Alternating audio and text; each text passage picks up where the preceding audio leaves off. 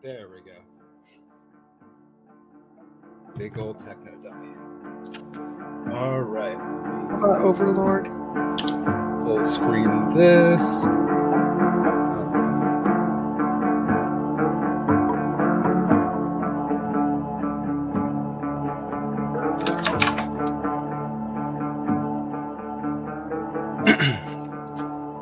All right, so a bit of a recap here. 3 months ago, y'all began academic career over at Idnani Adventure Academy. You all did really well during the entrance exam and were sorted into Fox Clan. A bit later, you attended a unicorn's birthday party and fought off some unwanted blights and wound up unwittingly uncovering a plot to kind of gaslight a unicorn into believing it was her fault. Studied hard and trained harder, leveling up along the way. Having completed your first trimester, you had a month-long school break, so you all decided to head into the nearest city of Eastgate. There, first stop, y'all met the craftsman and had a chance to do a bit of shopping. Finding your eyes a little bit bigger than your purses, y'all were given a job opportunity which had you clearing a home of a ghost and its basement of 2 green dragon wyrmlings. The job that left its mark on you. Sunny and Ricky were both aged up 10 years by the ghost, horrifying visage, and many of you were down multiple times during the dragon fight in the basement. But you were successful and survived to claim your reward. I'll say at this point that you've already left Craftsman's store to seek shelter for the night, but you could always head back in the morning, and I'll say that there's still some time left on that 24-hour clock before the window of opportunity closes on reversing the age increase of Ricky and Sunny. But with that, I will say that you have made your way to the Cantankerous Tabby Tavern, a nearby establishment run by a snarky tabaxi. But the rooms are reasonable and the drinks are strong. They're serving day-old delicious treats from the tempting tart pastry cart parked outside, which is already closed down for the day. Outside the tavern, a fog lies over the town this evening.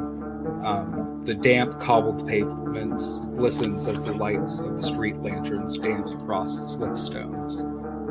The fog chills the bones and shivers the souls of anyone outside. Yet inside these tavern walls, the food is good and the drink is strong. A fire blazes in the hearth, and the tavern is alive with the tumbling sounds of country folks. Suddenly, the tavern door swings open and a hush falls over the room. Framed by the lamplit fog, a form strides through the doorway. His heavy booted footfalls and the jingle of his coins shatter the silence. His brightly colored clothes are draped in loose folds about him, and his hat hangs askew. Hiding his eyes in shadows, without hesitation, he walks directly up to your table and stands proudly in a wide stance with folded arms. In an accented voice, he says, "I have been sent to you to deliver this message. If ye be creatures of honor, you will come to my master's aid at first light. It is not advisable to travel the Svalage woods at night." He pulls from his tunic a sealed letter addressed to all of you in beautiful, flowing script. He drops the letter on the table. "Take the north road from here, some 5 hours' march down to the Svalage woods. There you will find my master in Barovia." Amid the silent stares of the patronage, the man strides to the bar and says to the wary barkeep, "Fill their glasses, one and all. Their throats are obviously parched." He drops a purse heavy with coin on the bar, and with that he leaves. The babble of the tavern voices resumes, although somewhat subdued. The letter is lying before you. The seal is in the shape of a crest you don't recognize. Do we recognize anything else about it? Like, do we have any idea who the guy is? Do we recognize anything about the handwriting? Any of it? Well, here I'm dropping a few things into the out-of-game chat. This man has already left the bar, but he leaves. Oh, that was quick. this envelope on the table for you all. This is a very strange occurrence, but we are creatures of honor, so let's look into this letter. Have we heard of Barovia or the Svalich Wood before? He said You have not. He said it was 5 hours away, but I would imagine we'd know about the immediate vicinity in that kind of a way. I mean, you personally came by boat, or like from the north to the central coast, so you might be pretty unaware of what's in that pocket of the 5 hours north on the road from here. You haven't been on that north road. Anybody's welcome to make a history check. I'll make a history check. Yes, Ricky would like to make one as well. Never mind, Right. Ricky failed. Grab my Roll a 5. Oh, yes, I need... Just no. Yeah, y'all have not heard of Hold on. I got an 18. I got a, let's see, 10 plus history is so 13. Manu and Tegan, y'all are both somewhat aware of like the geography of the coast, and you're fairly certain that the woods about 5 hours north on the road from where you're at, you haven't heard of Svalich Woods or Barovia, but that area is kind of an enclave of several adjoining forests, and it's too many different ones intersecting to know all the names of the conclave of forests there. Okay.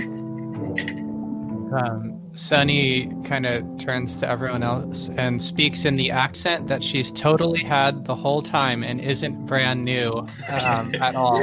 Alright. Her Norse-Sylvanian accent she got from Iskhaven.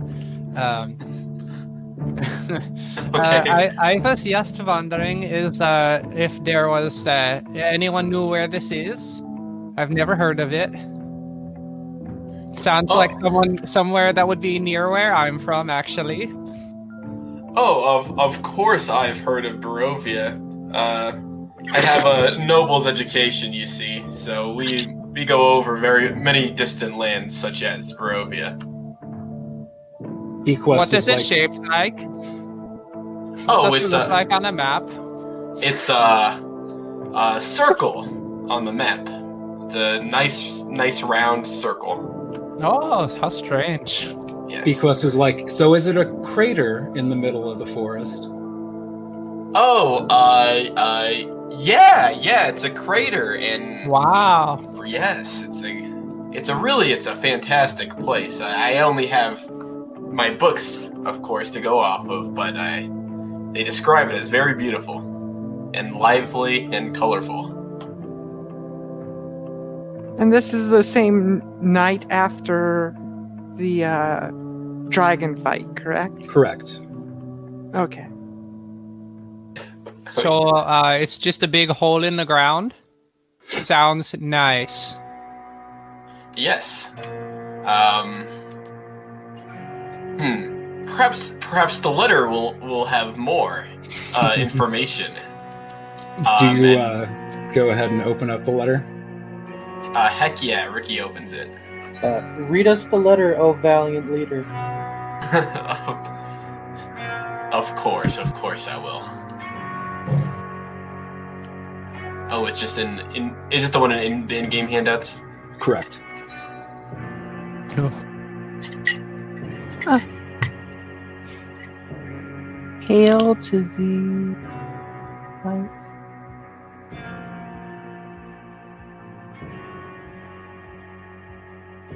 My cursive is pretty bad, so it might take me Oh my gosh, same. Yeah, that's kind of what I. Bequest kind of snatches it up and is just like, I'm used to weird flowy scripts. And starts to read it out loud. And it says, Hail to thee of might and valor. I, a lowly servant of Barovia, send honor to thee. We plead for thy so desperately needed assistance.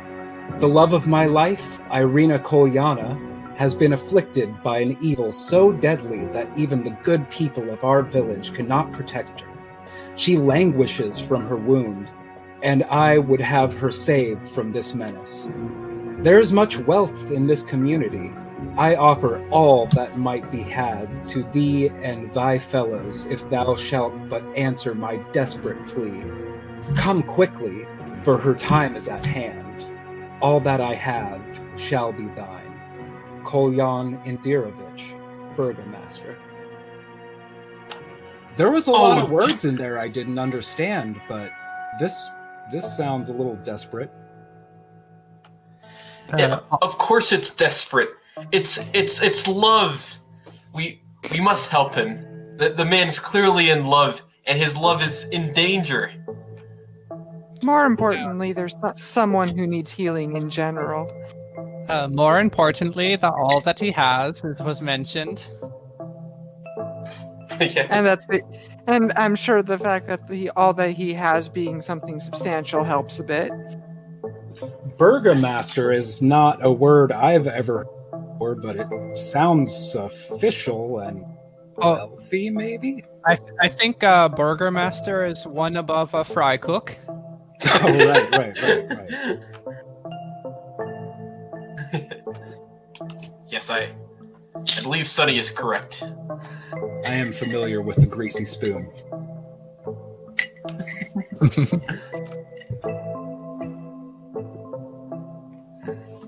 Well, if we're all in a position to help, then we should go. Yeah. Fantastic. I'm ready. Listen, we've got like a month to take care of this. I got some how do I say this? Some stuff with my character backstory to deal with. Not a big deal. But that guy said ride out at first light because it's not safe to travel the woods at night. I got some shit to deal with. I might catch up with you later if it doesn't take too long. But yeah, I mean, we got a whole month off school. This shouldn't take like a year or more or anything like that, right? Of course, just Of course. Just one of our many side adventures that we are able to undergo in between class. Yeah, I'm sure it being that close to the academy, it can't be anything too much worse than what we've already dealt with. Yeah, it's not like we're going to be dealing with vampire lords or something. Too meta. Well, I was maybe going to stop by Craftsman's in the morning if y'all were going to do that before you head out on this north road for 5 hours or whatever. But it's pretty late. I'm fucking beat from that dragon fight. But yeah, I think I'm going to pay for my room and head to it. Yeah, I agree. We should. I'll rest too. Yeah. I could use a long rest. Wait.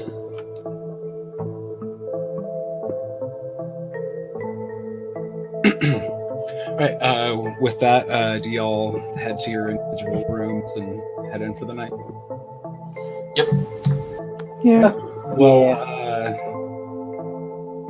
was going to write a dream sequence and I didn't get around to doing it, so nothing happens to rest up fully well. The morning comes to you. Y'all meet up with each other down in the tavern main room. Which is, early morning, empty of patrons except for the tabaxi. What do y'all do? Y'all discussing heading out, heading into Craftsman's? I know Tegan was looking into some sort of extra dimensional bag. What was Craftsman's? That was the shop that y'all were at the beginning and end of the last episode. Was that my name is your host shop?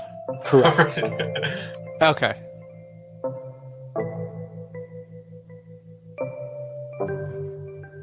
And I'm Yeah, dropping and that's something part of into why it. I'd be interested in the well. Oh yeah. How much money do we have right now? I kind of forgot about that. Bequest is I like, know, yeah, I know did we got divide that money, up? but- Do we each have 400 gold pieces from that 2 grand, or what? It was two. It was 2 grand plus 1,100 in assorted gems. Don't forget the assorted gems. I feel like the gems are just like the party's like collective healing gems, right? Which would be mostly like Manu. I'm fine with that.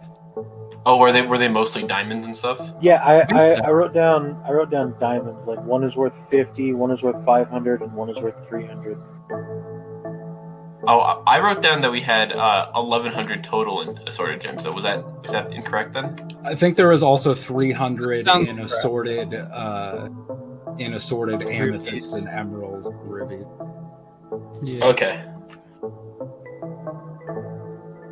That was what you convinced Lady Maven to secure you as a retainer, like Right. a down payment on your services. Bequest is like, well, if we're splitting up that 2,000 and I might be parting ways with y'all, I know those extra dimensional bags were pretty hefty on the price tag. I don't mind kicking in up to $300 if for Tegan or someone to get a bag for y'all. You're looking like you're carrying a heavy load. I am. Yeah. How much were those bags actually? It was 1,500 was Oh. the issue and reasoning as to why I didn't get one. If you stop Um, in, Craftsman might have a couple or a thing in stock. Yeah. Let's go see what's in stock too. Alright, Stop in at first. Stop into the store at first light, then head out. Yeah. Works for me. So y'all make your way from the cantankerous tabby over to Craftsman's shop. Little bell jingles as you walk in, and without even really looking up, he goes, "Hello, and welcome to my shop. My name is... Oh, hello.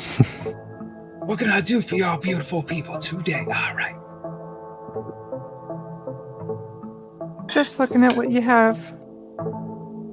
Oh, I know you were looking at some extra dimensional bags. I do have this new creation of mine. You might want to take a look at it. All right. So It's like a Oh, fanny pack. you have it. Holds it up. It's similar to the handy haversack, but this a handy fanny pack. It's got a couple three things. It's got a nice buckle on it that's got my face, and it's got you a little smaller, like little foot locker size bag of holding in the main pouch. It's got a little like mini fridge on the side pouch. All right, and it's got you a little large little coin pouch that's real secure. All right.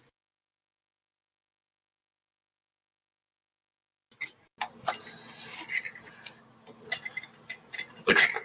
I was listening, but I'm also reading. But How much? Oh, that'll It's at run y'all 1200. about 1,200 gold pieces. All right.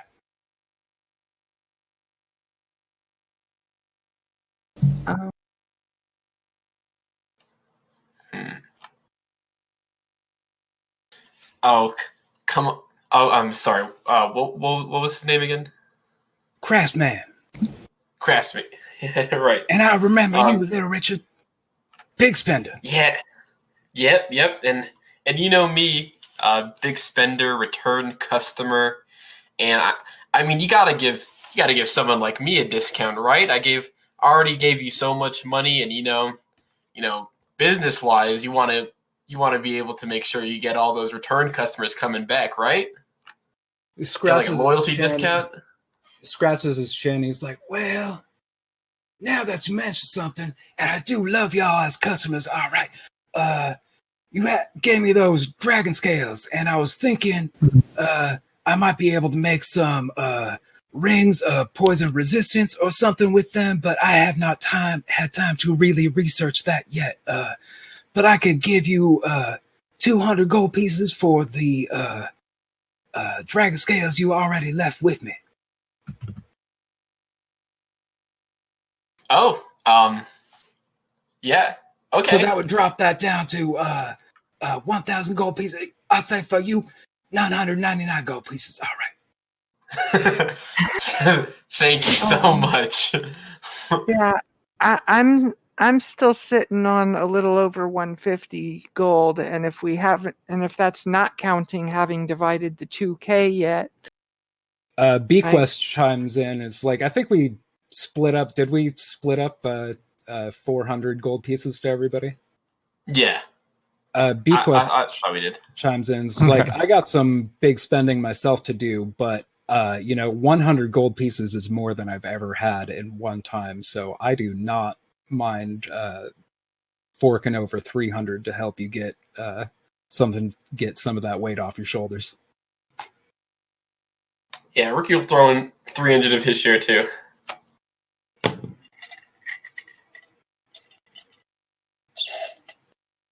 Oh, that's why it's showing that I'm currently overburdened.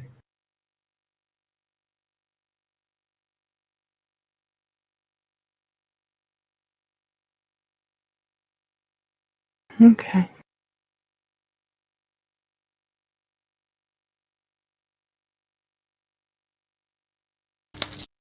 Well, you won't be overburdened once we get this Craftsman Handy Fanny Pack. Well, that and it also hadn't been removed from when I sold some stuff to get rid of it. Because should be at 1 pound under my heavy limit. Is actually what it is, but so yeah. You could flavor it to look how you like. I was kind of imagining it like one of those chrome sling bags, but with 3 pouches. Actually catch the reference. Oh, they make Chrome bike messenger bags. Ah, a bike messenger bag. That I know. So anyway.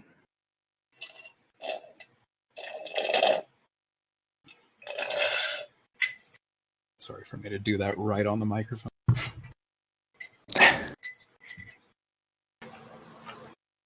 I think it's still a little out of our pricing for the time being. With Bequest and Ricky throwing in 300 each, that's only 399 to go to get that. Well, did we already divide up the gold? Yeah. Yeah. 400 Okay. to each, and then somebody's holding on to gems. Well, for some reason it says that I still only have 169. So. Maybe you just didn't add the 400 since we kind of ended the last session. It ended kind of abruptly since I had to go sleep. Okay. Well, in that case, I'll put in for the rest of it and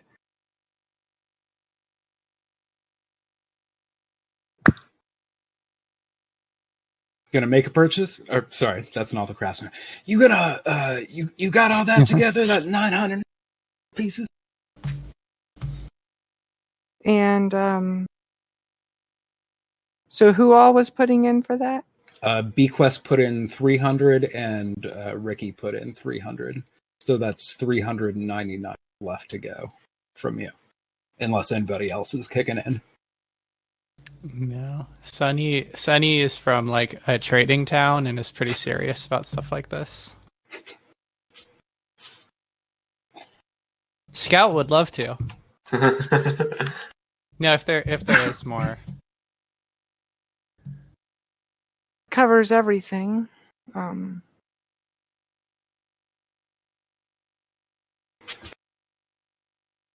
Because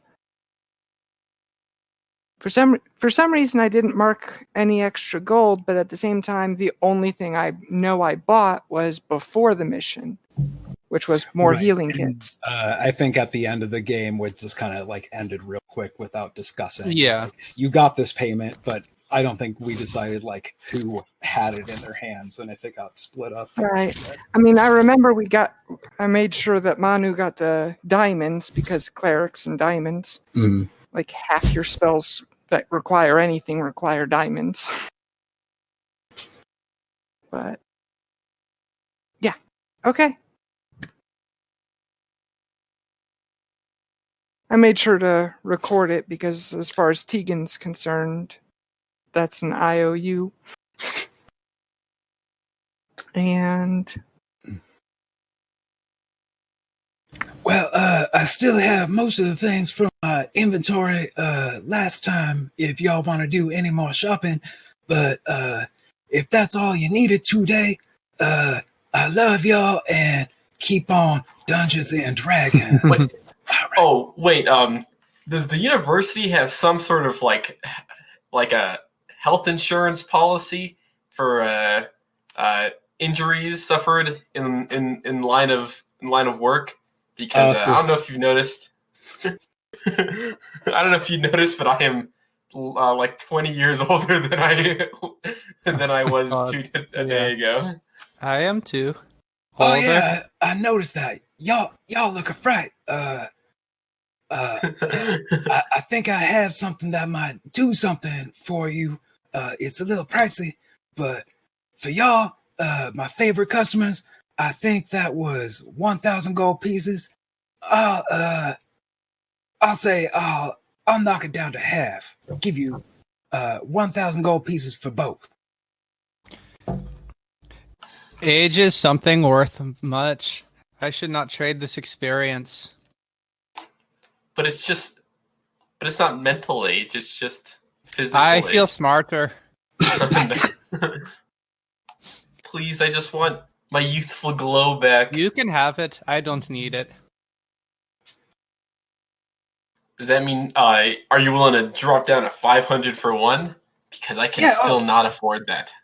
I'll give you one for 500 gold pieces. How short are you? And can any of your compatriots help you out with that? Listen, man, I only got 300 gold pieces to my name at the moment. But let me tell you this. I have very I got wealthy parents back home who will be happy to pay the rest back. If not, just put the rest on my tab, and when I come back from this mission and we're loaded with gold, I'll pay the rest of it back. How about that? I'll tell you what, Little Richard.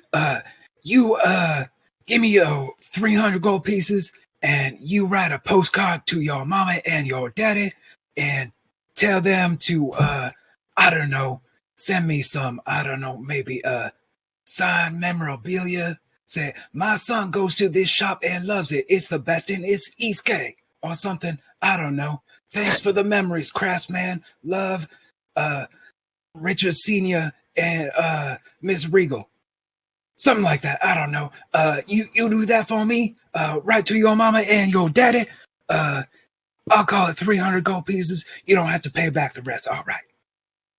Oh, fantastic. Thank you. I will definitely write that letter as soon as we come back from this mission, or, whenever I feel like it, really, I guess. Whenever I have access, whenever I have the time. Mr. Craftsman, how much would you pay for me to write you a little poem and about your magnificent shop from Sunny, the street magician? Do you have any sort of headshots, framed or unframed? Any like 3x5s, anything like that you could write it on? You got No, any I do not. Nice stationery? I think I might have some nice. I can rip off a piece of my bedroll. Oh, that is no need. I think Crafts Mama has some nice flower press stationery. Let me see. say something poetic for me real quick. Say something about fighting with ghosts or fighting with dragons. Make me feel like I'm talking to Bjork. I like to fight a ghost. They live inside my head. Poem is short because short is power. That's real evocative. That's beautiful. That's real beautiful. Yeah, I think I get you something. I can't give you much. Let's say 5 gold pieces. I will only accept. Yeah, sure, 5. All right. Yes, 5 sounds great. Hands you a very nicely floral patterned piece of stationery for you to do a little poem on about a craft shop. All right. Yeah, and I will It's put in this up in my window. It's in Orcish, the most poetic of languages. That's a lot of umlauts. I think Craft's son is studying this. I'll have to get him to translate, but I'll put it up in my window, and I trust it does not say nothing dirty or offensive.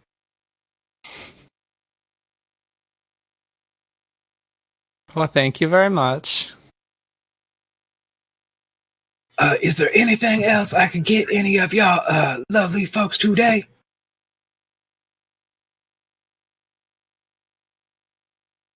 I think that's it for us. Well, I love y'all, and I love doing business with y'all. Thank you, and take care of yourselves and each other, and keep on steady adventuring. All right. All right. Well, now onwards to Barovia. We must help reunite the lovers. All right. So, do y'all find the north road from where you're at and just start marching and don't give up for at least 5 hours? That sounds like a plan. That sounds like the best plan. Well, good 4 1/4, almost 5 hours. You're walking through the north road. Forest is creeping up on either side. There is a fog creeping in, and it's starting to get really dense. The tree line, more than about 10 feet beyond the tree trunks, it becomes heavily obscured.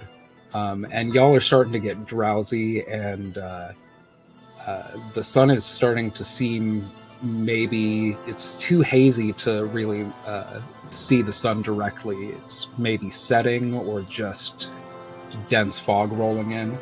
And all of y'all are getting pretty sleepy, pretty exhausted. Everybody roll a Constitution save. Okay.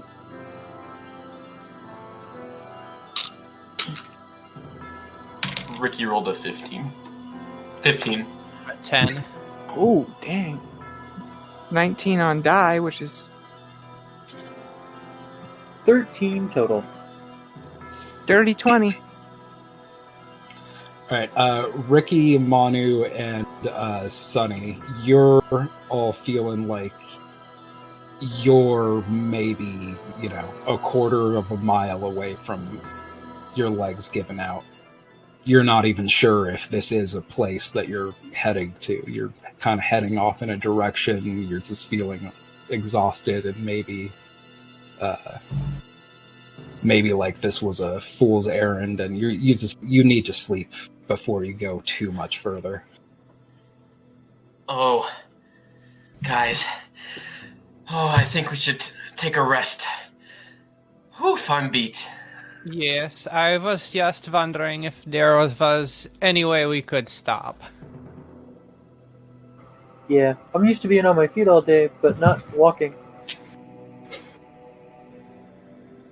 Yeah. A rest sounds like a plan. Fantastic. All right, with that, y'all set up camp for the night, and Should we have a turn order for who's on watch? Thought we were Right. just doing a short rest.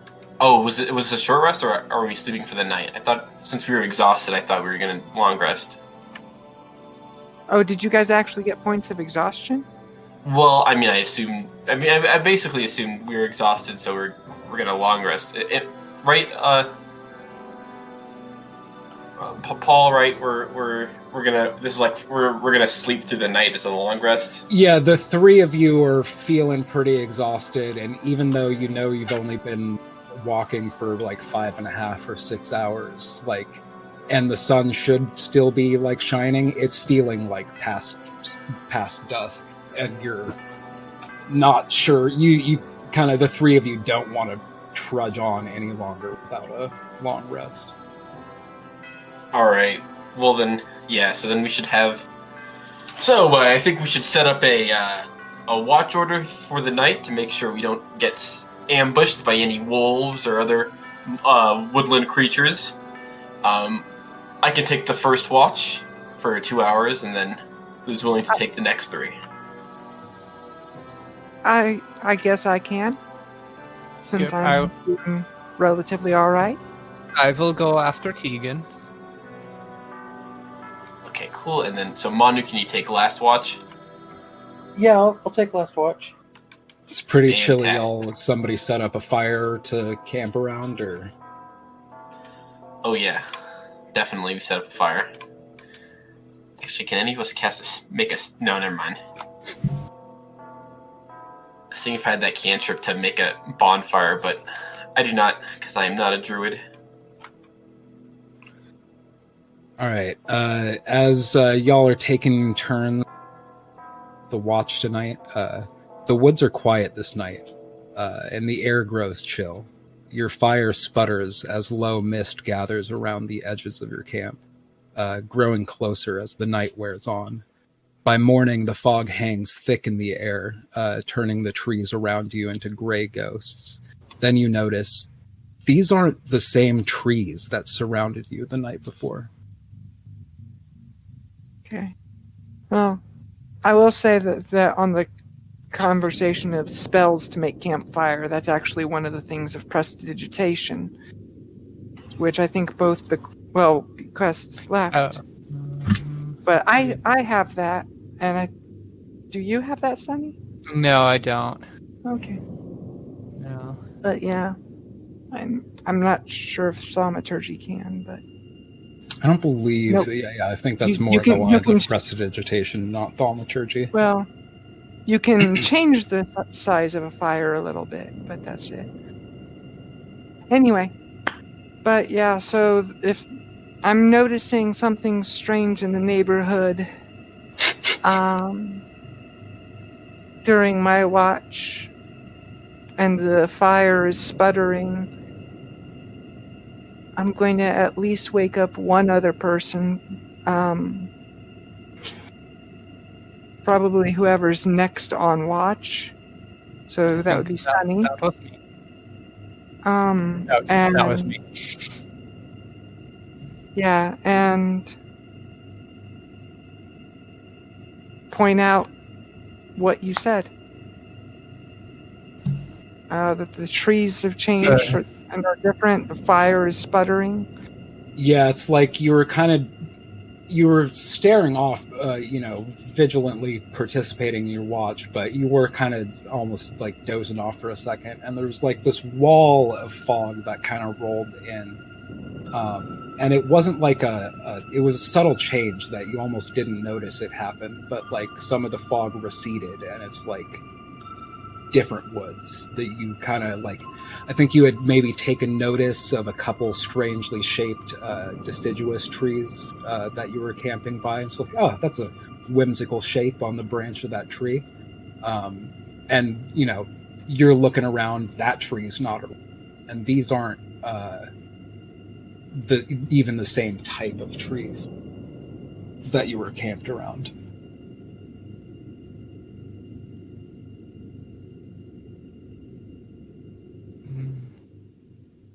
Where did the trees come from?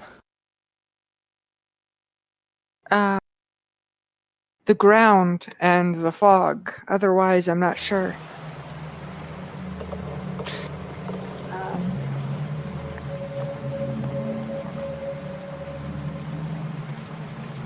If you want to open up tabletop, I just looked at it. session 2. I think it's all over now. The devil's got you. I am currently moving the... Okay. So yeah, if you enter the scene that is visible in tablecloth, you can see where y'all are.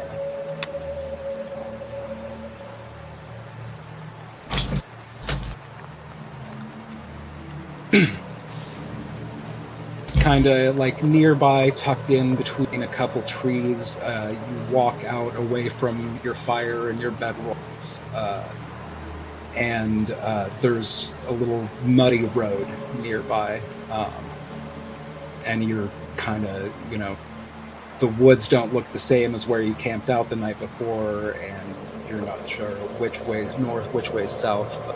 The sky overhead is so heavily obscured with clouds. It's more of a diffused light. You can't even tell which direction the sun is coming from.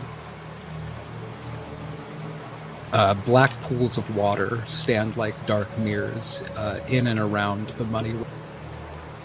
Giant trees loom on both sides of the road, their branches clawing at the mist. Okay.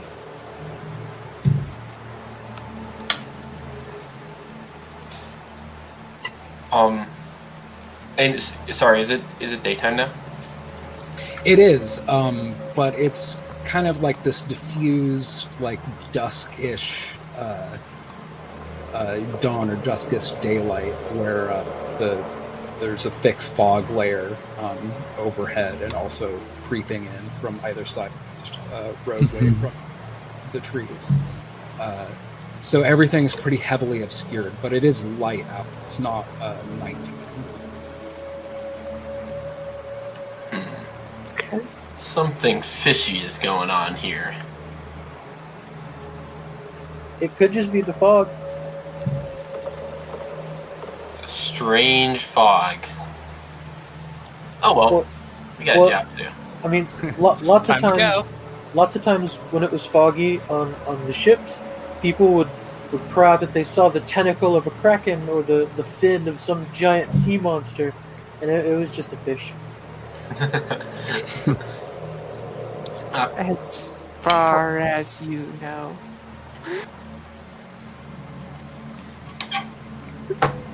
Perhaps you are right, Manu. We shouldn't get too worried about this. So keep on going the way we came, although I am having a much harder time orienting myself than I had before. Are we still going north? Have you opened up the tabletop and maybe refresh to show where the new... I'm going to do snap players to view. So yeah, that is the roadway you can go. You don't really know one direction, north, south, east, west, versus the other, but there's two directions you can choose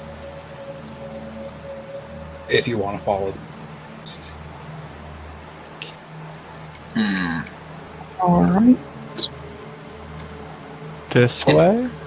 Oh, well, is there anything like about the features of these two roads that kind of seem interesting to us? Like, is there like footsteps, or is there like or tracks from carts? Yeah, or like animal poop or whatever? I mean, go ahead and make a survival check. Oh boy. Okay, 16. There is, a good amount of tracks that looks like maybe deer and or wolf tracks going across the road in and out of the tree lines.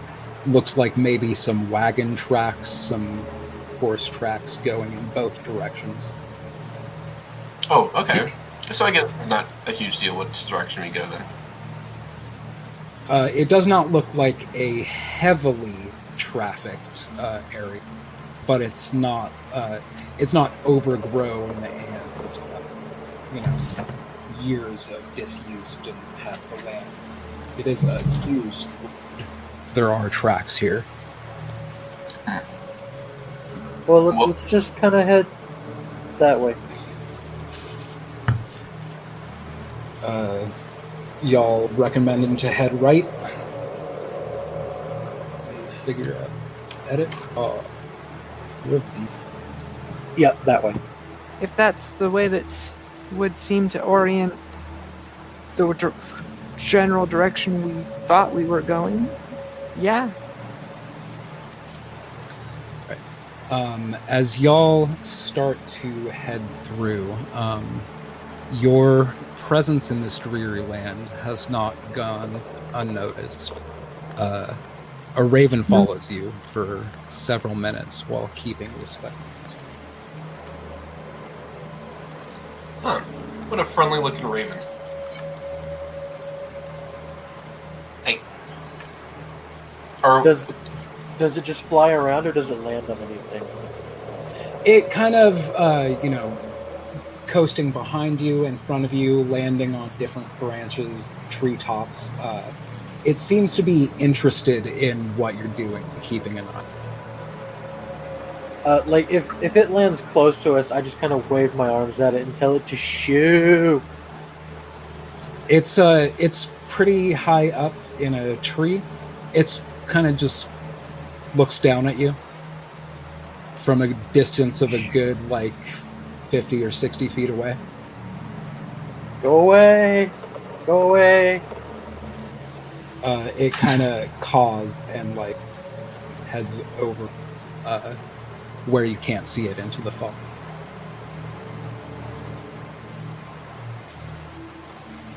Reminds me of that one poem we have to read for class. Anyway, let's keep going.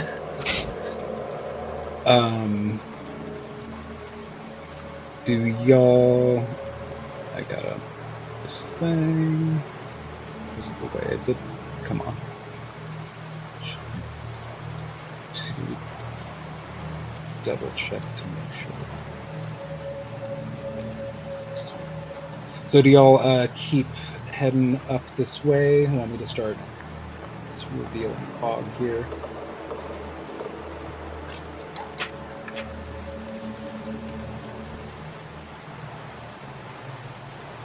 Yeah, let's keep going.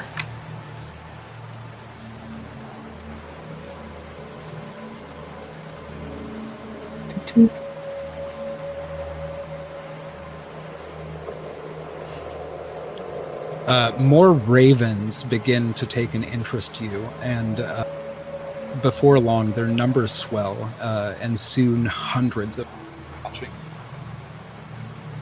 Okay. Shoo ravens. That's not like that poem at all. Yeah. This is more like getting to be more like that film we watched in our artistic history class. Birdemic. Oh, that film was fantastic. I love Birdemic. It's truly A marvel of technology. yes. Whoever it's genius writing, really. Thanks for reminding me of such a classic film. I don't know. I think Thanksgiving and Poultrygeist were better.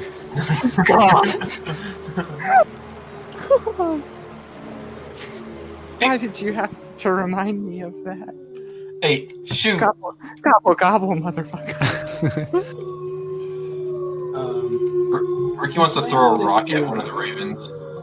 Oh, you are? They Yeah. all start to scatter. all of them just fuck off, and Get out of here. after that, Yeah, they fuck just off. leave you alone. But this land is home to many wolves. Their howls at the moment are too close for comfort.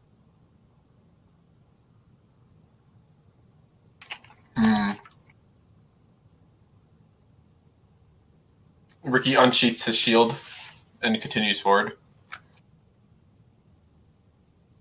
Yeah, I'll get out my trident and my shield and be ready for something bad to happen.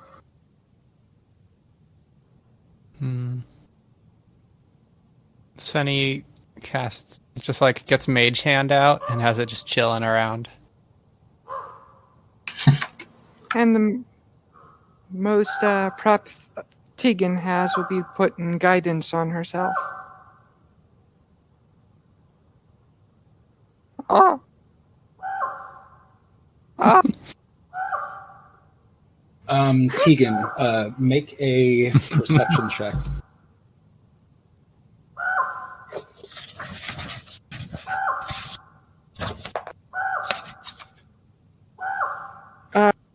It's crap. 12 total. All right, you definitely don't notice anything. Okay. Well, that's not suspicious. Ricky, make a perception check.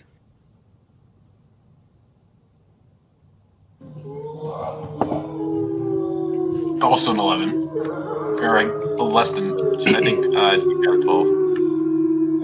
You notice stepping out from the bushes in front, couple wolves from the right and one more from the left, kind of just like bearing down at you, kind of like squaring up, like jump, motherfucker, kind of paws up. And there's a lot. It just seems like there's backup in the woods.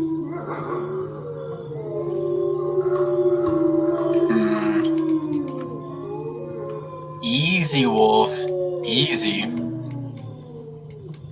And are there still tracks of like wagons and stuff on this road?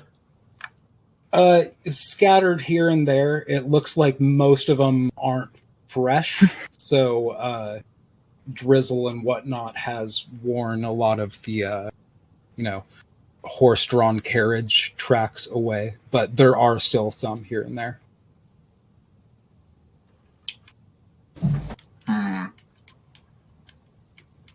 The wolves are the wolves like look like they're like approaching us, or are they just kind of like trying to defend their territory? They're currently holding their ground. They've got their hackles raised and they're bearing down at you, but they are not moving closer. Perhaps we should try the other route for now. I know that's just wolves, but I sense there are many more in the woods. Well, what if there are many more the other way too? Well, then I guess if that's true, then we'll just have to try to fight them. But I don't know about you. Manu, make a perception check.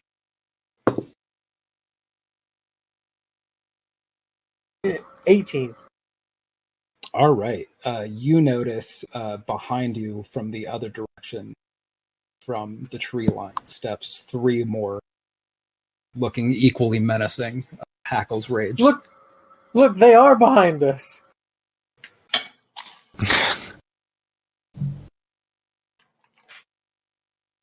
Oh shit!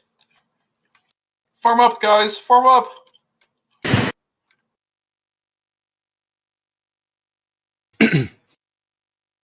All right. The howling continues, and as you guys kind of, or are you like circling around back to back to kind of get defensive positions?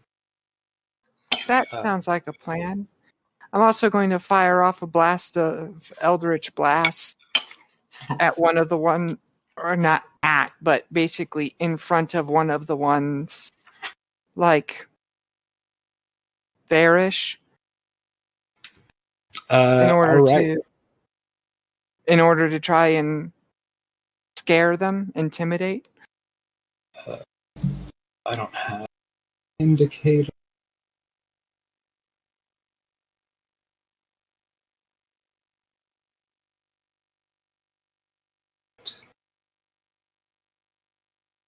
Which one? In front of like this one of these ones here?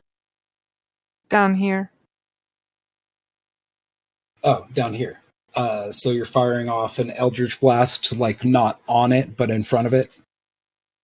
Yeah, I'm not trying to hurt it yet. I'm just trying to scare it. All right, so Preferably scare a portion of the pack. reacted pretty well. I didn't know what I was rolling for. Natural 20, and it jumped out of the way, even though it wasn't going to hit it to the left, and then these other two jumped out of the way. And they're looking pretty angry. I need you all to roll initiative. Okay.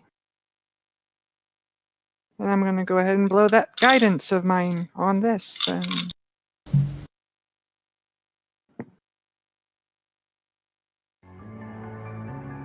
Well, actually, I'll do it in here.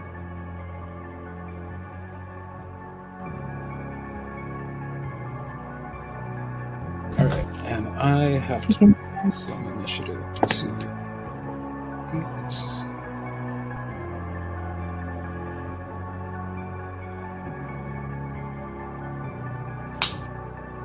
Initiative. Oh, a total of 20.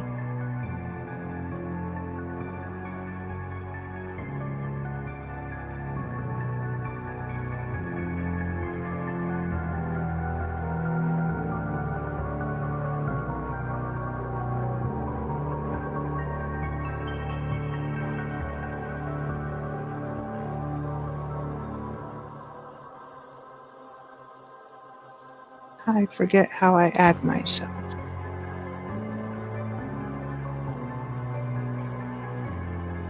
Ah. Okay.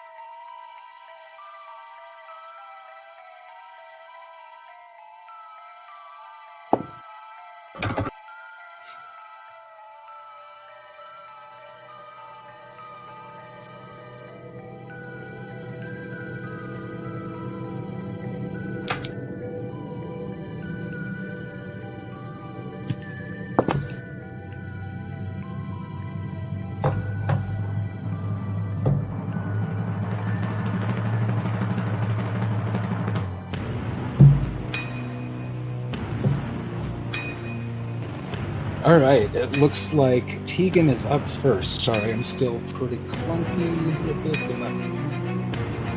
But, yeah. If you should have rolled, Tegan, you're up.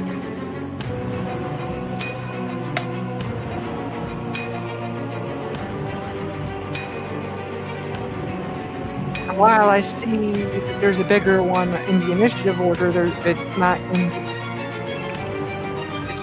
I can't see it. The entire Yeah, your character doesn't know that.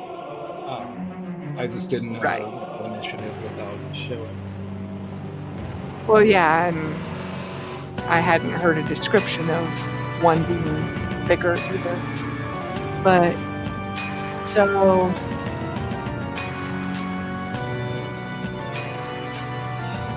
In character, I still don't actually know for a fact that we're in combat. But it does look like it's headed that way, so I'm going to do my usual thing and hit Bless on the party.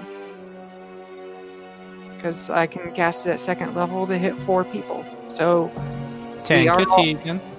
so we are all now hashtag Bless.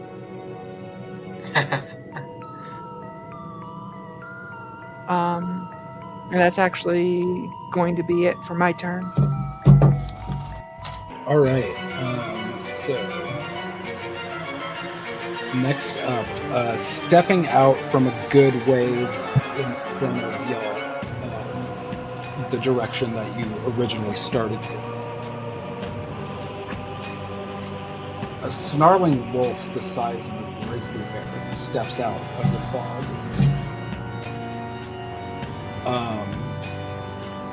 And it is going to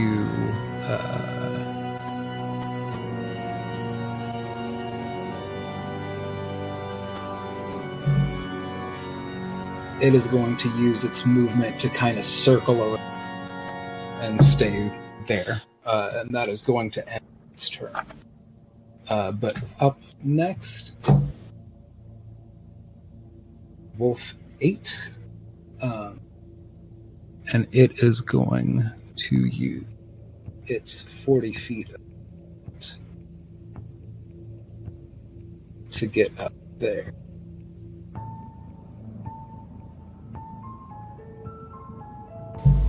And end its turn. Wolf 7 is up next. It's going to use its 40 feet move to get about. That's its turn.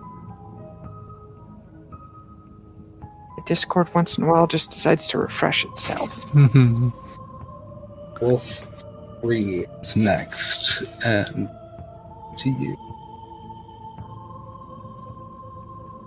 It's for movement to get right That's up in the face of the two of you. And also, in the future, if you don't want to roll initiative for like all the wolves, what I'll do is I'll just roll initiative for creature types. So like, all the wolves will share the same initiative, and it's like fine usually balance wise. I did them in waves, but yeah. So that is wolf number 3 up in y'all's face. All the ones with 12. Oh yeah, I see that now. That one is going to take a bite attack against you, Sonny. And that's a 3 plus 4. So a 7, Wait. I imagine, doesn't hit you. Wait, against Sunny? Yeah. I had just moved. If anyone saw that, I was just moving to like align myself with the grid. Either way, I feel like I'm far away, but I'll be bit. Because who's biting Sunny? Because number 3 is next to Tegan and Ricky. Okay, I thought that was Ricky and Sunny. So you're good. Keating, I guess that's a 7 to hit, which I think misses. Yeah, that manages to miss me. So this one kind of just like, after a couple swarming around you, kind of circling you menacingly, this one kind of like from the crowd breaks off, swirling whirlwind around you and kind of lunges up and tries to nip you, maybe in an exposed thigh, but you just like manage to like step out of the way from it. But it still kind of like hackles up right in your melee space. It's Wolf 3's turn. 4 is Wolf. Wolf 4 is way the here. It's going to use its 40 feet of movement to get there and end its turn. 6. I use its for movement there.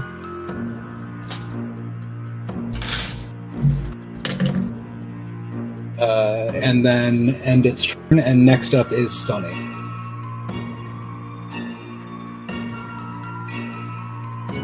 Okay. Sunny is gonna go ahead and magic missile the 3 wool number 3, 8, and 6. And I'm gonna.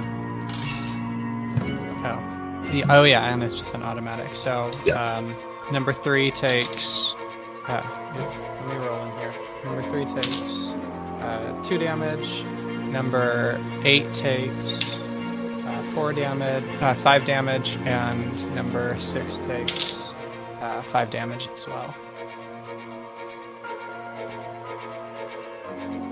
Okay. Fucking wolves. You doing any movement at all, or just that? No, Sunny's just gonna chill. As using cunning action with mage hand, ledger, whatever, I make the mage hand like wave around. I just realized I could do it, so I wanted to do it. Up next is 5, and I use 35 smoke. To get right up in melee range with Manu, and it's going to make a bite against you, and that's a 5. 7. No, that misses. 9 misses. Okay. Yeah. Wolf number 1. Where are you?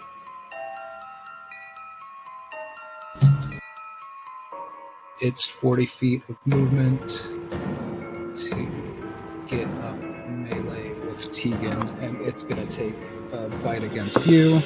That's a natural 1. So it just like lunges out against you, and you manage to step out of the way of it again.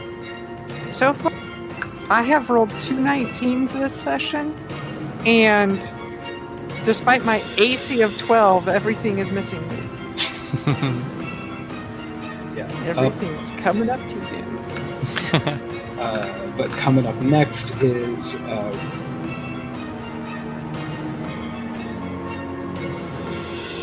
All right. So Ricky is going to use his bonus action he's going to utter some words as he casts Shield of Faith on himself. And little glimmering shield appears over him, which gives him some extra AC. And he's going to attack the wolf right next to him and Tegan. that would be number 3. Does a 12 hit? Or wait, I can roll on the chat. Wait, let me do that. That and you're blessed. Mm-hmm. Oh yeah, I'm blessed. Oh yeah, so that's plus 1d4, right? Yep. Okay, so then I'll just roll the d4.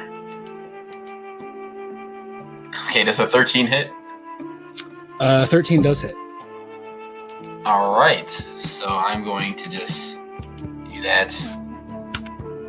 So 12 slashing damage Against number 3? against number 3, correct? The one right next, the one right next to Ricky and Tegan. You hack that thing so hard that it's just like stopped moving, slumped down in the muddy ground. And it is...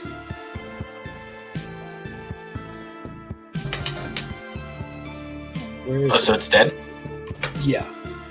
Full time. I was trying to manage this with the conditions, but dead. Oh, the right. first one, of course.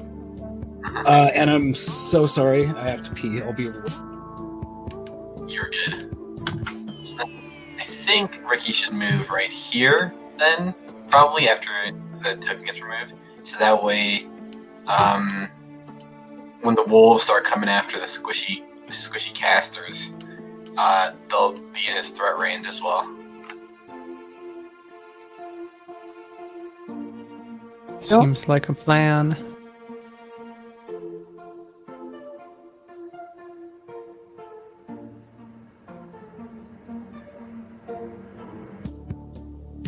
Care for being surrounded. Yeah, and I'm pretty. Don't wolves have like pack tactics, right? Oh, don't remind them. Wolves are like, oh yeah. Wolves. Oh, that's right. We do. Oh shit. Sorry. I So felt like I was holding that it. natural one that number one had probably should have actually rolled with advantage. But I don't know, because I don't know if these are like special wolves or anything, because they're on their picture they have like glowing red eyes, so they might be like different types. Okay, so Ricky, you slayed wolf number 3. You moving or doing anything else with your turn? Yeah, then he's just going to take number 3's spot right in front of Tegan. Just like stand on it, like yes, this kill is mine. Well, also just so that it's the wolves approaching Tegan have to enter his threat range if they want to. From the north, the wolves approaching from the north have to enter his threat range if they want to attack Tegan. Okay. So next up is wolf 2. That one is on the map. That one is just stepping out of here. And I'll say it had another 20 feet of movement. So it doesn't quite have enough to... Oops. Mini wolf. It doesn't quite have enough to get all up in your space, but it's pretty close. Then up is wolf number 9.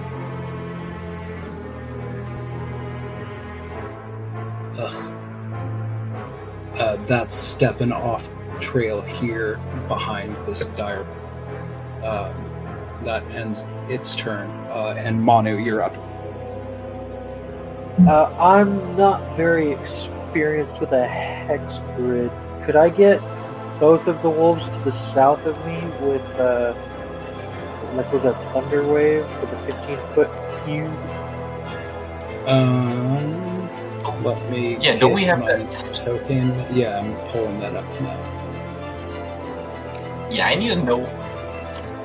I really need that spell template because I'm like, every time we play D&D in my other group, we're just trying to eyeball this stuff. We're like, yeah, that looks like it would fit. That's a cone. Yeah.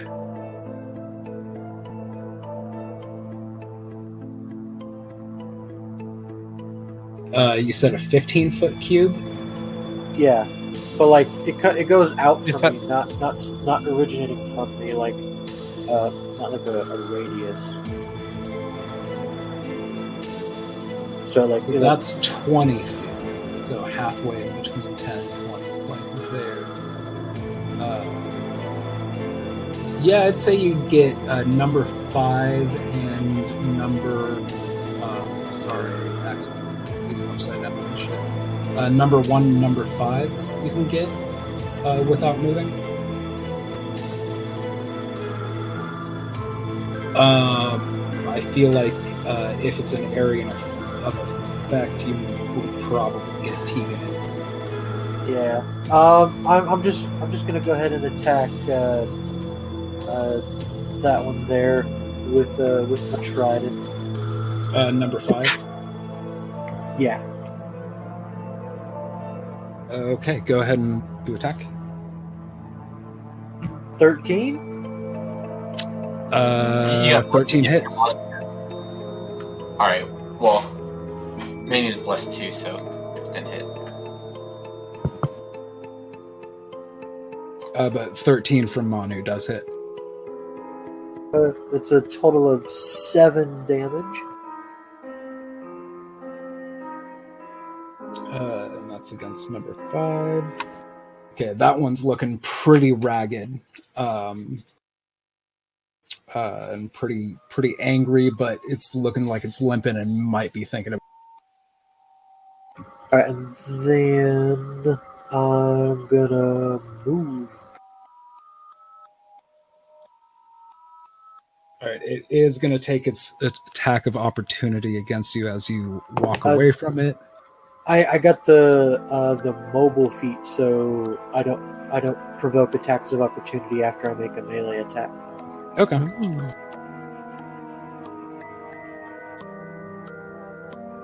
Very was already a fast. 13 to hit, anyways. Very That's- fast turtle. Yes, I'm a very fast turtle. I can run fast, but I don't act fast. Well, if That's you're, why I if you're rolled a turning away and they hit you in the back, well, shell. All right, does that might end your be- turn, Monty? I don't know. Let me see. Yeah, that's my turn for now.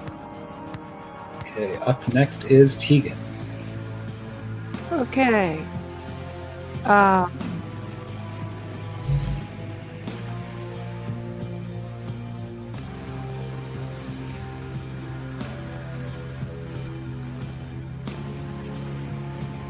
I'm going to go ahead and blow a first level spell and magic missile with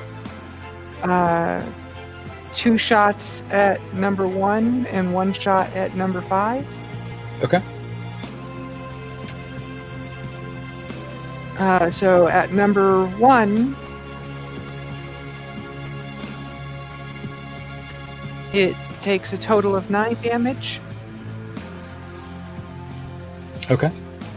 And then number 5 takes 5 damage.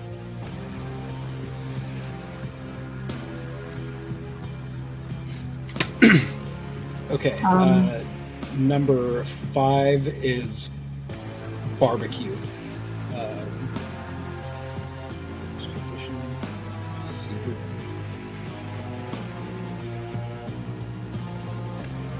And number 1 is looking.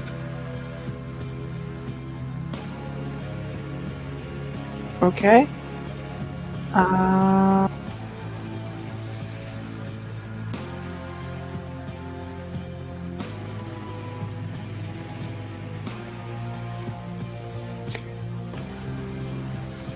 Yeah, that's going to be it for my turn. I'm not going to bonus action anything. And I'm not going to try. Well, no, there's not really anywhere worth taking an AOO just to move to. Okay. Up next is this thick boy, and oh lord, he coming. He has 50 feet. Well,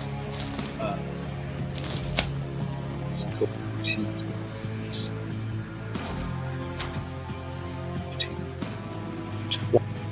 5 to get there. Which is when he's moving along, does he Woo. provoke from Manu? I don't believe he did. I think Manu was at least a full 10 feet away. Yeah, I think I was a little too far.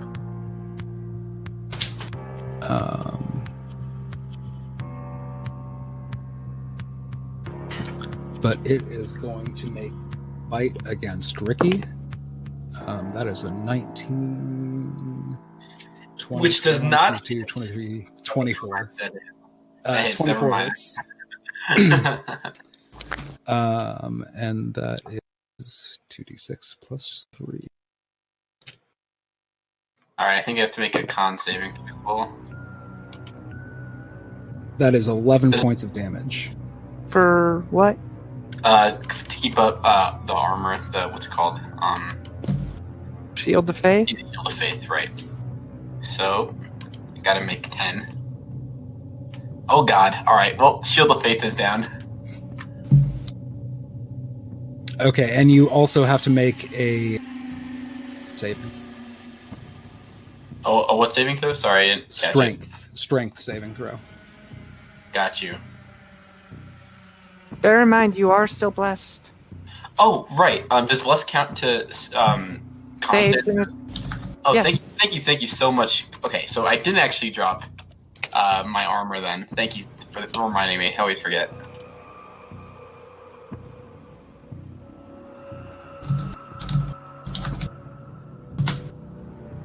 Alright, so then 12 on the strength save.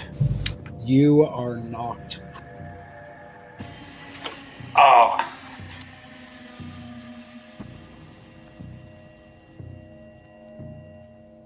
All right, and then the dire 20.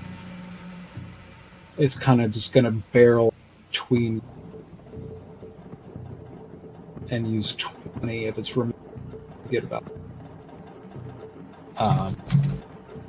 And that is going to end its turn. Okay. Does it not get opportunity attacks? It does. Do y'all want to take them? I think Tegan and Yeah. Sunny would be eligible to make them. Wait, Ricky can too, right? Because Yeah. While you're prone? Yeah, he just has disadvantage for being prone. Yeah. Okay.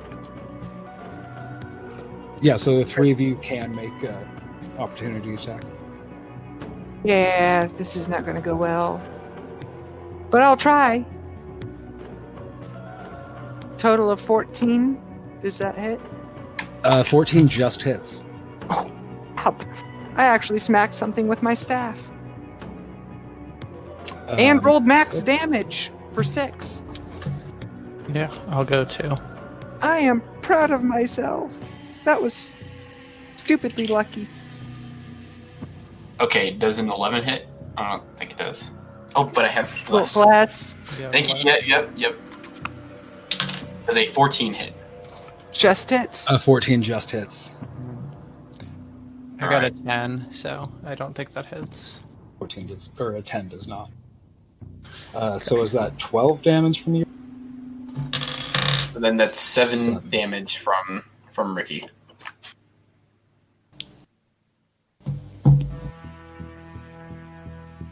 You can actually, like, in the dice roller, if you look down below with where the pluses and minuses are, you can tell it to roll with advantage or disadvantage. There's also a lot of things you could do with syntax, but I can't write code, so that stuff just flies in my head. There's in the Discord server, there's people talking about how do I do exploding dice, or how do I re-roll these, or make it know that an 18 is a crit, and there's all these different syntaxes, ways you can do it.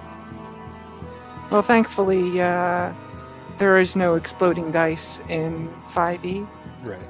But there's people with other game systems on tabletop, so they're trying to get it to work. Oh yeah, I think 5e is one of the only games I play that doesn't have exploding dice pool rules. But anyway, Yeah, so that was a hit from Tegan and a hit from Ricky and a miss from Sunny on opportunity attacks. And the dire wolf is not doing anything else with its turn besides turning around, just like being a big beefy boy and glowering. Next up is wolf number 8, which is 10. Gonna get up your face and gonna take a bite at Sunny, which is an 18. That's a hit. 22. Okay. Still a hit. So that is. Oh, and it should have been with advantage. That is 2d4 plus 2, 4, 5, 6, 7 points of damage and a bite, piercing damage coming at you, Sunny. Okay. And it is gonna stay where it's both.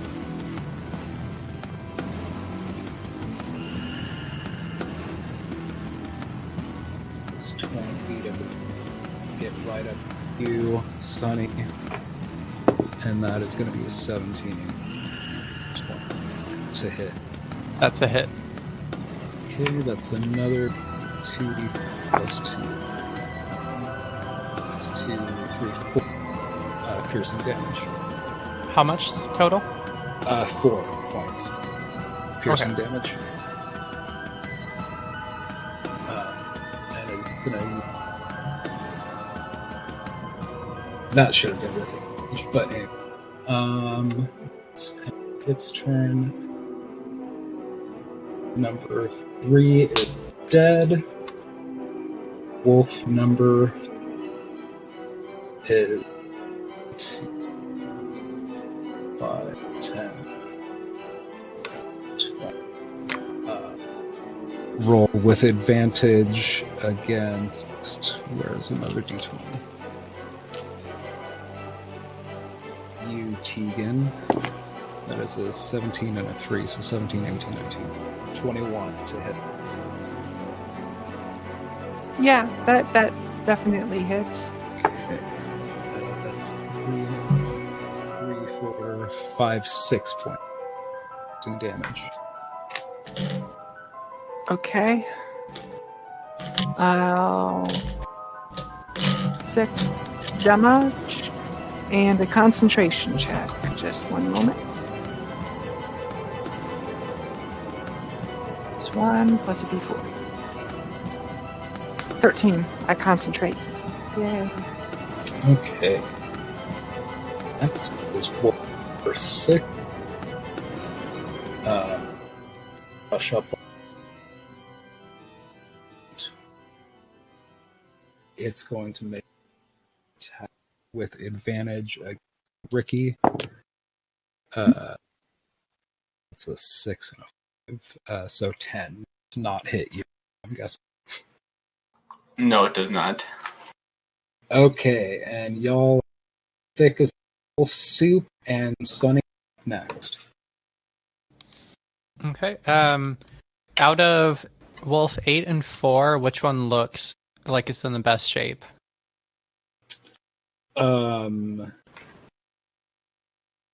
It's hard to say. 4 has not been hit. Okay. I don't 8 has he? 8 has been hit. Yeah, I think 8 took a magic missile. So I just don't 8 remember is still which pretty good. one. Okay. Sunny is going to do a sneak attack against wolf number 4 with bless. Well, that's a critical miss. Okay. So I don't think I'm hitting anything. Are you moving and and doing then- anything? Yes, and he's going to use a bonus action to disengage and move just a little bit. And not get 3 attacks of opportunity? No, I will not be doing that. Okay. Is that your turn? Yep, that's it. 5. Stand dead. 1 is up in the face of Tegan. It's going to roll with advantage to take another bite against you. So 13 and 14, 17 Hits. to hit. Okay. Hits. So it's 2d4 plus 2. 20, d4. So 1. 6 points of damage. Of piercing damage. And bless drops. I failed the concentration check. Okay. No. No. Then next would be Ricky.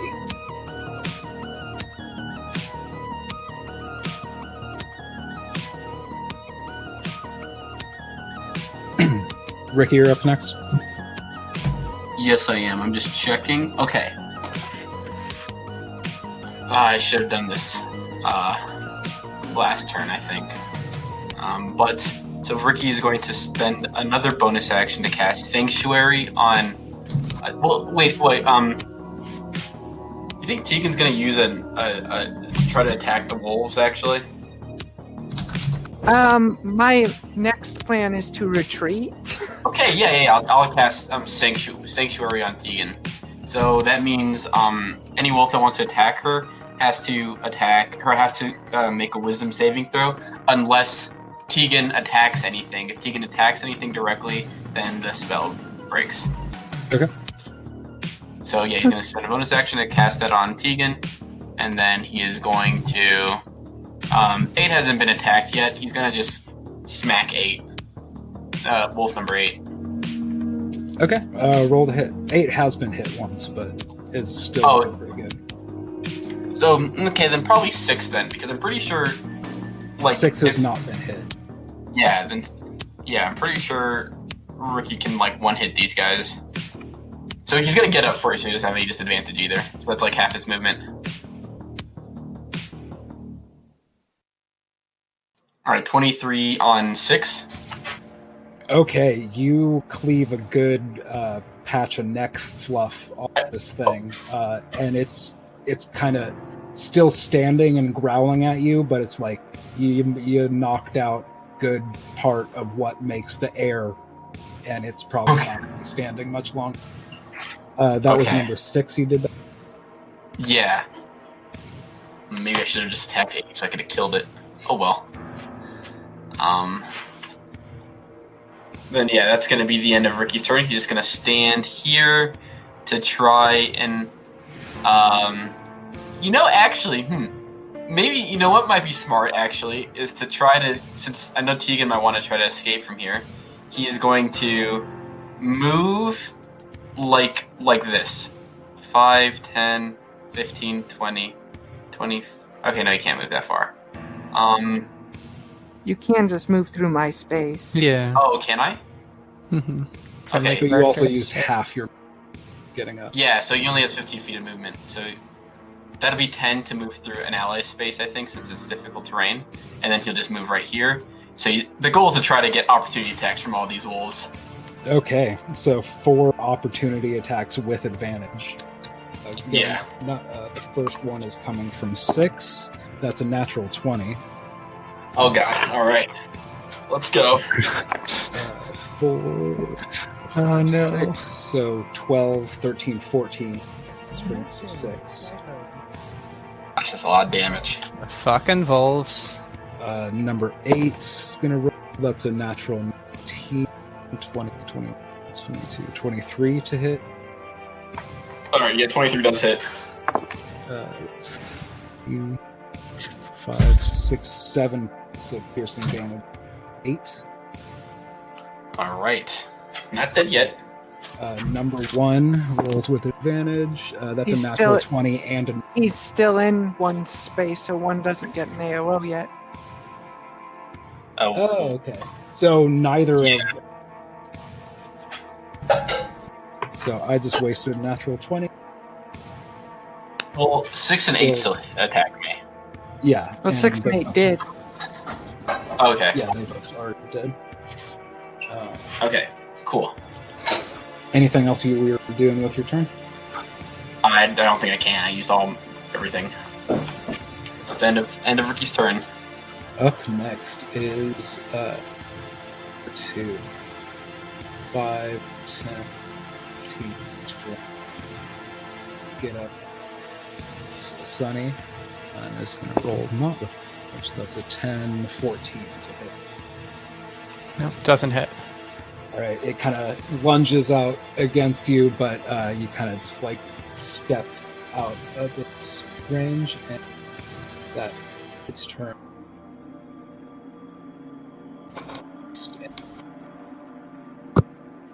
10, 15, 20. Get up in mono No, bad dog. space. Go away. That is a natural 19, so a 23 to hit. Oh, yeah. 4, 5, 6, 7, 8, 9 points of piercing damage.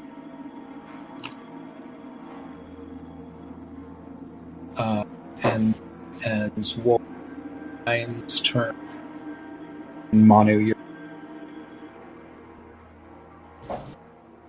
Okay, let's see here.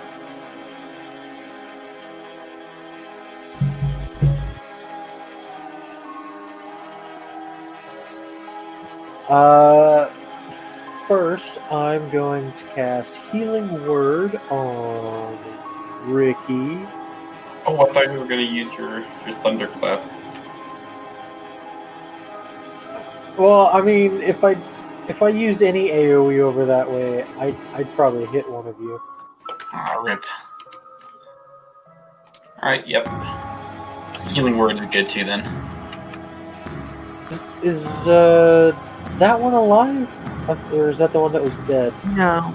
Yeah, number 3 should be dead. Yeah, I'm seeing a death icon.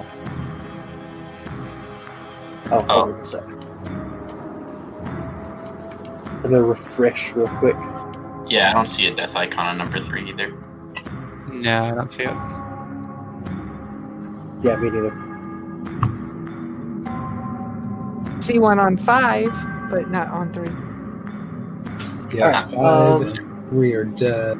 Yeah, you got hit pretty hard, didn't you, Ricky? Oh yeah. Okay, yeah, I'll use Healing Word at level 2. What's the range on that? 60 feet. 60 foot. Okay, that's plenty.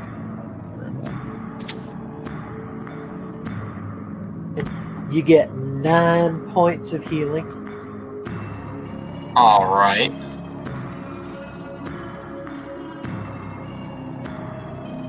And then I will take an attack at number 9 next to me. Okay, roll to attack. That's a 7. That does not hit, my friendo. Oh. Let's see. I'm just gonna kind of head that way a little bit. Alright, 9 is gonna make an opportunity attack, which is Mobile. a 7. Yeah, Oh, right. I got the forgot. mobile stuff. Even if I miss it, I still don't get opportunity attacks. So I'll head over this way, and then I'm just gonna yell that you guys should probably run. That's a lot. No, we can take him. Okay, well I'll just hesitate there for a moment. Alright, if that ends your turn, top round 3 would be Tegan. Okay. What do Ricky and Sunny both look like at this point? I'm looking like I've been hurt about half of my life. I'm about half hurt. Yeah, Ricky is slightly less than half hurt. I am more hurt than the percentage of wolves we have killed. Not even including the big wolf, so I'm a little stressed. Okay.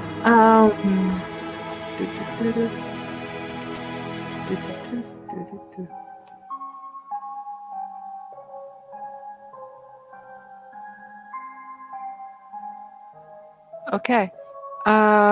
I am going to healer's kit on Ricky. 6 plus 4 plus your level. So 3. Oh wait, my level or I guess it doesn't matter. It's your level, but yeah. So that's 12 points of healing to you. All right. And then healing word over to Sunny for a D4 plus my charisma, which is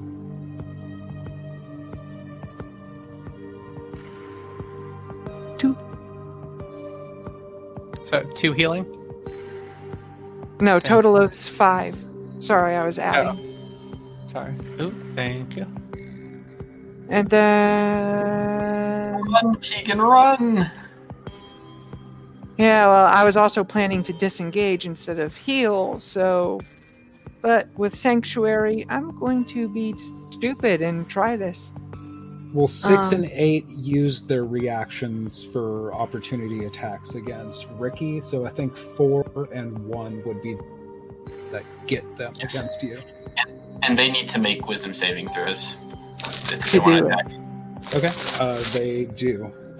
First one's wisdom is 11 plus 1, 12. Yeah, DC is 12. Okay, If they got 12, then they can hit. 6 makes it, and 12 plus 1, so 1 and 4 both make it. Ah, dang it. But rolling with advantage, for 1 is a 17, 18, 19, 20, 21. I'm guessing hit Tegan. Oh yeah. Okay, that is 4, 8, 9, 10 points of damage against piercing damage against you from number 1. And number 2 is going to roll with advantage. 14 and a 12, so 18 to hit. Does 18 hit you? Yeah. Okay. 3, 4, 5, 6, 7. So 10 from the first and 7 from the second. I do not move. Oh no. I am unconscious. All right.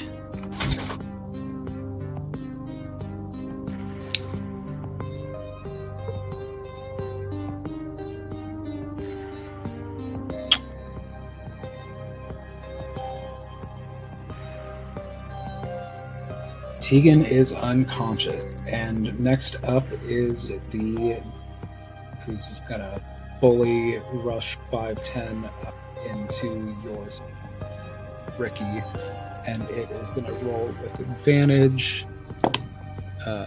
19 and 14. So 19 is a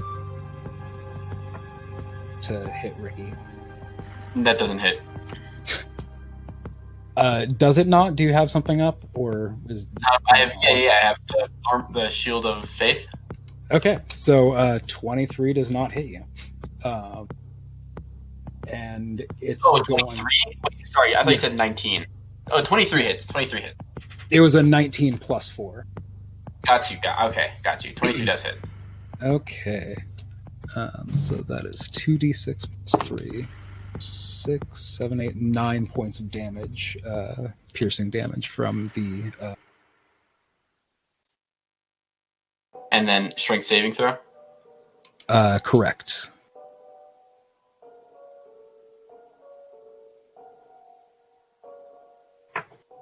$12. You are knocked prone.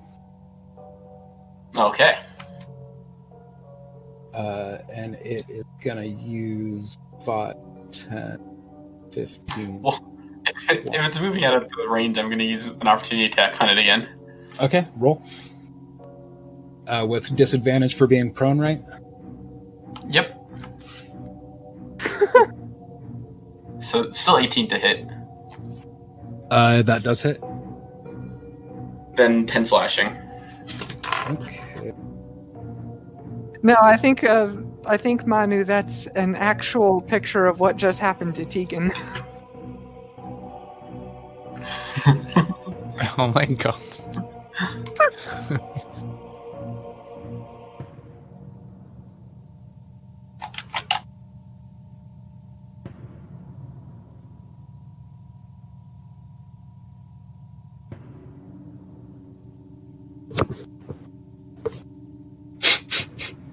I saw it.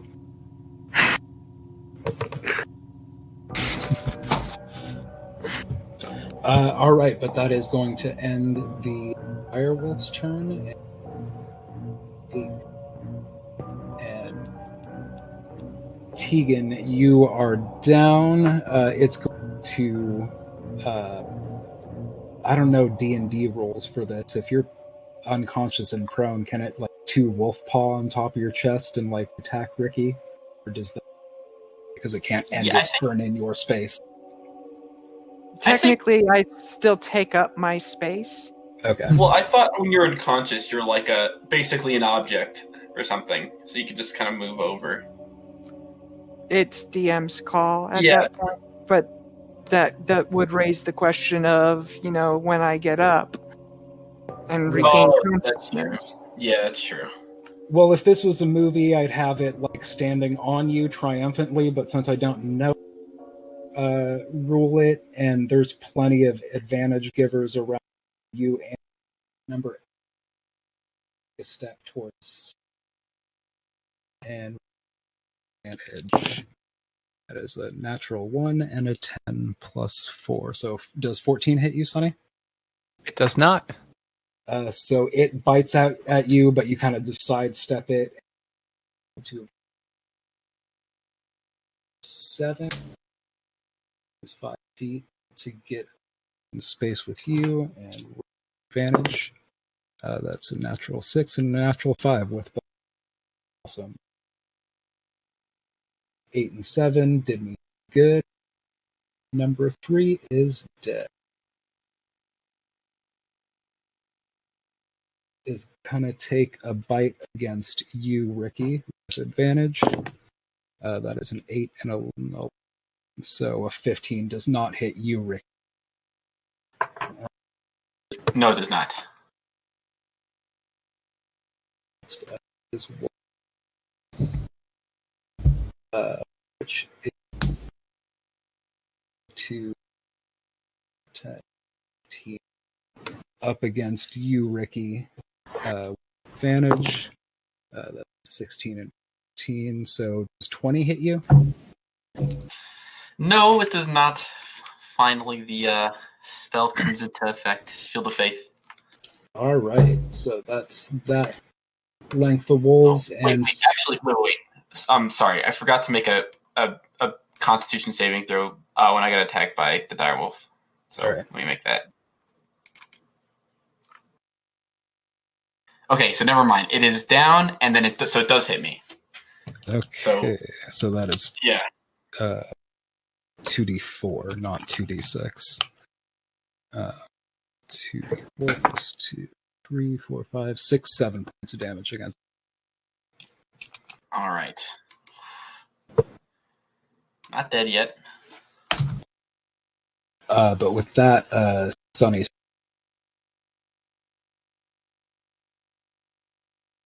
All right, so I have 2 ideas. One of them is run away. And then the other idea is normally I feel like you attack the small, then the big later. If we kill this big ass wolf, the other wolves will fuck off or like run away or something. I don't know if we can kill all of these otherwise, so I really hope that works. What are y'all thinking? I'm thinking we've done like 20 damage to the big wolf, so I'm thinking it's a lot of wolves. Just use your area of effect spell, and we'll be able to get most of them. I feel like. Yeah, but then I probably hit one of you guys, and I don't want to kill somebody. I can engage from 2, 8, and 7. I can get the fuck out of there, and then you can blast those wolves. If our plan is to fight, I think I'm gonna step back. Yeah, go ahead. I'm also going to play a bit of devil's advocate against myself here and point out that your spell would cost me 1 automatically failed death save. Oh, if I do it right, I can not get you. If Sunny moves out of the way of those 3, I can just get those 3. But I just want to point this out. Your spell would cause me 1 automatic death save. If one of these things bites me while I'm down, that's 2 death saves. These things could pretty much insta-kill me with 2 shots. So you're saying so your spell, I would rather you hit me than them. I just want to point that out. To me. All right. I have 2 options for attacking. I can either magic missile, spread the damage out a little, soften them up for the AoE, or I can sneak attack the dire wolf with. Oh no, I can't. No one's with. How much space is it? Is it adjacent to Tegan? I don't really know the hex rule. No, it's 1 away. And then never mind. I can't sneak attack. Yeah, and to sneak attack, I have to actually be threatening, which. Not incapacitated. You are not especially intimidating right now. I mean, she can look fierce, but she does not look. Yeah, ragdolls aren't intimidating. Would it have, if you were looking fierce at the moment of unconsciousness, would that stay? Fierce Immortus. Okay, I guess I'll just magic missile then to soften everyone up. I'm pretty sure you get pretty close to death. Everybody right in front of you, or Which numbers are we talking? Manu, how strong is your area of effects? Do I even need to worry about that, or should I just attack the dire wolf? What do you mean? How strong is it? Like, how much Like- damage does it do? Yeah, like, should I bother softening them up, or can you kind of sweep them out? I can do shatter, which is 3.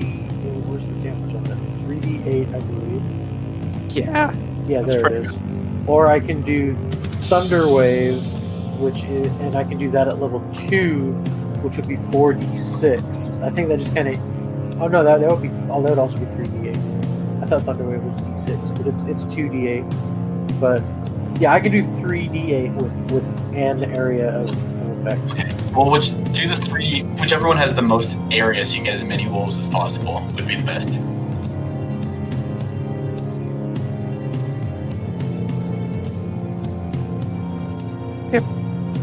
Okay. Is Okay. That I'm one's still leaning dead, towards right? just going for the dire wolf. Yeah. The wolves don't seem too tough. It's I just- agree. There's so many of them. Yeah. And at least a couple should fall today. I agree, but also, I mean, like, would you be able to use your AoE and get Sunny into it? I kind of feel like 3d8 is a good amount. Maybe Sunny should just disengage so that if Ricky falls, then Yeah. Well, I was no matter what, I was probably going to disengage because I'll just attack and then. Oh, right. You can bonus Yeah, it. yeah. Right. Here, okay. I'll use see a range attack. the thing about thunder wave is it shoots out just in front of me, but if I use shatter, I can actually stay at a distance and just kind of place that somewhere. Yeah, then you shatter. Yeah. Okay. Shatter. And I can make this visible again, and it's public. So if you wanted to move it around to figure out where AoE, you should drag it. No, I'm not able to drag it. You should be able to click on where it's actually fine, because some with transparent pixel, click through. Well, the pointer is set to public, but the Yeah. that Oh, Yeah. isn't. it's public. public now. Now it is. There we go. I thought I had already. 10-foot sphere. Yeah, I can do like a 10-foot sphere, so I can place it there, maybe? Or about here. Yeah, that you could get I all don't- three. All three of the wolves currently getting Sunny, and then all three, and then Is it everything but 6, maybe? I'd say everything, even including, All right.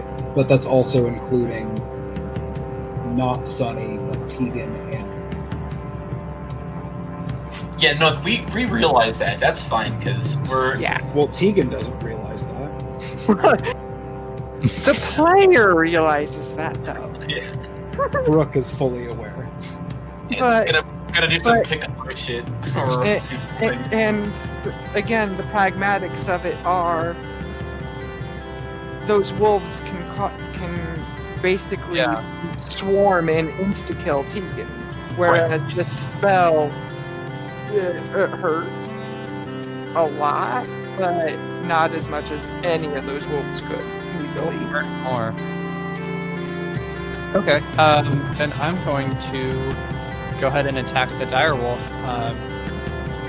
Sunny is going to use magic missile just to ensure a hit.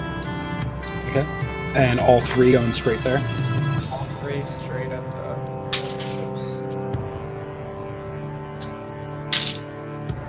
So that's 11 damage. Okay. Are you adding your modifiers Yep. to your rolls? Okay. Sorry, I can't... I was Yeah, trying the D4s aren't really. to... Yeah. Come on. Yeah, 11 total.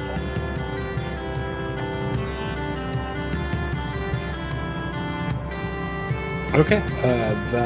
The dire wolf takes 11 points of damage and kind of snarls in your direction. Is there Anything else you're doing with your turn? Disengaging? My bonus action to disengage and just run over here. Anything else with your turn? Nope, that will be it. Wolf number 5. Wolf number 5. So next, take advantage attack against you, Ricky. That is a 12 and a 4. So 18 to hit you? I don't think it does. 1, 2, circle this way.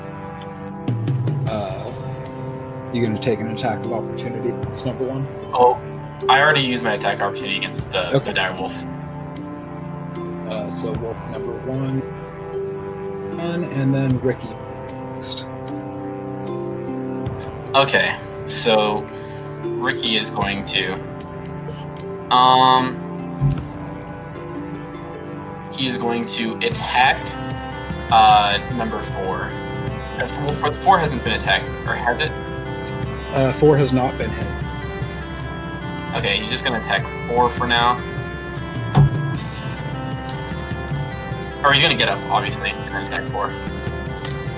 Does the 14 hit? 14 does hit. And it'll take 7 slashing. That is number 4. You, in one shot, just kill number 4. Oh, okay. Then he's going to move.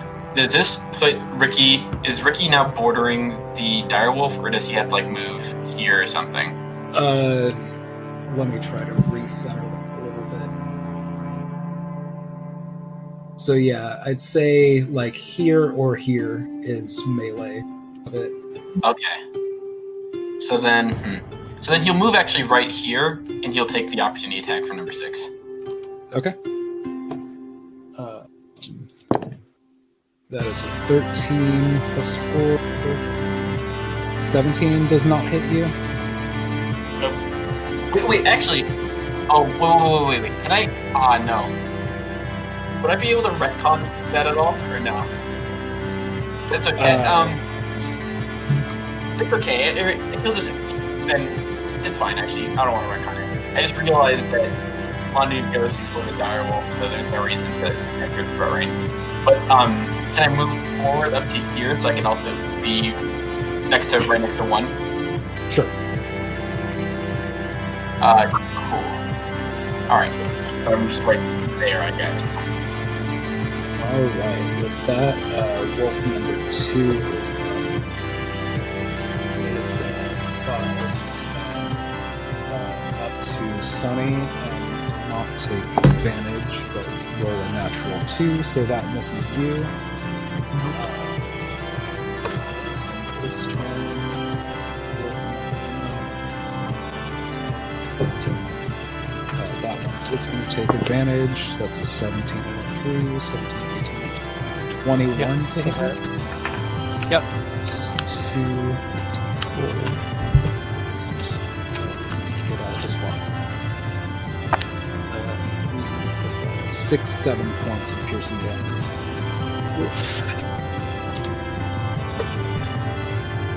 All right.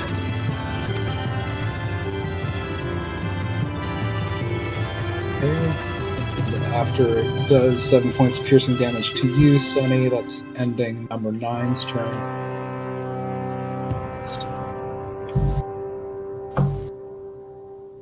Yeah, I'm still just kind of trying to figure out where to optimally place that.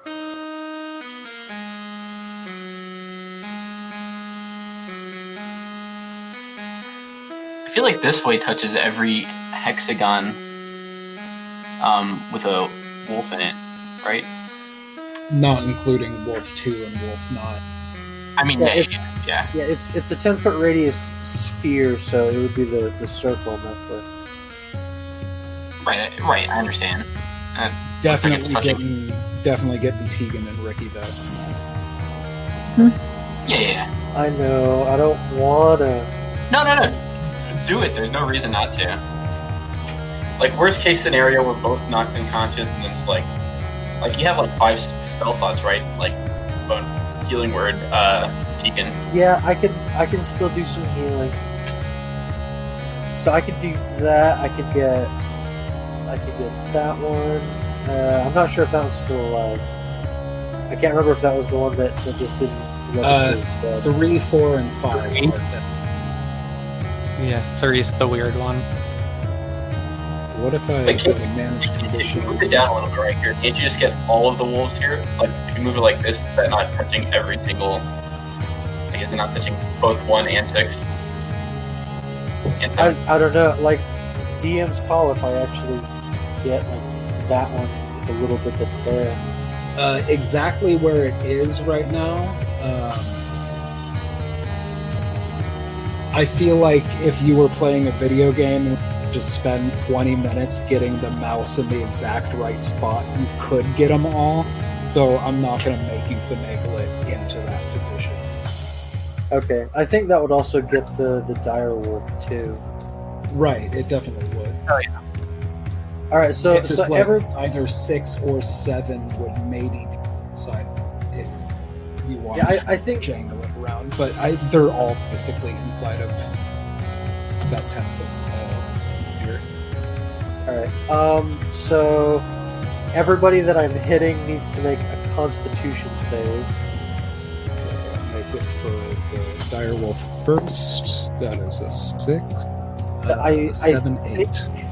I think Tegan still makes a Constitution save. It doesn't say anything. Technically, I do, but technically, whether I take half damage or full damage, it's still 1 failed death save. That's So true. it's one of those cases of technically I do, but effectively it doesn't matter. That's true. I just marked the failed death save. But that's... Yeah. The direwolf definitely failed. I forgot what I rolled, but it was pretty low. For wolf number 1 right now, but it's a 15. What is it? A dexterity saving throw or Constitution. constitution? 15. And the DC is 13. 16. So number 1 saves. Number 8 fails. Number 7 fails. Number 6 also fails. So number 1 succeeds, and the direwolf and 6 and 8. So everybody who failed takes 12 thunder damage, I'm not unconscious. Let's go. Yay! and then everybody who passed takes half of that.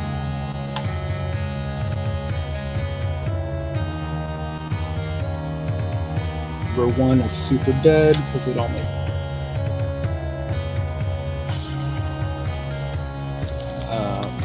And 8, 7, 6. I'm sorry, what was the full amount? 12 damage. 6 is super. 7 is Hank. 8 is Hank.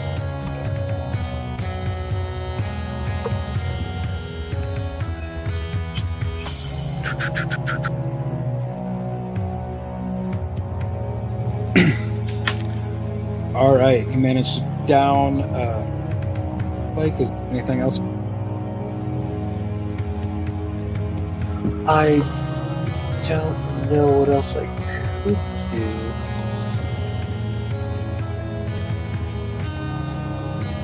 Yeah, I don't think there's anything I can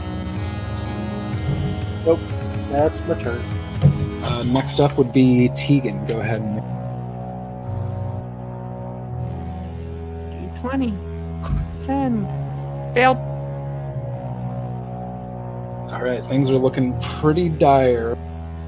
Tegan.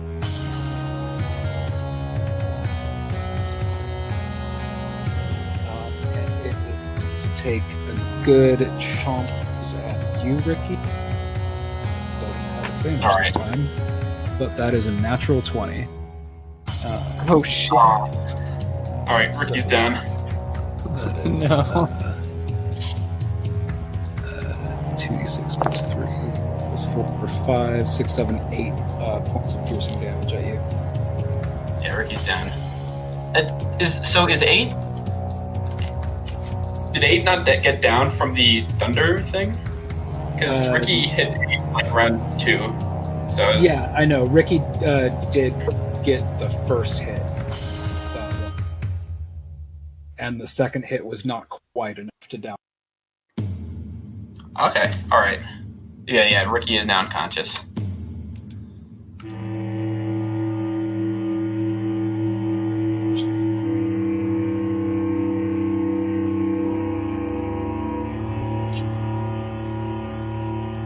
Okay. Then Direwolf is just kind of like gonna back up and just kind of glower at you while missing.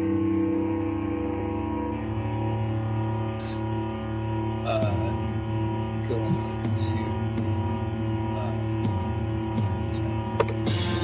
to Sunny and roll with advantage. That is 11, 15 hit.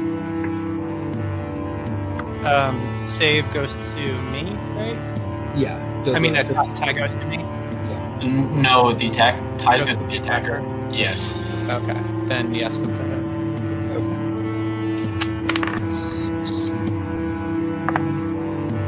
3, 4, 5, 6 points. Jeez.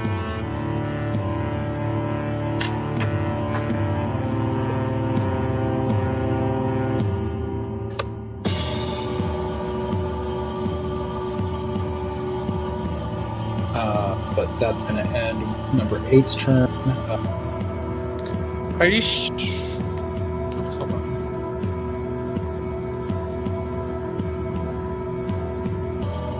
Oh, yeah.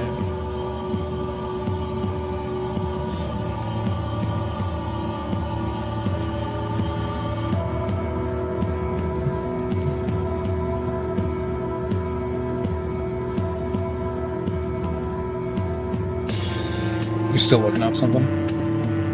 Oh, no. 7 is going to run up on damage. So 17, 7. So 20 to hit.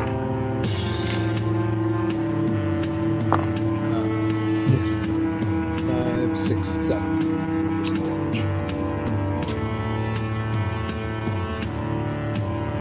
Well, that's me unconscious.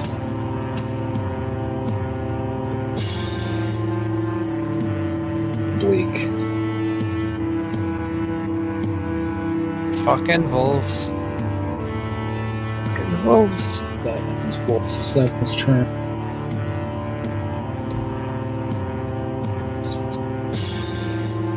Six dead.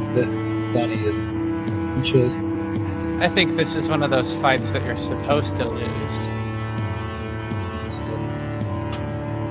And then we're gonna wake up after a dream. Ricky, I think you stabilize at 0 hit points, right? Yeah.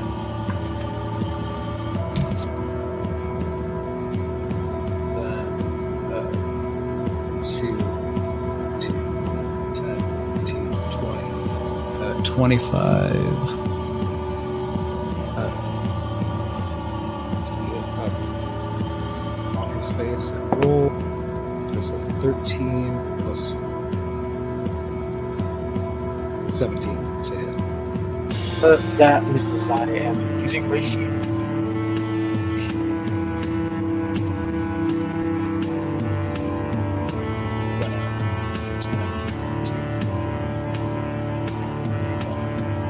With advantage against you. It's a 3 and a 5, so both of those miss. So both of them kind of just like rear up to make bite attacks against you, just like sidestep one, sidestep, and it hits.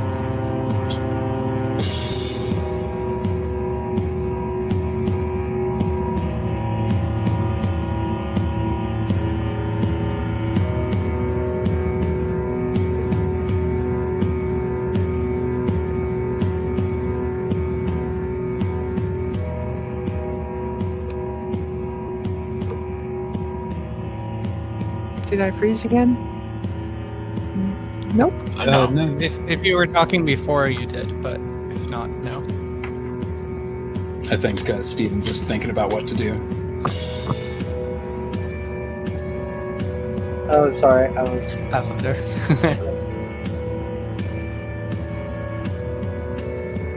Shit, so everybody's unconscious right now. Yeah. Except Except you. the wolves. Alright, well. I'm gonna healing word on Tegan at level 1. That's 6 points of healing. Okay.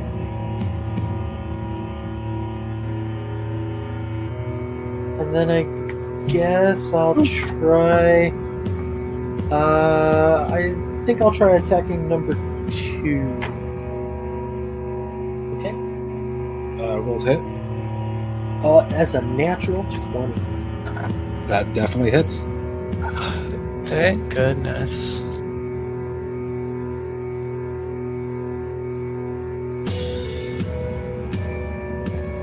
That's 8 damage total. Pretty good. A little peek behind the DM screen, though. That was the one most on HP. And that was the first hit it's got. And then I'll. Let's see. It was there 5, 10, 15, 20, 25. 25 there. Just move right next to Ricky, kind of buffer between the wolves, the dire wolf, and you guys. Okay, I think that's 2 opportunity attacks from. No, because mobile. Right, I keep forgetting that. Mobile. Mobile only avoids it from the one you attacked, I thought. Yeah. Or wait, actually no. I think it's all attacks. Oh no, it is. It's from that creature for the rest of the turn. Oh, okay. Okay, Okay, number so I'd 5 still get it. That is a natural 20. That's not bad. Ugh. Well, what goes around comes around. That is 2 1s on my d4, so that's for 5, 6 point of damage. Still conscious, right? Yeah, I'm still up. Oops, I didn't Because know that would really suck right now. Are you doing anything else with your turn? Mono? No, that's everything. Freshly up from the ground, Tegan. Okay, d6 plus 7 to myself. Healer feat for my action. That's 13. And then healing word to Ricky, which is 6 points of healing to Ricky. Alright, Ricky's back up.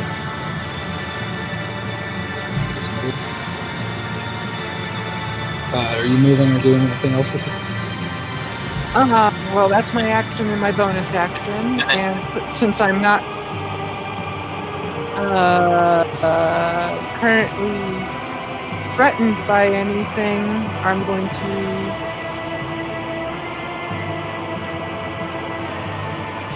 move basically as far as I can to the south here, so that there.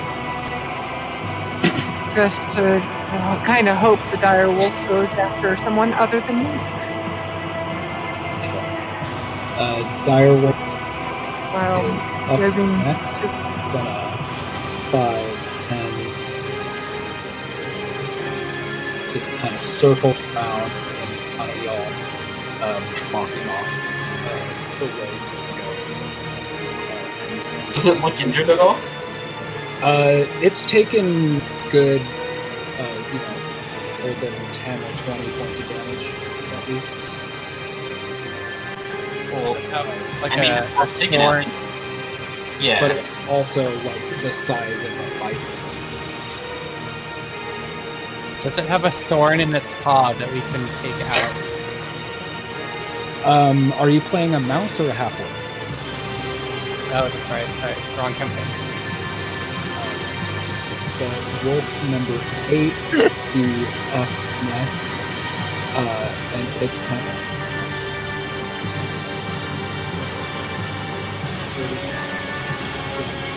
Manu. Not with advantage. No, that is a full. So it kind of lunges out to bite against you and kind of just like lunges past your.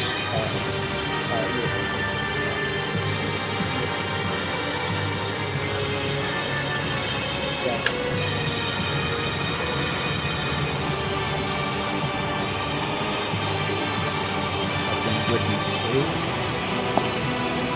That's a natural 1.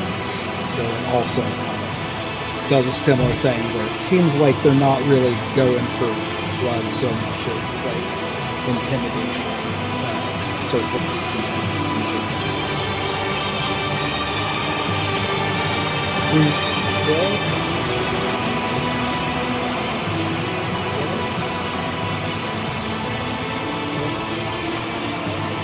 Is conscious. Make a death save. Right.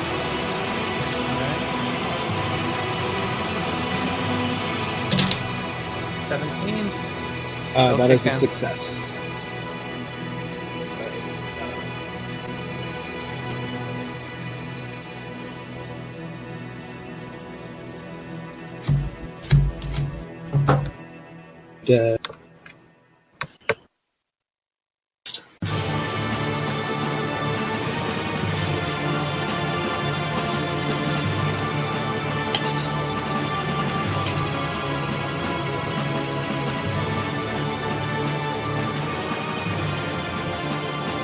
I don't know if your audio cut out, but Ricky, you're up next.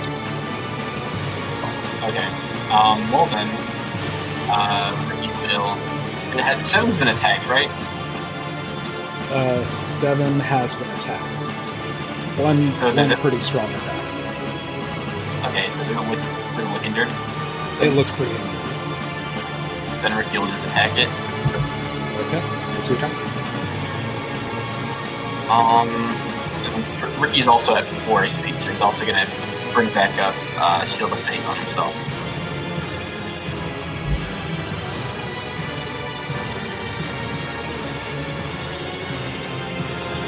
So 19 to hit, number 7, and then 9 damage.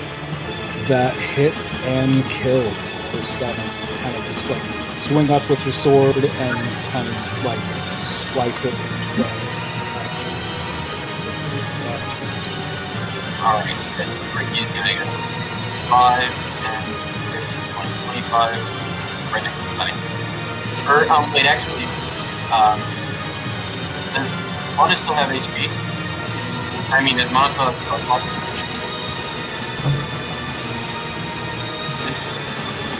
Huh? Does Mana still have spell slot? I got a couple. Can you use those spells to heal Sunny? I made a terrible error in forgetting that as a half-orc, I have relentless endurance. Oh, so you would be at 1 hit point, wouldn't you? Yeah. Okay. Yes, I would.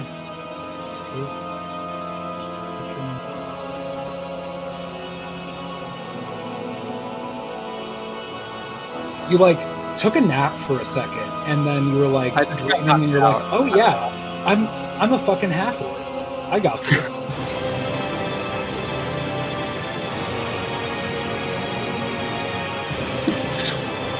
Okay, so what are you doing, Christian? Then Ricky's just gonna use all of his turn. I'm assuming we're retreating, as it seems like a very hard encounter. Well, almost. Oh no, we're not. Well, I don't know, because the direwolf doesn't. He did like a lot of damage to the direwolf, and it doesn't seem to be too fun, like too hurt at all. So I feel like it's not gonna be like there's not enough fight left in us. Yeah. So yeah, so Ricky's just retreating. I'd run. everyone else runs, certainly. Wolf number 2 is kind of flank up. In front of 9.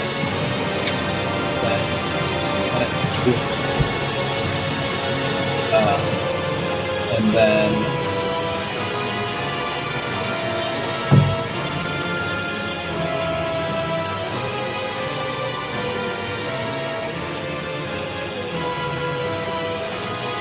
just to give a little help, I'll go ahead and healing word on Sunny for 5 HP. Alright, thank you. And then I'll attack number 8. okay, go and roll to attack. For 20 total. That hits. For 6 damage. Number 8. You strike down number 8, and it's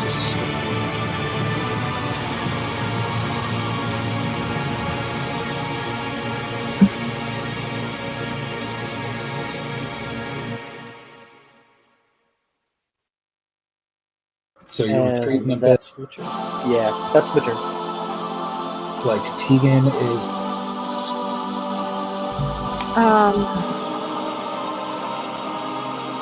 Screw it. I'm pretty much tapped anyway. I'm going to cast Magic Missile at 2nd level at the wolf. At the big wolf, the dire wolf. Okay. All 4 darts. That automatically hits. Total of 15 damage.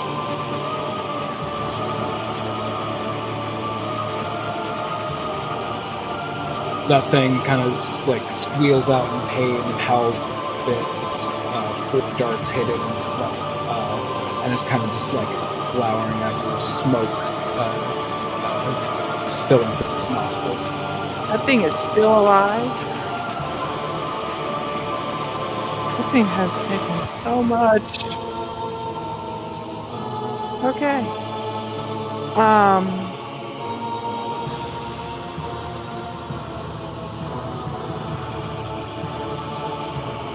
Bonus action.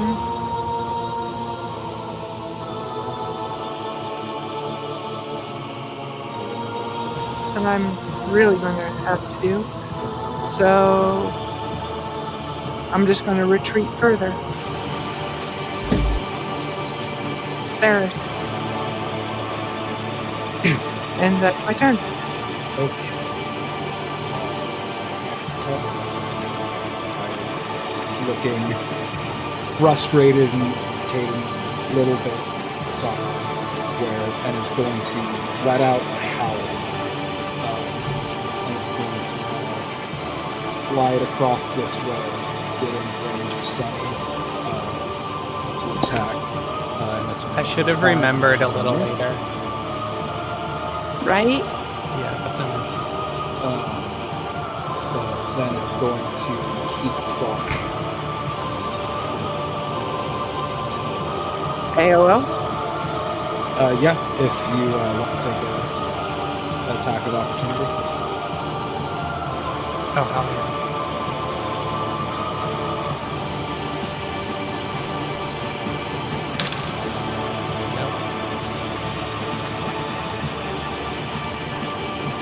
Just nope. Swing wide. But yeah, swing wide and it just kind of snaps at you. It doesn't really hit. You swing back at it. It doesn't really kind of just 2 ships passing. And it kind of goes off behind the tree line where the fog is heavily obscured. You lose track of it.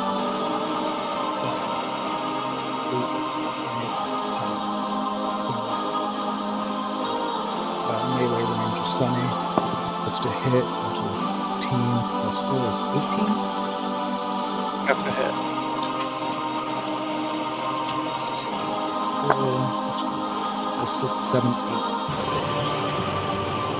And I'm back down.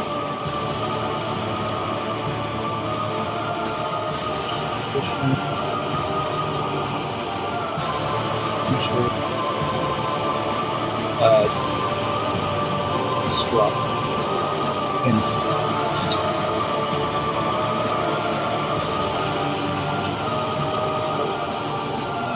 Signing a new because that repetition endurance only happens once per day. Yeah. You can't just keep popping back Fail. out. Yeah, I cannot. Okay, that's one fail.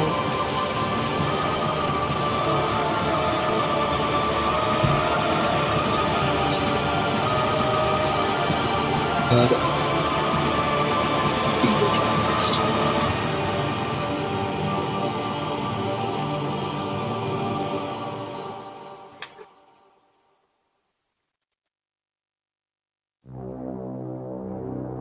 Sorry, Ricky's up next.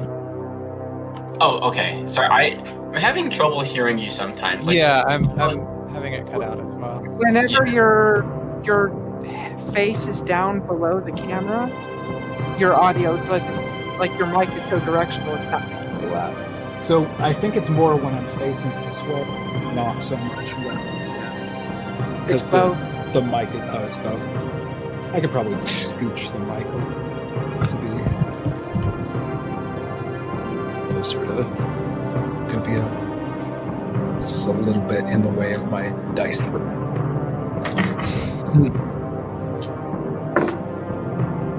All right. Well, Ricky will try to 5, 10, 15, 20. You're just gonna dash right up next to Sunny, and then you just like stand, and shield up. The next turn, he'll try to heal her. Okay. So, wolf number 2 is up.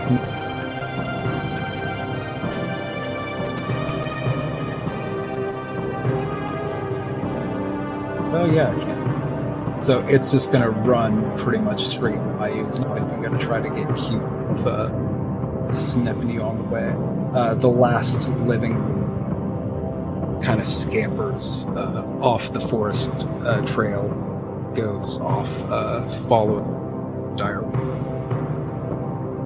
And that is the last living info. And I was going to try to have us take a break half an hour ago. So do y'all sound good with ending initiative, taking a 15-minute? Yeah, that sounds good. Works for me. Can we short rest really quickly? Isn't just. I'd love that one. Oh, and I'll also use healing hands, and then you can get 3 HP back. Oh, thank you. I think we should find a safe place before we try to rest somewhere. That wolf is still roaming around. I mean, sure. The concern with trying to find somewhere safe is, of course, running into further issues. True, we could just run into the wolf again. Yeah. Just well, if we run into the wolf again, it hasn't had a chance to rest either, and we hit that thing many times. I think we could beat it if we ran into it again. Quick, let's hide in that den of wolves. Yeah, let's. It's not like there will be anything in there. But anyway. All right, but with y'all still reeling from a pretty big battle, your last remaining assailants into the sure what to do. We're going to take a bit break and come back in 15. Sounds good. Their wolf, their castle. Okay. So, like 55. So. Okay, sounds good. Okay. See you soon. All right.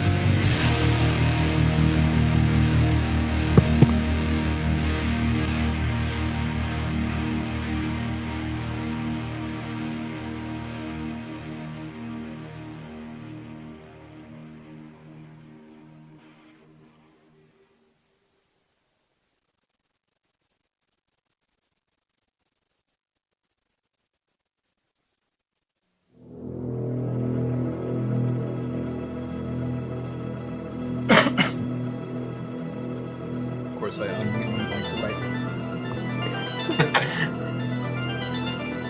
I do mean to ask, when it says that one of the pouches is similar to a bag of colding, Yeah, it's like a mini fridge. yeah, I just wanted to make sure that that was what you meant.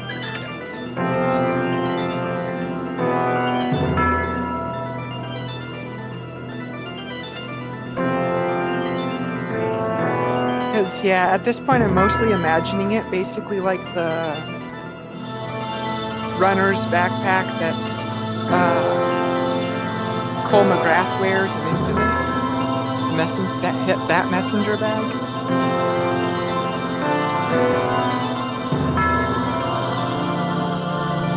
Yeah, I mean, you can flavor it to look how you want.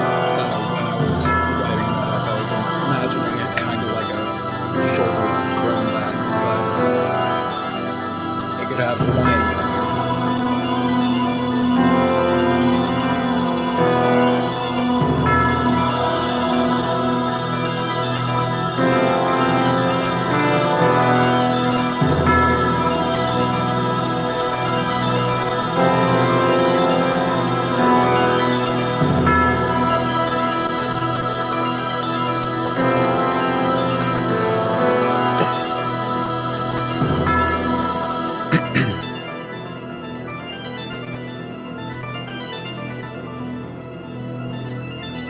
Yeah, I might have to ask Scout about OBS because I did download it, but I couldn't figure out how to figure out like the disembodied audio thing there, like streaming the player view of table or something like that.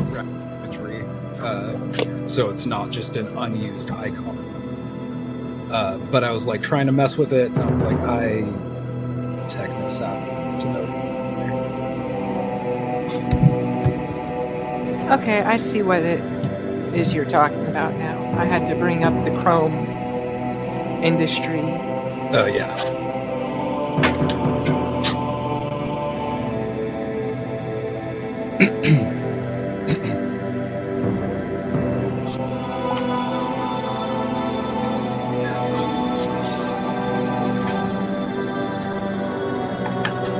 Unfortunately, there's no description on the actual size of the healer's kits. Oh, is there not? So I'm mostly assuming they fit in there, into the opening. If that is... I was also mainly trying to drive like camp or something there.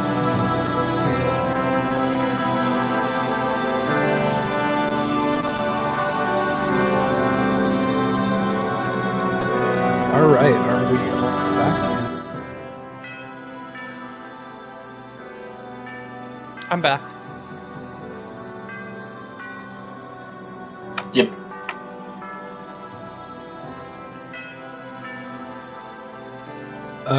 I'll say that y'all were talking about Yeah, whether to take a short rest here or find somewhere safer and continue on first. I'd imagine that the persistent howls around you lead y'all to believe, without even having to make a wisdom check, that it's probably not safe to just like take a rest here. Okay. Might be best off just like dashing and just like keep going, keeping eyes on the side of hoping for the best. Okay. Sorry, the cats were fighting. One is just trying to sleep, and the other wants to fight for no reason. Aw. Sorry, I missed that. Are we taking a short rest here, or are we zooming Continuing on. around? Okay. Sorry, I didn't mean to interrupt you. Cool.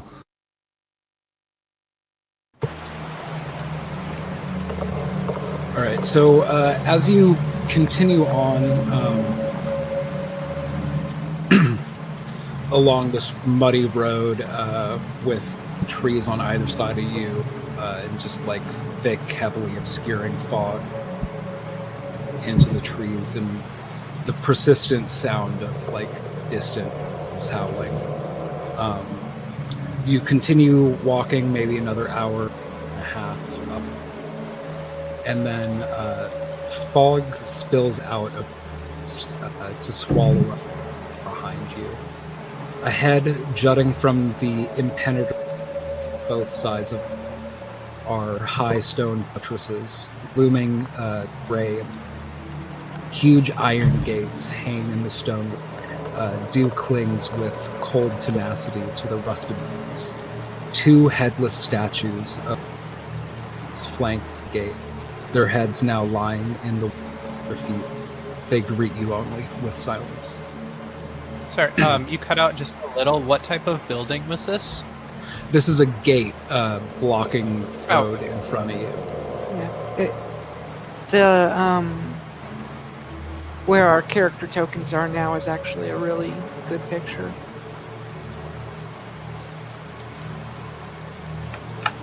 Is the gate open?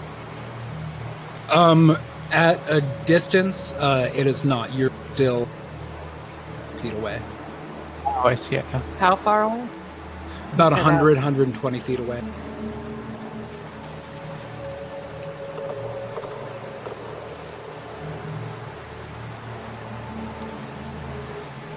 Are there any kind of shapes ahead in the fog?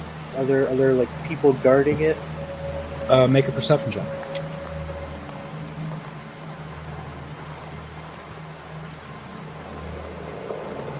The 15. You do not see anything. Sorry. No kidding. There we go.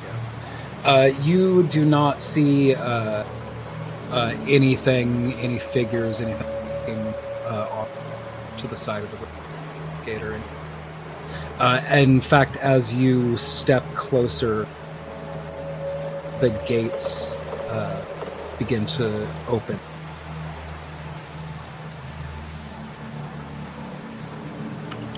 Well, let's step through.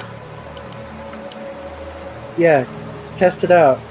See if it doesn't just instantly vaporize you. Ricky, you go first. Okay, sure. Let the paladin step through the unholy gates. May your God protect you. Yeah, Ricky would like to step through. Tokens. Put guidance on Ricky before he goes first, just in case it does something to help.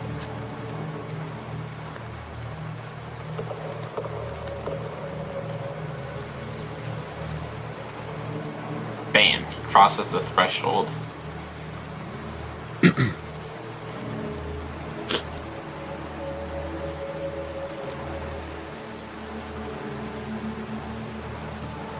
Right, yeah, the gates stay open. They kind of opened on their own accord as y'all. And I froze again.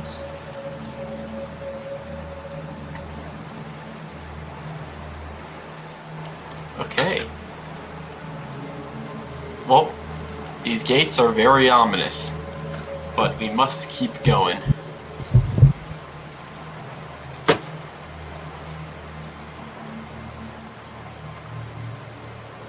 As a thought, with the giant structures here, No, do we see it just anything seems else like around beyond the you know, there's structure? these two giant headless after we move statues through the on gate? the outside of where the gates are, kind of like flanking the door, silent guardians. But yeah, it's just big buttresses and walls going into the mist on the other side.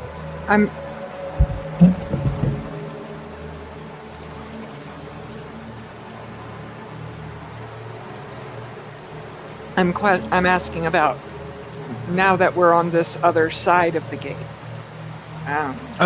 Make a perception check. forward along the road, do we see anything?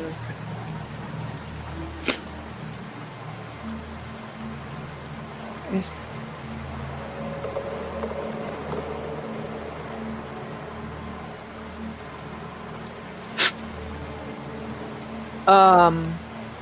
I rolled a natural 1, so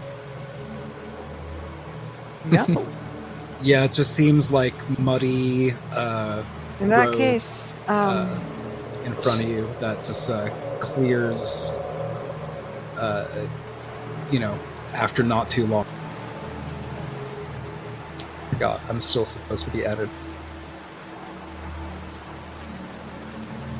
do you guys think this better would be a what? better?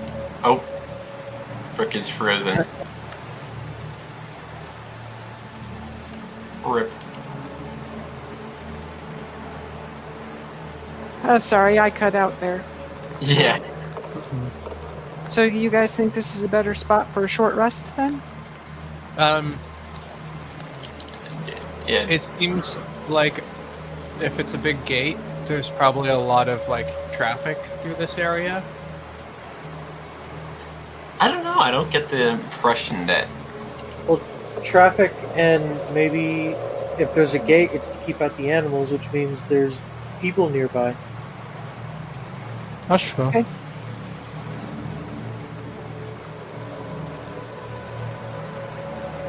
I think. Also, as we're traveling, I'm going to go ahead and do a healer's kit on Sunny. Just I appreciate that. I feel like we could do a short rest here. I don't know if I would sleep here, but Yeah, I think we should do a short rest.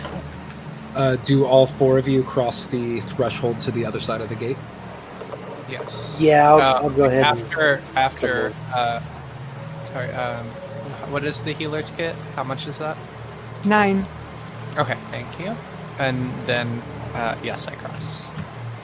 Okay, rusting hinges sound as gates begin to close behind you.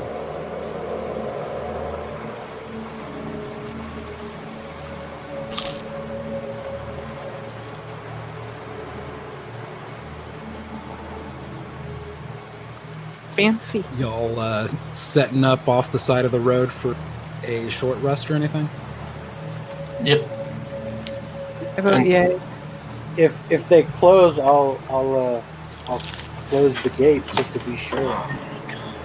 The gates closed on their own behind you.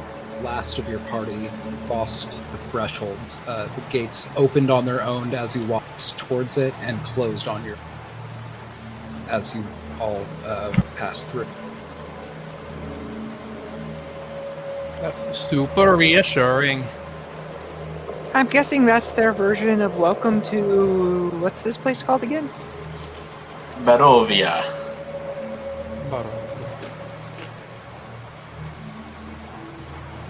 I was double checking that. Did it actually say the name?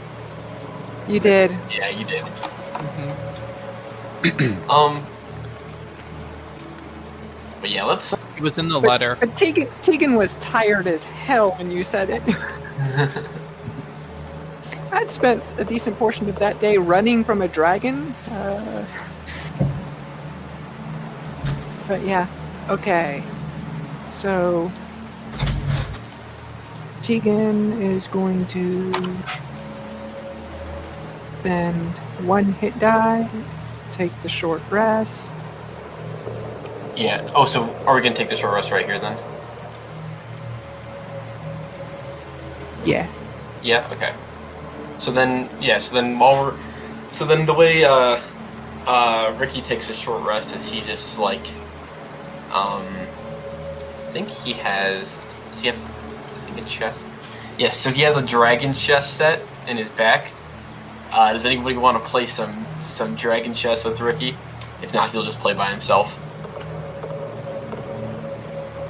And I recover all of my HP. I will say that for anyone, if you spend any hit dice to recover during this short rest, you also get a bonus of, what did I roll on that? 5, because of a bard ability. Anyone who shares the short rest with me gets 1d6 extra healing, and I rolled a 5. So, Sonny, I think your headphones were off for a second. We're taking a short rest, so if you want to use your... Okay, yeah. Is that 5 per hit die used, or just 5? Just 5 total. It doesn't matter if you spend 1 hit die or 2. Still only get 5. Did you guys see that? I rolled 2 1s on the 4d10. Oh. Heartbreaking.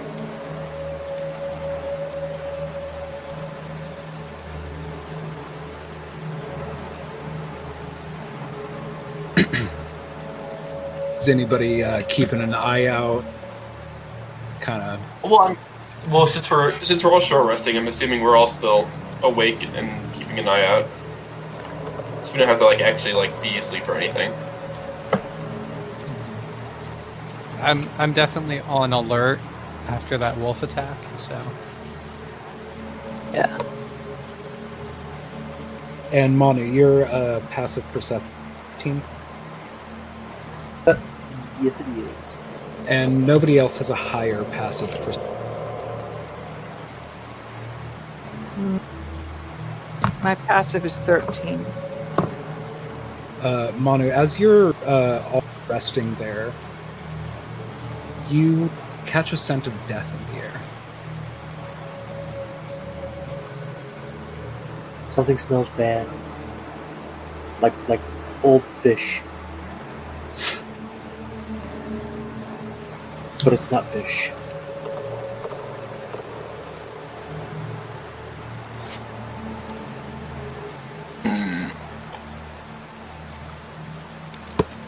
I'm not a fan of fish. Oh, it's not. It's probably not a fish. I mean, look where we are. It's probably like a horse or something. What if it's more wolves? Ricky draws his shield. No, I think past the gate we're probably okay. Come at me, wolves.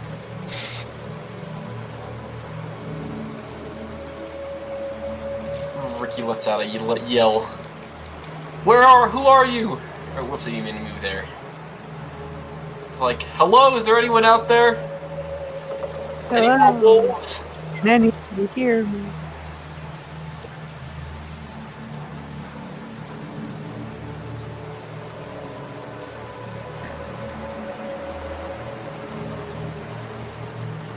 Well, it must just be the wind.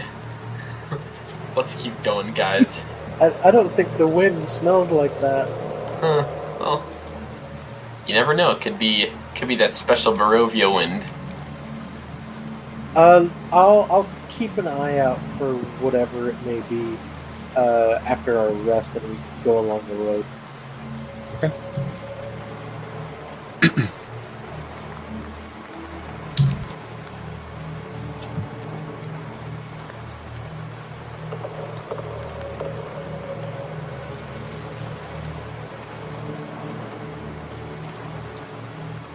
So I think y'all are pretty shaken up by what had just recently first found yourself here.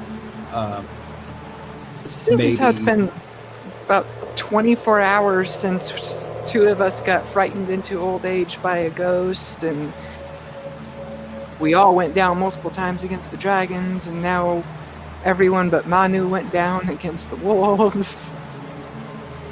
It's been a day. Yeah, I'm feeling pretty old and shitty.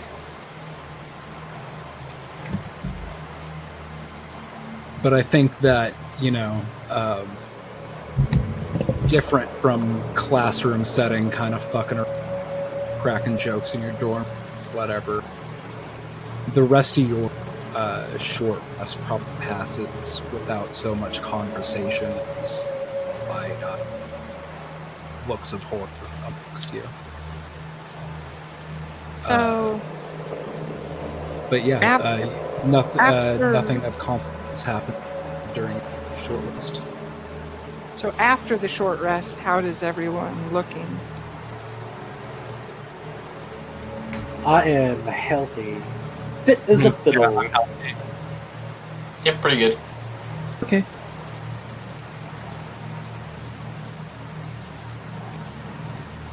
Do y'all keep going your not so merry way in this dreary land? Of course.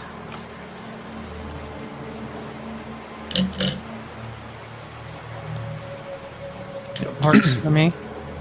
Onward and upward, because I don't think there's a backward.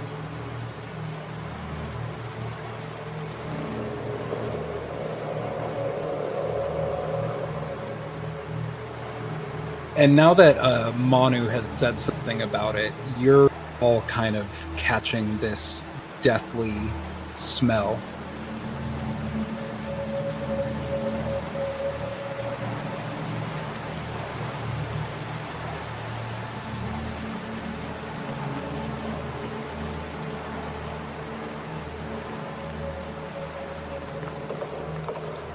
Now that everyone's able to smell it, can we figure out where it's coming from? Or Yeah. what kind of death smell it is? Oh, it's just Barovia's ambiance. You get used to it.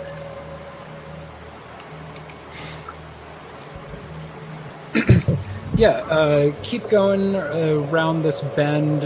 You could probably, it's pretty unmistakable and unmissable. It starts to get real foul, like death and decay scent, just maybe off to your left, off the path. You don't know how. Well, if there's anything I've learned from adventure school, it's that you follow the scent of death. Do you, Ricky, go off, follow your nose, so to speak, toward the smell? Well, I mean, why not? Yeah. Adventure is out there. Come on, guys. You have to investigate. You So, might be hurt. Fucking Ricky. I follow afterward. Yeah, I kind of give the other two wary looks, but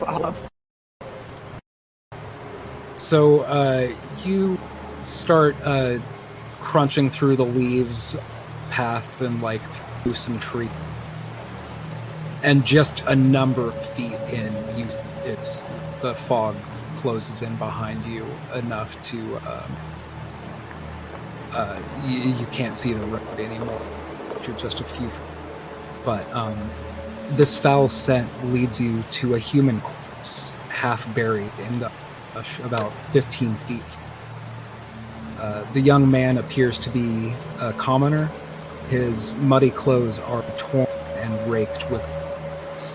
Crows have been at the body, which is surrounded by poplar. The man has obviously been dead for several days. He holds a crumpled one hand. A crumpled what? A crumpled envelope. I'll grab the envelope and open it and look inside. It's a mimic! It's a wolf. Dropped in Mm-hmm. game hands is the letter you find. I wish Bequist were still here.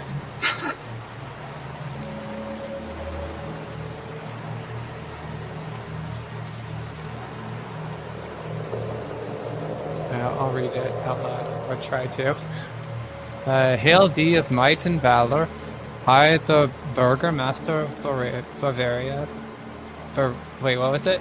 Barovia. And you honor with the spare my adopted daughter, the fair. What was her name? I wrote it down. Irina Poliana has been these past nights bitten by a vampire. For over 400 years, this creature has drained the lifeblood of my people. How my dear Irina languishes and dies from an unholy wound caused by this vile beast. He's become too powerful to conquer. So I say to you, give up for dead and encircle this land with the symbols of good, that holy men call upon the power, that the devil may be contained within the walls of weeping Bavaria. Leave our sorrows to our graves, and save the world from this evil fate of ours.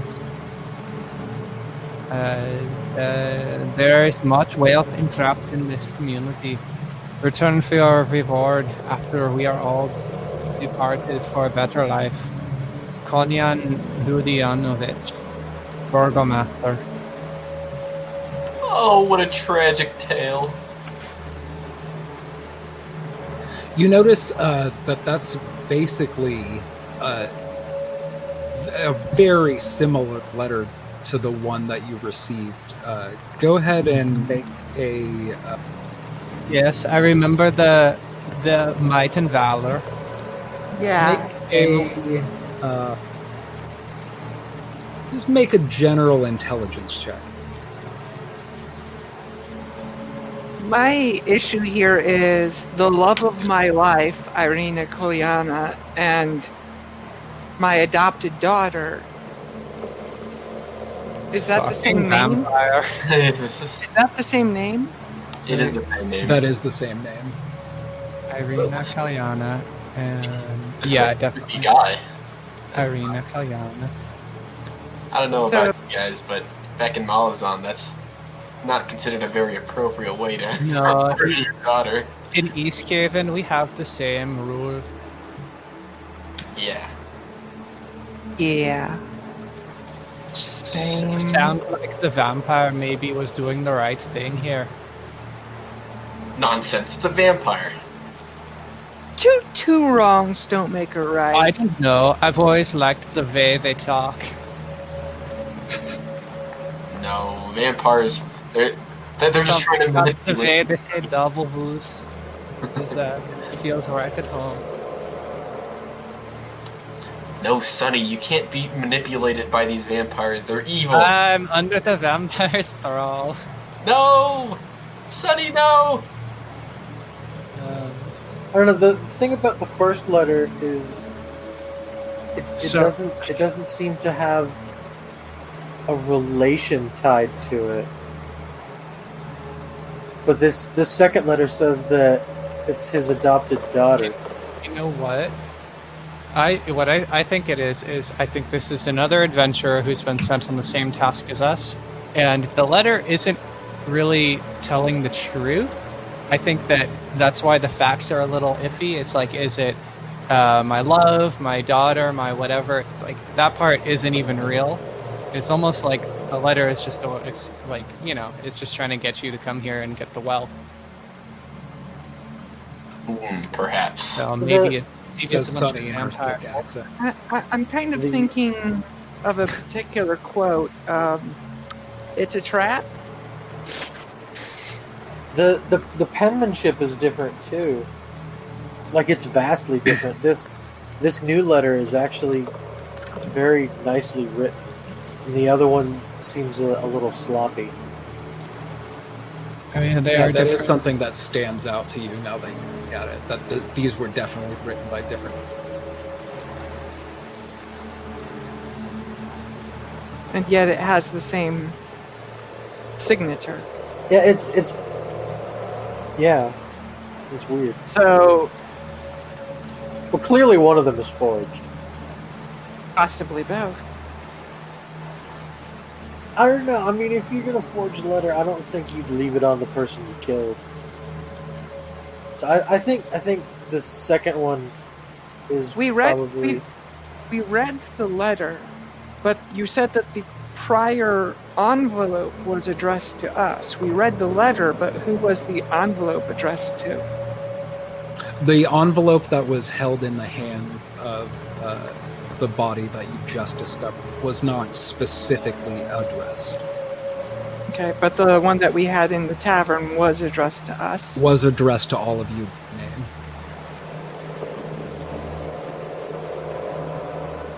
That's weird. How do they know us? Well, why wouldn't they know us? We are famous adventurers. Not yet, we're not. Not by standards of our academy. No, Sunny is known far and wide for her spectacular magic shows. Perhaps the vampires need of magic. Yeah, but why would my name have been on there? Unless they were at the birthday party where most of us perform, including myself. True. Perhaps they saw our amazing modeling jobs at the unicorn party, and have been have been trying to recruit us ever since. I mean, that was pretty fierce, and that was a hot party. You never know that could have been there. Yeah, you never know. You never know who shows up to these unicorn parties. You know, this isn't the first time someone has forged a letter, right? Because there were the letters to the unicorn that were all. That's correct. Somebody's been forging shit all over the place. And I don't think it's a smith.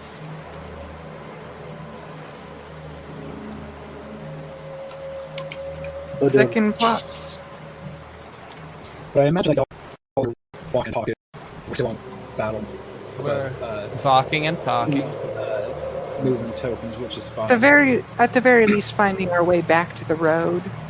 Yeah, and as you're walking, it's still quite a while through this kind of thick forestry area.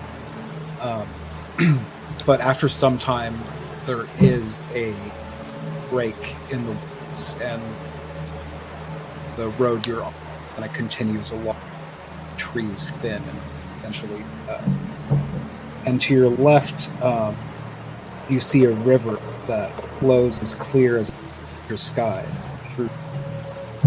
And up ahead of you, you see might be a settlement. Some might be another to 5 minutes walk away in the distance. Oh, civilization! We must go. Maybe that's where the burgomaster is. We can ask him why he feels such thoughts towards his daughter. Well, actually, hold on.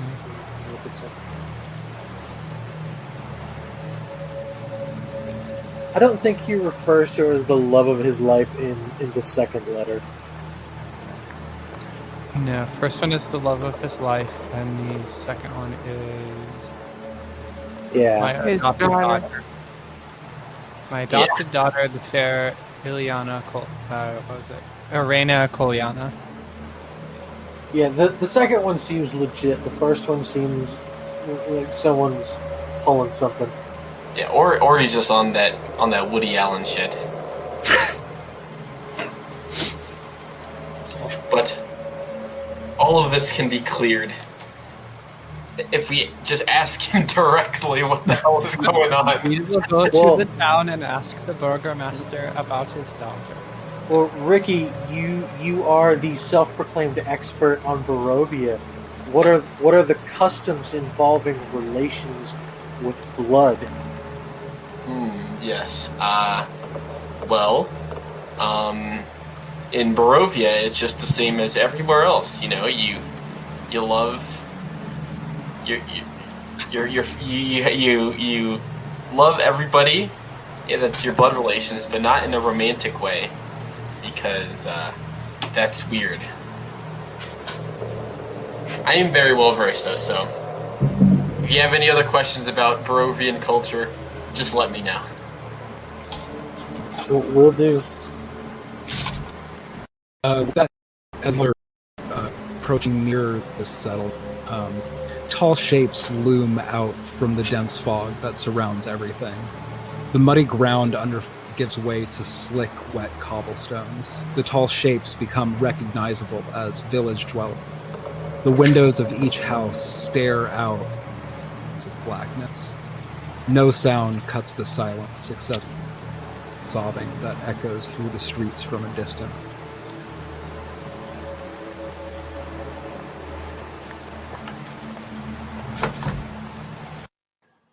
sobbing. Can we... Oh.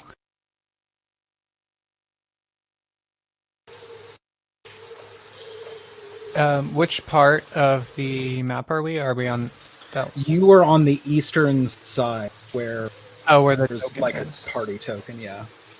Gotcha. Is there a way for us to place our tokens, or?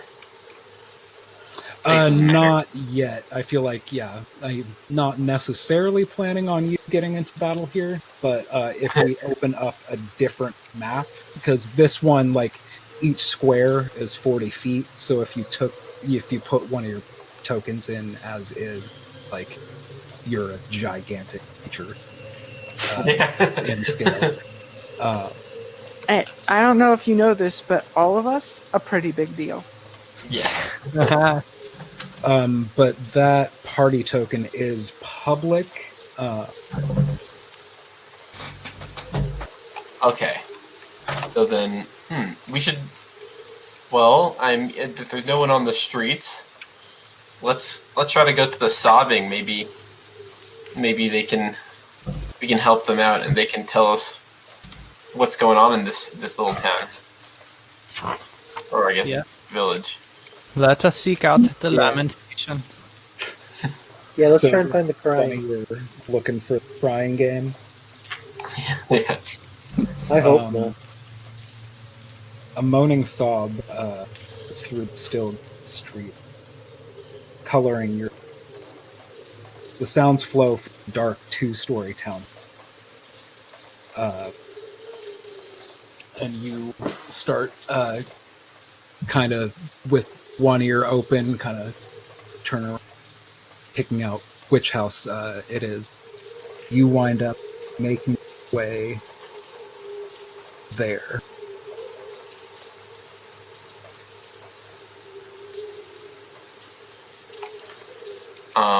Well, Ricky just like knocks on the door. Is like, hello. To the blue one or the brown one? To the right hand side of the screen. Okay. I think when you knock on the door, the sobbing kind of like suddenly cuts out a second, and you hear a little bit of rustling, shifting from inside. Make a perception check.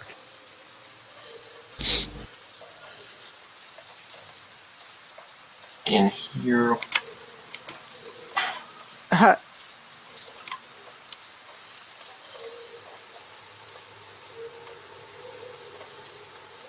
Okay, I rolled a 4 with a nat 1. You heard a little bit of shuffling and cessation in the sobbing as soon as you knocked, but you're not really hearing anything else as of right now.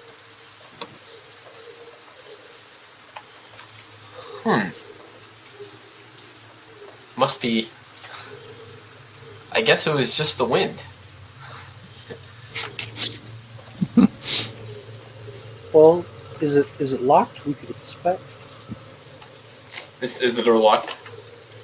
Do you try to wiggle the handle?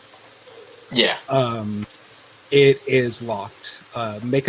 Actually, no, you don't need to make a perception check. You do hear kind of like a sniffle and a bit of a shuffling, like maybe retreating upstairs.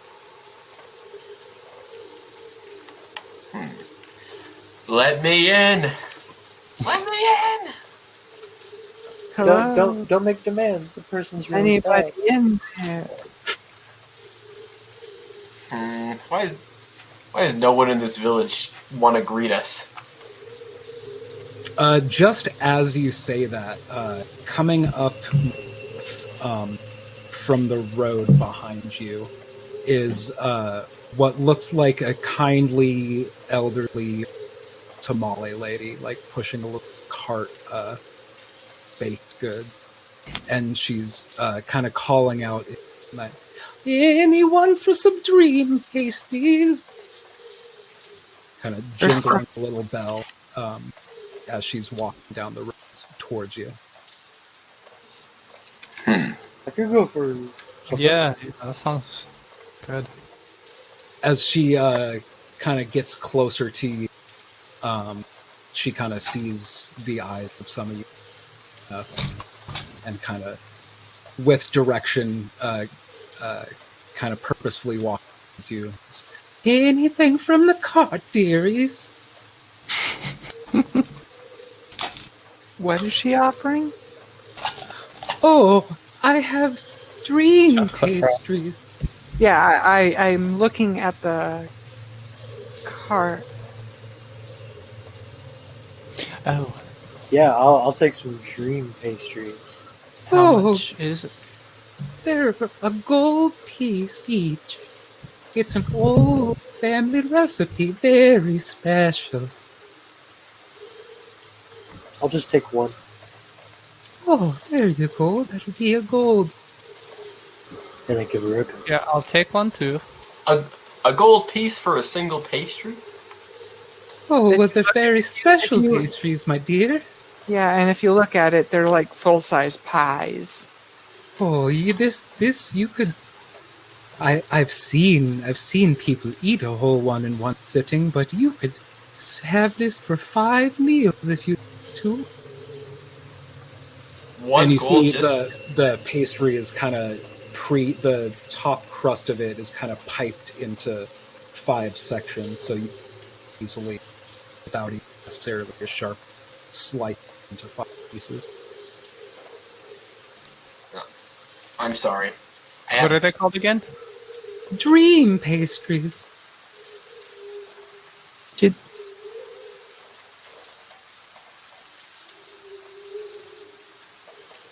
I'm sorry, I have to watch the weight.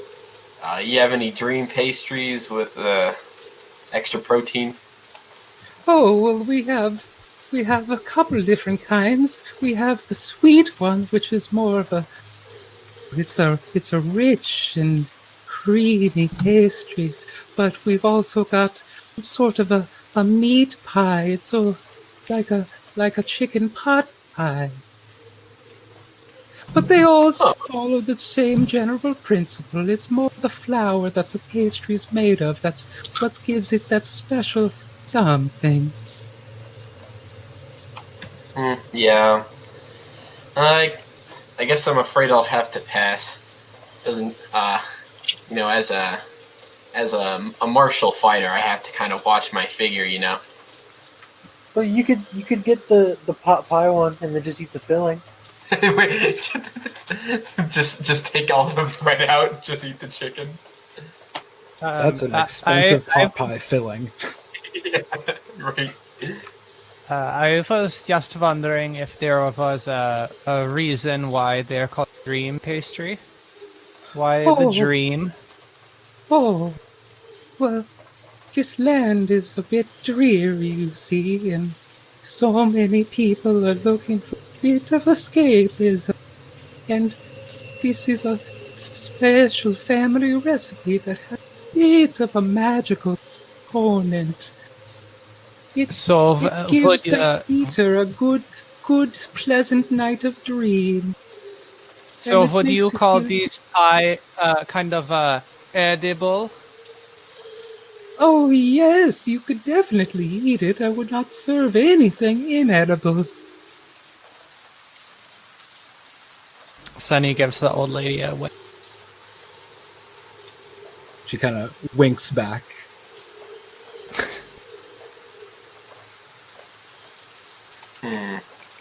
Well, lady, since you're the only person out on the streets right now, perhaps you could answer some questions about this village. Where are we? What is this village? Oh, well, don't necessarily live super locally, but oh dear, I could see by the looks of you, you must be outsiders to the lands of Barovia, yeah? Yes. Yeah, very much so. We are here on a mission. Oh, well, good. Perhaps you could be some good to the land people. Well, You're in the village of Thea, and, well, I don't exactly live here. I know a little bit about many of the people who live here as they buy my wares, and I lend them an ear when they're in need.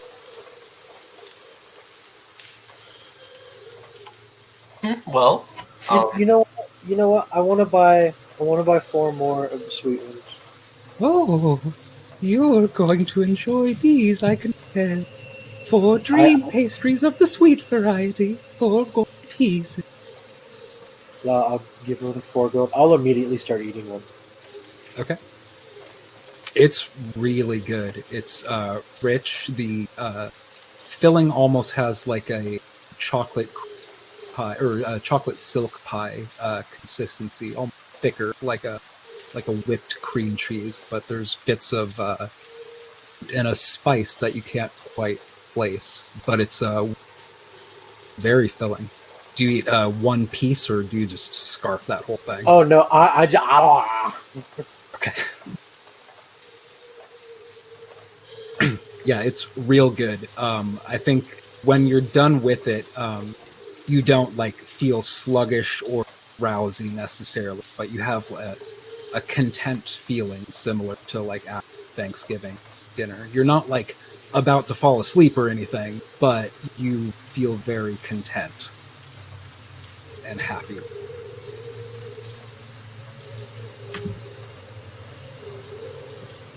Maybe we can give whoever's crying one of these pastries. I kind of think that's a good idea. maybe. Hey, would you like... Hey, you crying. Would you like to feel better? Would you like to take the edge off? I think as you shout towards that house, you see upstairs in a window there was kind of like a hooded and bundled in rags woman looking in your direction, but quickly shut the as you started talking in her direction. Could leave her a pie, whoever it is.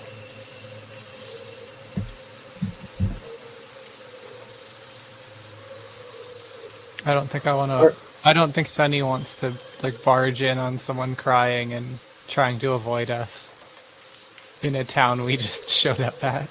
Just shoving pie in their face, like, "Hey, we heard you crying. Be happy. Be happy." Go outside, drink water, find joy in the things you once used to find joy in.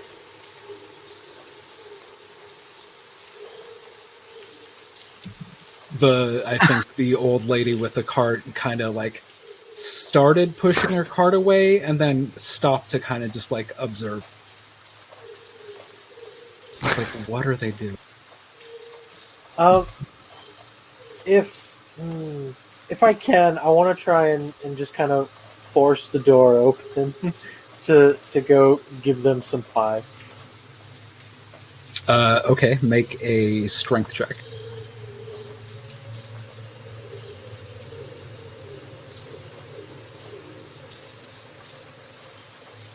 That is a 20 total. Okay, you do manage to not open the door, but I think you're leaning into it with kind of like your shoulder and the bottom of your foot, and you kind of steel yourself for a real big push, and the like bottom corner of the bottom inside corner of the door kind of just like breaks in a little bit, just like split from the rest of the door, and there is about a fist-sized hole in the bottom of the door. Triangle, just like. I'll slide a pie through the hole. As you are walking away from from the porch, you do hear like kind of tippy tappy, kind of like scritchy dog toes on hardwood floor, and then snuffling right up where you left that pie. Okay, well, someone's enjoying it.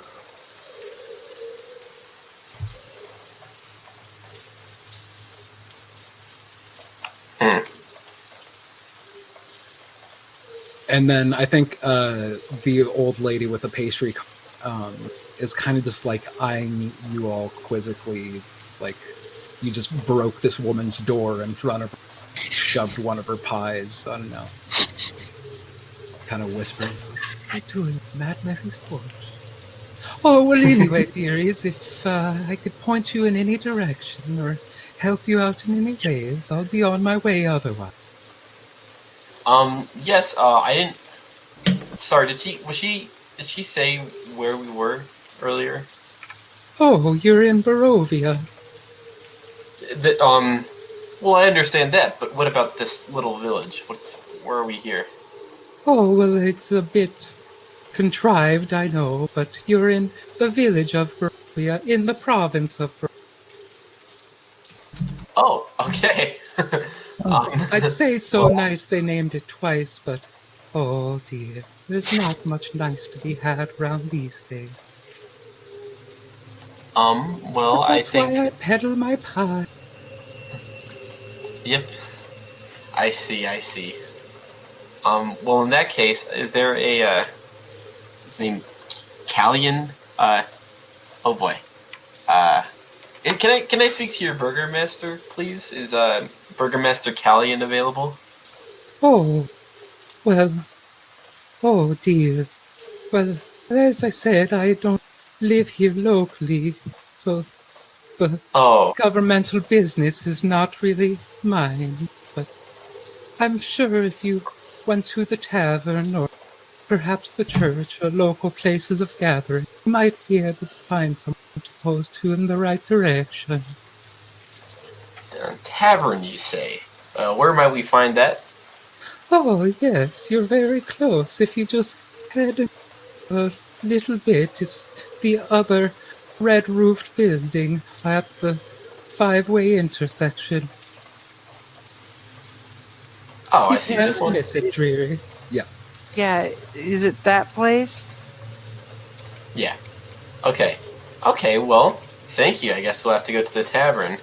And thank you for these pastries, even though they're not the best for my health.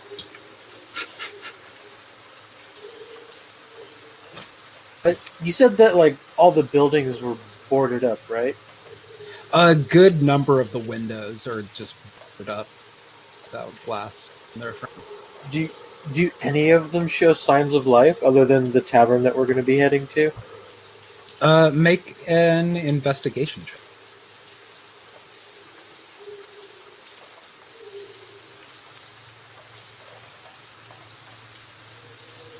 Ten. 10.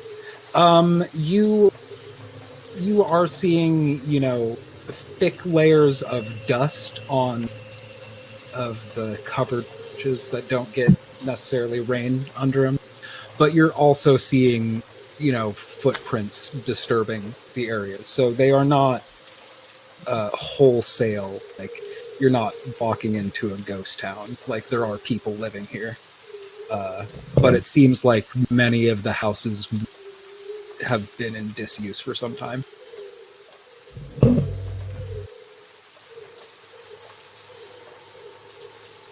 Are there any kinds of shops, or is it just like the woman selling pastries and that's it? Are you asking me, or are you asking the Etho? Are you asking the old lady selling pastries? I'll ask the old lady selling pastries. She's kind of already wheeling her cart away from. Yes, you need to go to somewhere else.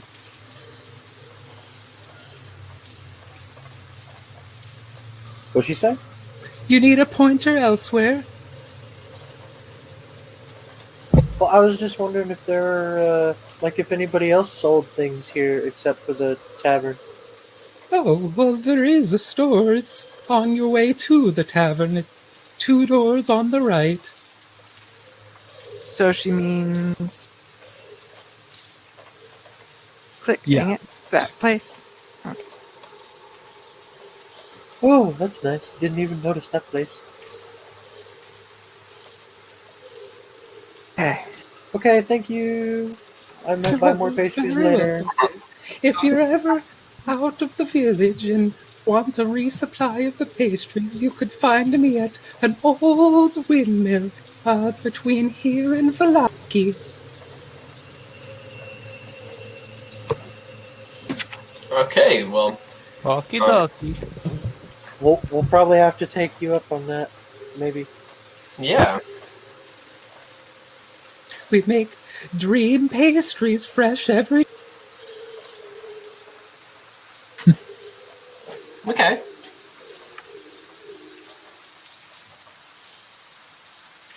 Well, then I guess.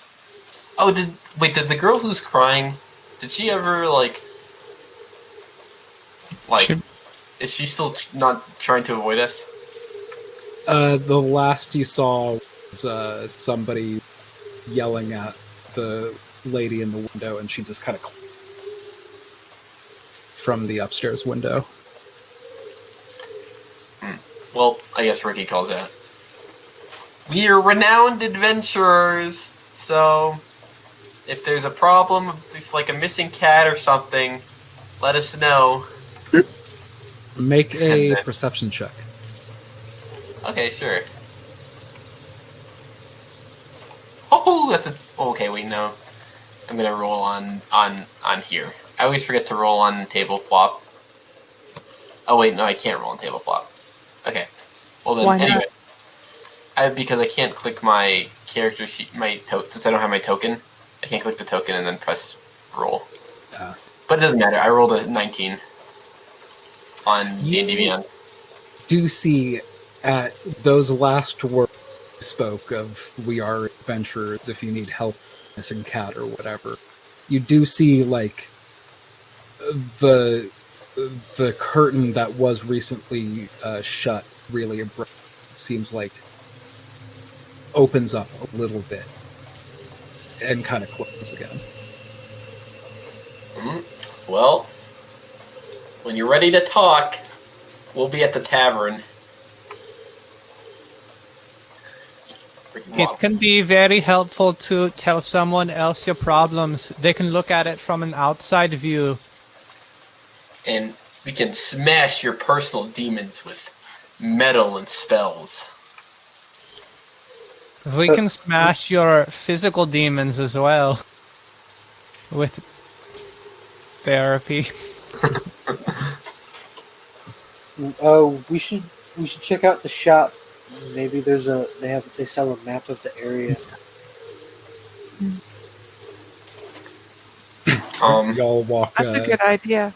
2 doors down into the shop. There's a sign on the door that says Bildrath's Mercantile. And the sparse light from this building spills out beyond drawn heavy curtain. The sign over the door, creaking on its hinges, reads Bildrath Mercantile. You walk in, and a little bell over the door rings, and see an elderly gentleman looks up to you. It's like, I don't know if I can get you. Well, what do you have? Well, you can look around. I guess we look around. Yeah, what's this dude got? Does he have a map? Do you have a map? What do I look like? A fucking cartographer? Oh, okay, you could have been a little more Well, polite. actually, one of my best friends in Escaven looks quite a bit like you, and they have a very renowned map collection. Do you know them? Their name is Swisscar. Can't say I do. Let me know if you need any act.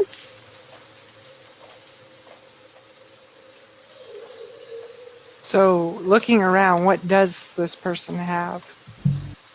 I dropped a list into the out of box in-game handouts, but it's basically stuff in the player's handbook that's less than 25 gold pieces, but it's sold for 10 times the price that you're used to paying. Yeah.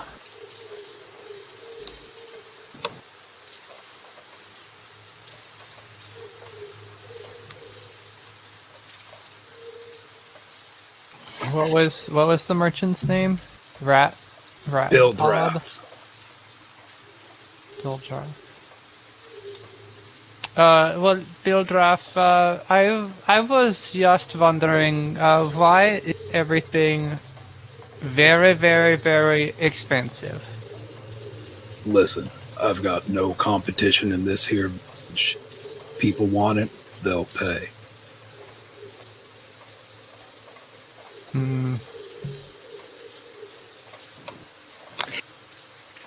I can't say I support your extreme capitalist values, but I see your point. Never heard of it, but okay. Well, he sells some things that we could probably use. Maybe some signal whistles. Did we already do that? Did I buy signal whistles already? I don't think so, but then again, I forgot to hit record at the beginning of this game, so the shopping scene got I don't remember that happening. Okay. It might have been a different campaign, but an idea I had was if we were far away and we needed to get someone's attention, that we would have signal whistles and we would just blow into those. That was this campaign. I just don't know if we actually did it. Yeah, me neither.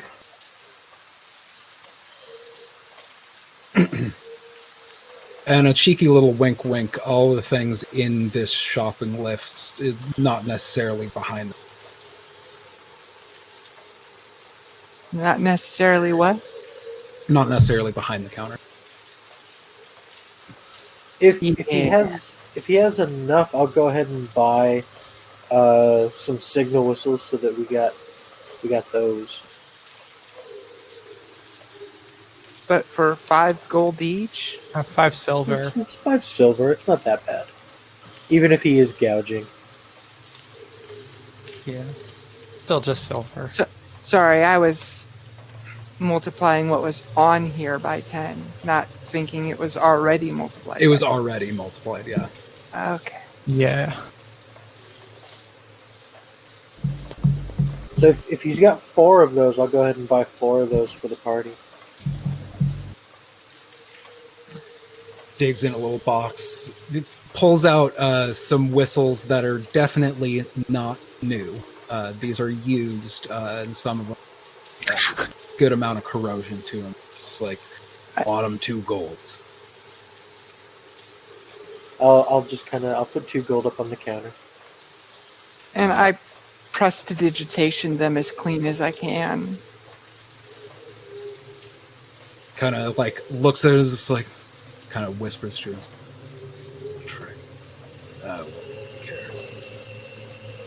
I couldn't make that out. He was whispering to himself. Can you whisper a bit louder? Okay. Should I roll a perception check to see if I actually heard him in character? Because I sure didn't out of character. I mean, sure, if you think Tegan really needed to know. I rolled a total of 11. Oh, you heard him say he's got a and then he said, what do I care? They're going to buy it anyways. I missed the first half again. At first, he sees you doing that. And I got to learn the trick. And then he thinks for a second, and he's just like, fuck it. They're going to buy shit anyways. Okay, because the very, very first time, the only word I made out was trick. Yeah. Okay. I think I'm good.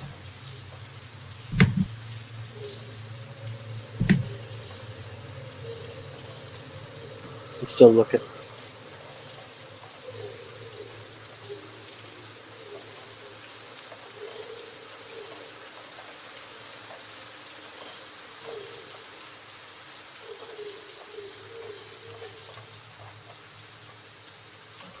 Let's see. I'll buy a. Oh, wait, how much is that? Yeah, I'll buy a flask off of him. And I'll give him 2 silver for that. Pulls out again. It's still, pretty obviously not new. It might have been dug out of the mud somewhere.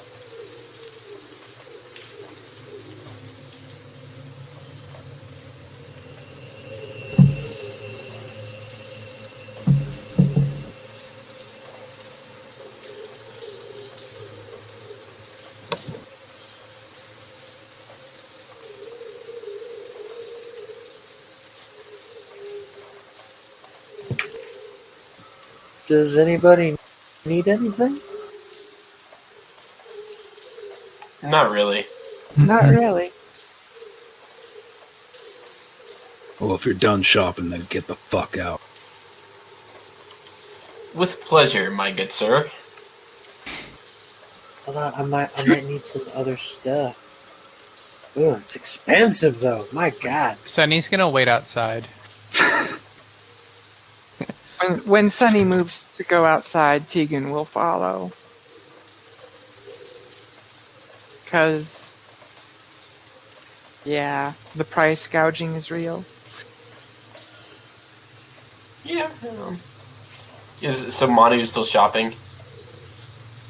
Yeah, I'm debating whether to buy some safety measures.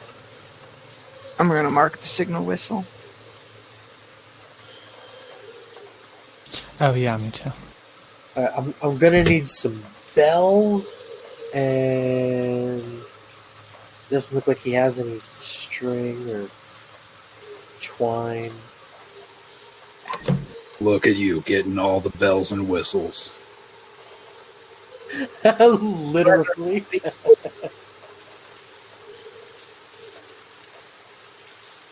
He hears you say string, and he starts to pull a literal shoestring out of his boot. It's like 1 gold piece. Oh no, no, that's fine. I got string. So I'll buy. Jeez, how many? I'll buy. Jeez, that's steep, but I'll buy 10 bells.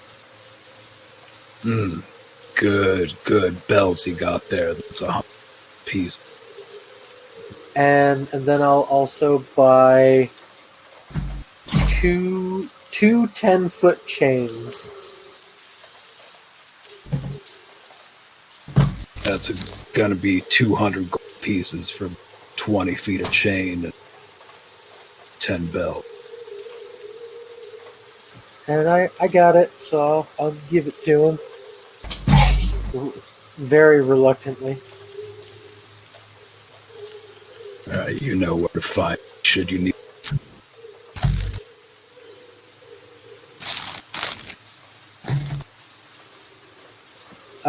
And that'll be it for me.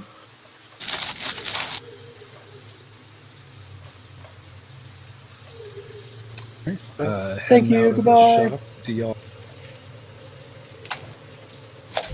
He doesn't even acknowledge you in the shop, but do y'all head? Was pointed out. Yes. Yeah. Let's go to the tavern. Let's find out what the hell's going on.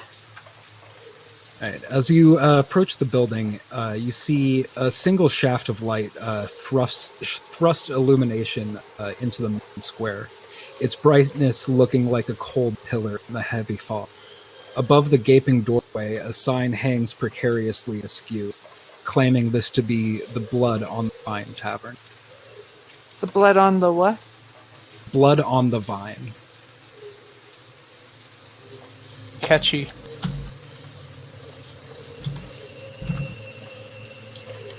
Well, Ricky swaggers on in there. I'm just gonna trust everyone to just kind of do whatever. I'm gonna sit at a table and start working on the bells and chains. Just kind of combining them with line for my fishing tackle. The tavern building is about 60 through There's just a few people huddled within. There's a bartender that just 100-yard stare, looking out. It's just wiping glass clean, putting it down. That's what. It is not the liveliest of atmospheres. Well, that seems to be the theme of the town. Yeah.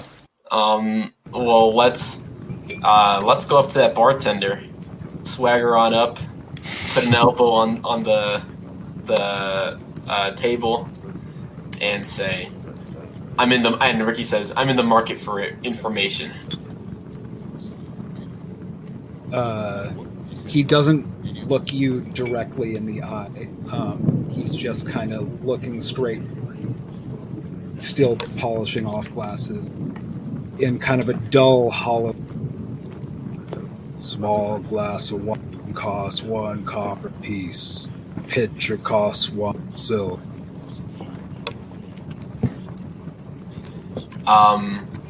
No, I don't need a drink right now. What I need is some information. Do you know of a Kolyan Indirovich, a burgomaster? He continues scrubbing the glass, and he clears his throat, and he says, a small glass of wine costs 1 copper piece. A pitcher of wine costs 1 silver.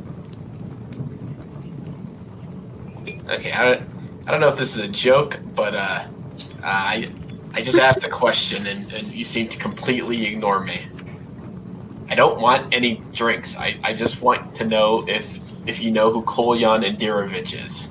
That's all right. Ask him again, Ricky. He continues to scrub the glass, and he starts to say, a small glass of wine costs 1. And so coming up behind you, man dressed in fairly nice clothes with kind of a longer sword at his hip, comes up to you and says, hello, my friend. You ask about Kolyan Indirovich. Do you know him? We got a letter we think might be from him. We're not entirely sure. Inviting us to this region. A letter, you'd say. Perhaps may I see it? Sure. And he gives the letter. We also have a second letter, actually. Yeah, I was going to ask, which one do you hand? Okay. Yeah, let's give them both, because we're not really sure what to make of this. This letter about a beloved is the one we got. He looks over that and kind of frowns and is like, no, this does not sound. No. He looks at the other one. It's like, yes, this is Burgomaster's handwriting. Yes, this is not. Talking about the first letter. Where did you say you got this letter? Well, the second letter was in the hands of some dead guy. The first letter we got hand delivered to us back in our by a man who looked like this, and then I make a minor allusion that shows what the guy looked like. The man that delivered the letter. Yeah. He's like, oh, I do not. That it looks like a Wistani, but not one I am familiar.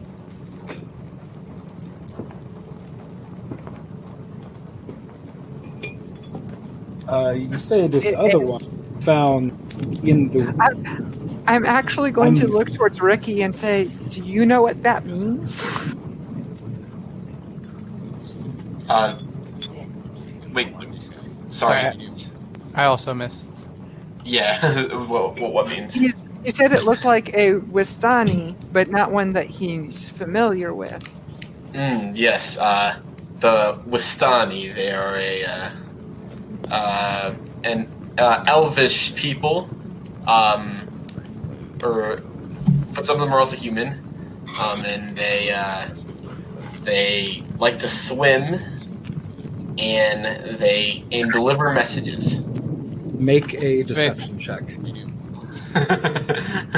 All right. Okay. Yeah, I'll just roll in chat.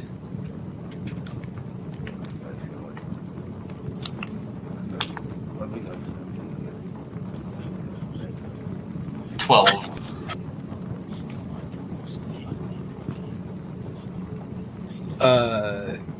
Yeah, if anybody wants to contest that 12 with an instant. I'm also wondering, since I asked this right in front of the other guy who said that, should Ismark is kind of looking at Ricky going, where? I'm sorry. I got a total of a what? I got a total of a dirty 20, so... Yeah, you can tell that Ricky this whole time has just been making shit up and hoping you don't.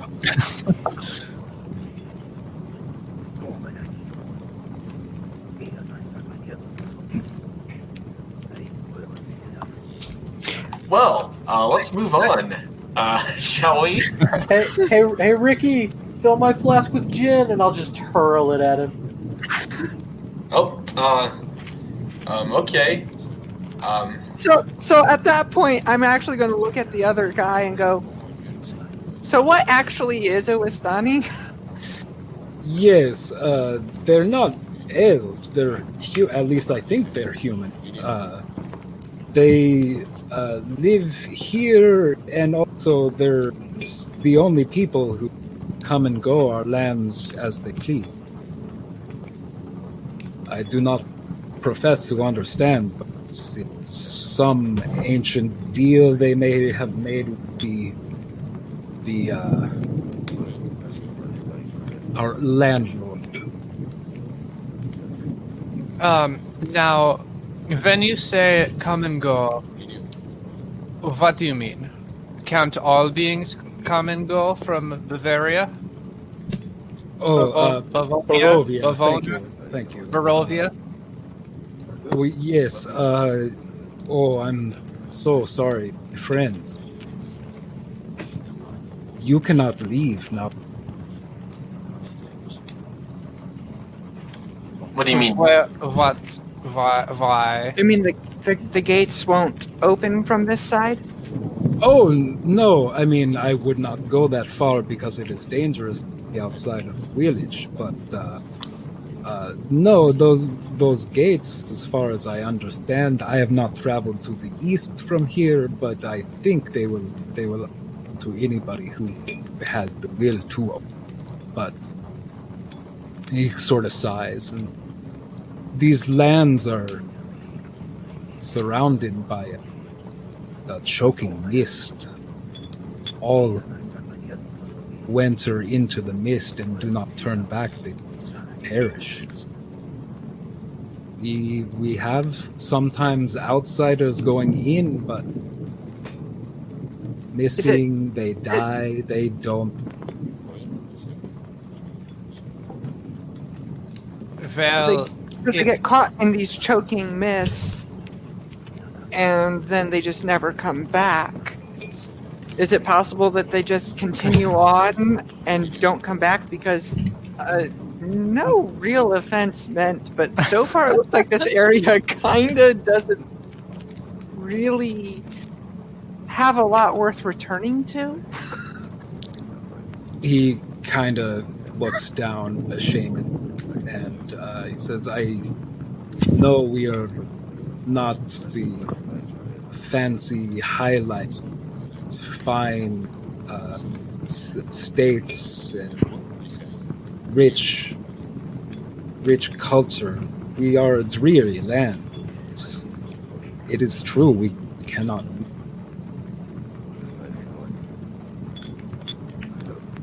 Well, that sucks. Yeah, that's an understatement.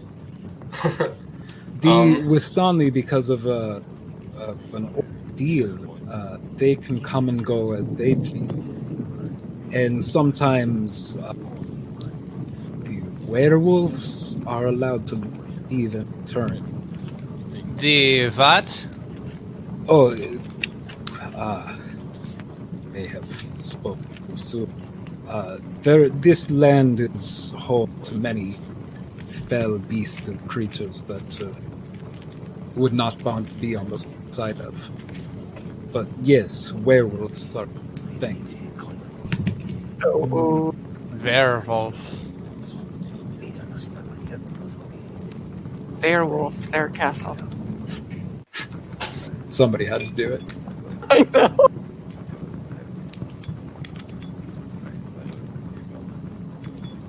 Well, that is all horrifying news. But tell me, I don't even know who you are. You seem much more lively than this bartender I was trying to talk to. Oh yes, well, cannot hold. But yes, I am Ismark. Ismark Kolyan. It is a pleasure to meet you all. And somebody in a near table kind of scoffs and says, Ismark the Lesser. Rude. Ooh. Well, yeah, but I'm noticing the last name. Hey, Ismark, you gonna take that from that guy? Well, sticks and stones win. It's dreary enough. We don't need to fight people. Sticks and Indeed. stones break my bones, and that's why you should say that shit.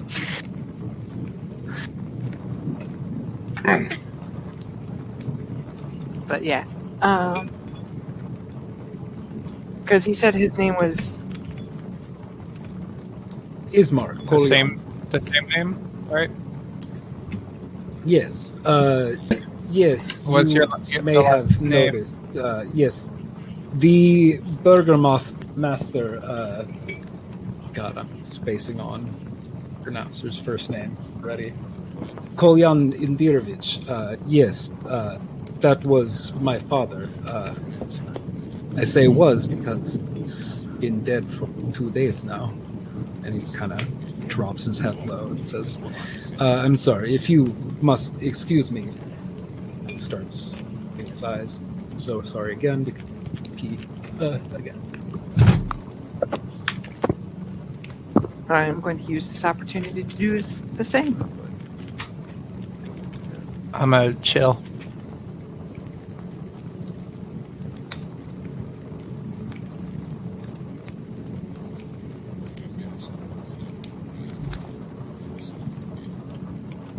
So you guys gonna watch the Super Bowl tomorrow? Most likely. Probably not. Watch it for the commercials. Because I don't like football. Yeah, I don't really watch too much football either, but I'll watch the Super Bowl just because Yeah, I mean, it is actually good football. It's the Super Bowl. I don't know. Last year the Super Bowl was so fucking boring. So sorry. And so Ismark kind of walks back in outside. He had dabbed some tears off of his eyes.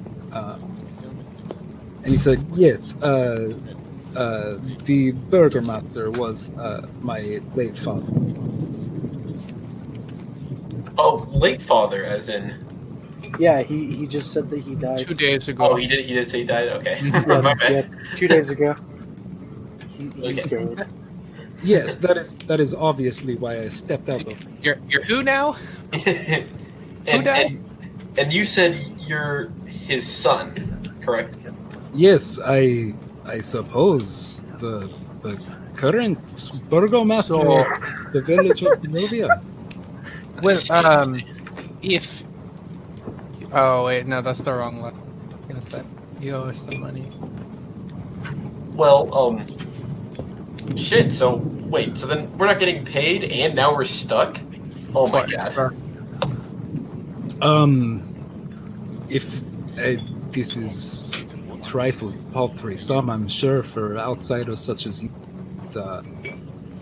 If I may be so bold, I do perhaps have a job for you. Yes, Does- I live does- for jobs. Yeah, let's do it. My sister, she mentioned in these letters It is not safe for her here any longer.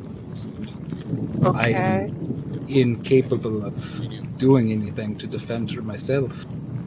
And now with her father gone, responsibility falls to me, and I simply couldn't do one to begin with. I especially cannot do.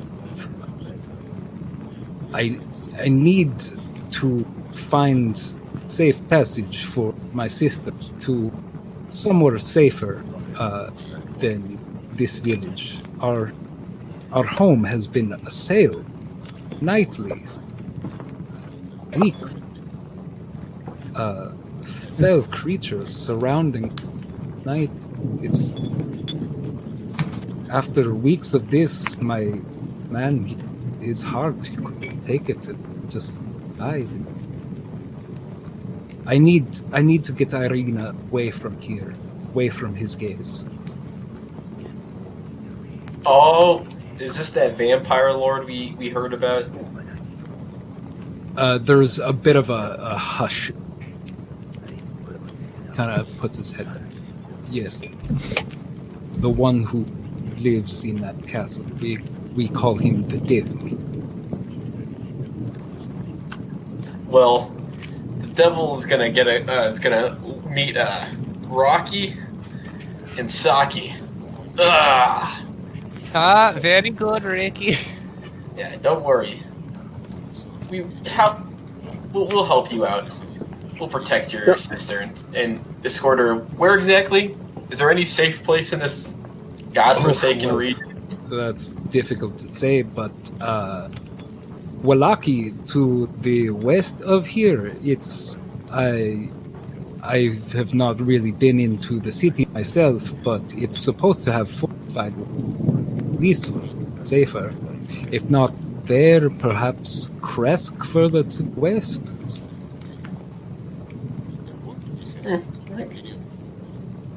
Yeah, we should be able to take care of that. Just kind of escort him. Yes, We're a lot more professional than he makes us look. Well, I'm pleased to hear. Please, come with me to my home. We can discuss the particulars, and I'm sure you are hungry, perhaps thirsty, and perhaps needing of a place to sleep the night. Oh, that sound Yes. Although all right. some of us aren't too hungry since we did have some dream pastries earlier. Yum.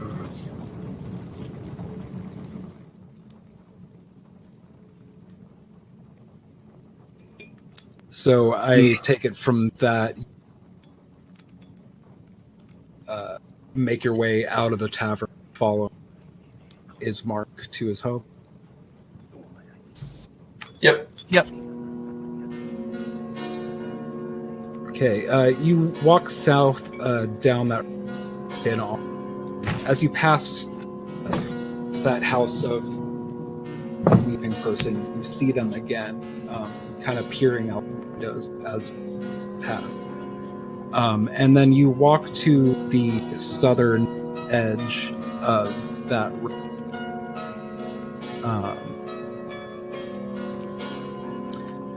And you see a weary-looking mansion squats behind a rusting iron fence. The iron gates are twisted and torn. The right gate lies cast aside, left swings lazily. The stuttering squeal and clang of the gate repeats with mindless precision. Weed chokes the grounds and press with menace up against the house itself. Yet, against the walls, the has been tramped down to create a path all about the domain. Heavy claw markings have stripped once beautiful finish of the walls. Great black marks tell of fires that have assailed the mansion. Not a pane or shard of stands in the window. All the windows are each one stained. You're cutting out.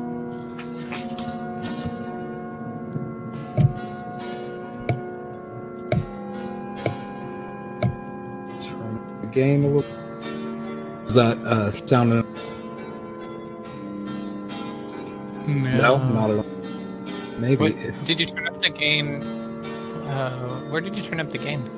on the mic itself. Huh. Okay.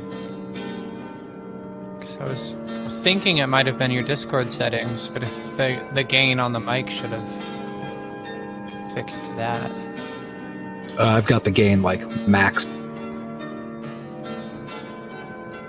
I could try disconnecting, but is it a volume issue? No, you sound fine. No. Issue. It's not a volume issue, but like when you said the word reconnecting, it didn't actually come through. It could also be a bandwidth RAM issue. Like the computer that's doing the Discord chat is literally nothing else. But Yeah, you're cutting out a lot all of a sudden. maybe I just disconnect and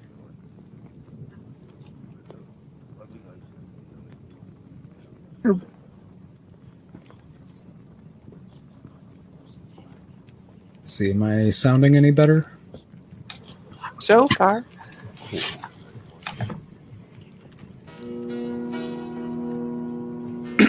Okay, so y'all make your way to this mansion that I just described, and Ismark opens the door and kind of hesitates on the threshold and says, he kind of thinks about what to say for a second. And then he just doesn't say anything and continues to walk in and leaves the door open behind him.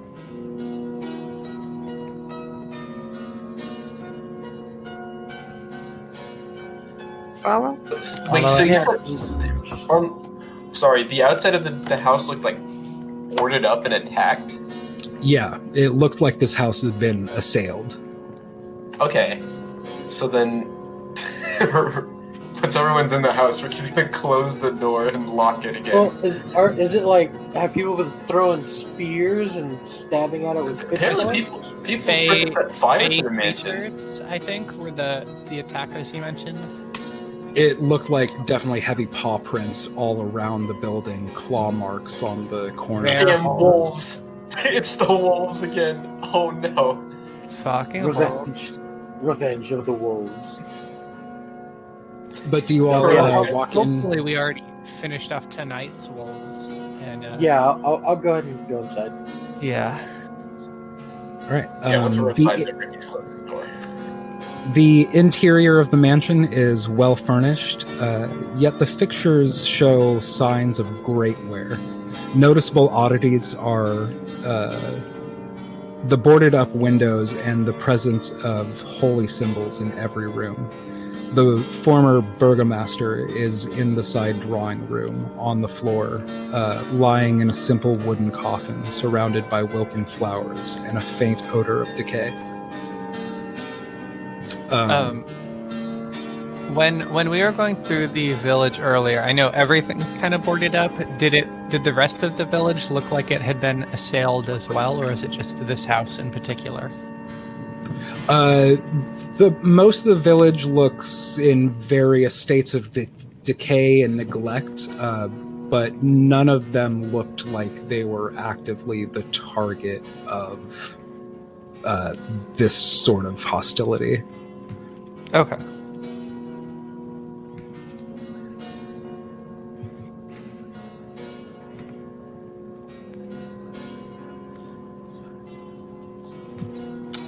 And I think as y'all all walk in behind Ismark, you hear kind of a rushing of steps coming from down the stairs. And it's like, Ismark, is that you? Yes, Irina, I am here. We have company. Hello. I'm Sunny. Very kinda famous street magician from Iskhaven. Looks down from the banister as she was rushing and then kind of slowly walking down the stairs, a little bit suspicious of what's going on. It's like, Russian? I thought she was Arabian. What seems to be the happenstance? Well, we're your new bodyguards. She Practically at the very throws Ismark a really fierce look. It's like, I said I'm fine. I do not need. And Ismark kind of cuts her off and says, Irina, it is not safe for you here. We need to find you shelter that can keep you safe from his gaze. And she says, I do not think there is place in this whole cursed valley that could get me beyond the gaze of that thing. What thing are you talking about? And she looks at you and she says, what do you know of the devil's Strahd? Oh, well, we know Only that he is a devil. Yeah, know- and apparently a that's it. vampire. And a vampire. She kind of eyes the sword on your hip, Sonny, and says, well, yeah, and what can you do with that thing against the vampire? I can poke it. I can poke it. Yes, but these vampire and the vampire spawns, they poke back. Well, I poke better. She kind of exposes part of her neck, and you see a few fang marks, and she kind of quickly pulls her collar up. Wait, does this mean you're a vampire as well? No, stupid. That's not exactly how this works. No. Oh, Wow, I'm so glad we're saving her. She seems so nice. Yes, maybe I'm not nice, but I refuse to be a victim. Well, don't worry, Miss, Irina, was it? Irina, Koliana. Well, Miss Koliana, you don't have to worry anymore about no mean old vampire man, because you got some big, strong protectors. We're gonna take you. Well, hold on, Ricky. Sonny turns to Ismark. Ismark, whether the letter was real or not, we came here with some expectation of payment. Now, I see you live in a fine home with a fine sister and a once fine father, and I would expect that for hold on, I will think for a moment while our party member returns. I will, no pun intended, I will vamp. No, but...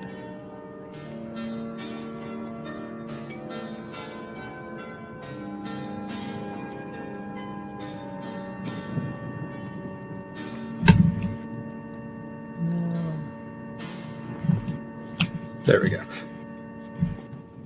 Oh, whoopsie. What was I saying?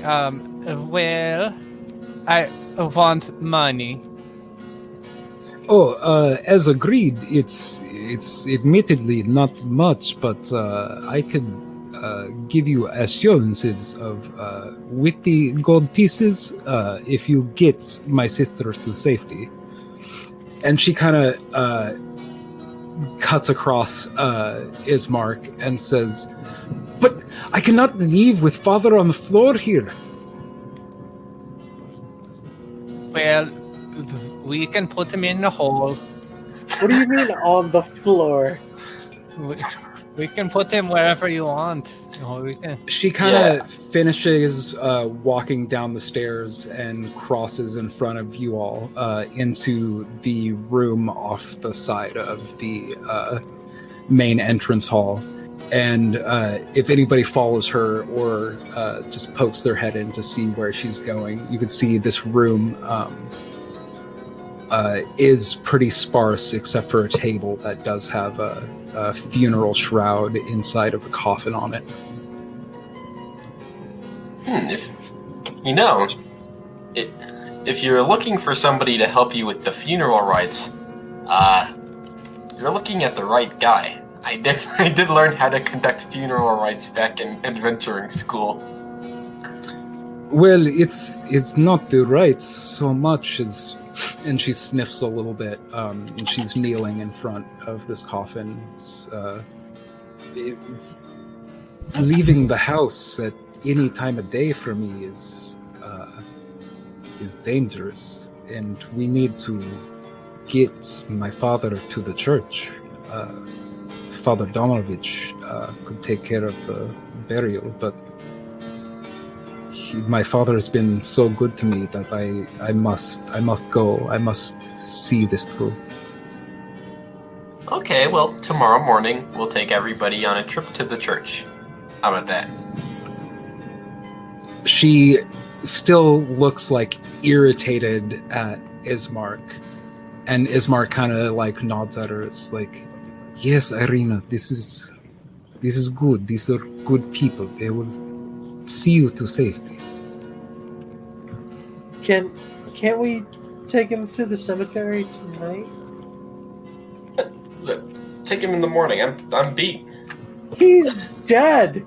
Okay, he's gonna be dead tomorrow morning too. He's not going to get deader. But he's still here. All I'm saying is, I'm not. Are you gonna walk in a cemetery at nighttime with a vampire lord around? Because I'm not. Especially after we've Irina already... chuckles a little bit and says, there is some spooky things that happen at the cemetery around midnight. Death is nothing to be afraid of if our life is well lived. I mean, That's we handled the wolves. poetic. We handled the wolves. We can handle like a vampire. I also have a question for you, Miss. Your brother did not recognize this person, and once again, I will minor illusion the guy that gave us the letter. I was wondering, do you recognize this person? Oh, other than looks like a Withoni, I cannot say. Other than the fact that Vistani are human, what differentiates them? How can you tell that this person is one of the people that supposedly are one of the only ones that can come and go? Well, for one, they're not as perpetually soulless as most of our inhabitants. For two, they don't live in the cities. They dress entirely differently. They speak with a different accent. Some people say they smell bad, but I say that's racist. So from the image, at the very least, it's mostly the manner of attire that you're going off of? Yes, very scarves and flowing, brightly colored clothes. Lots of think tunics. Think Steven Tyler on a bad day.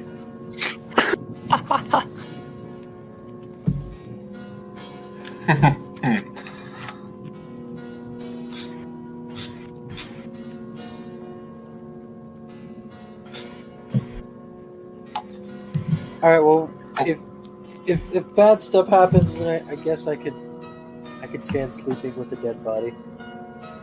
Yes, relax. It's just a dead body in a coffin.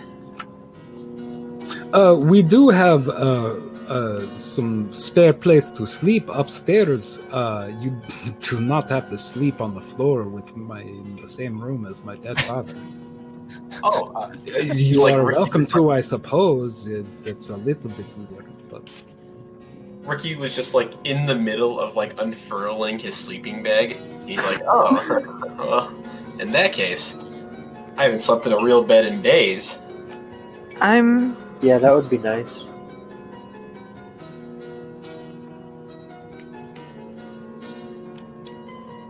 Well, I'm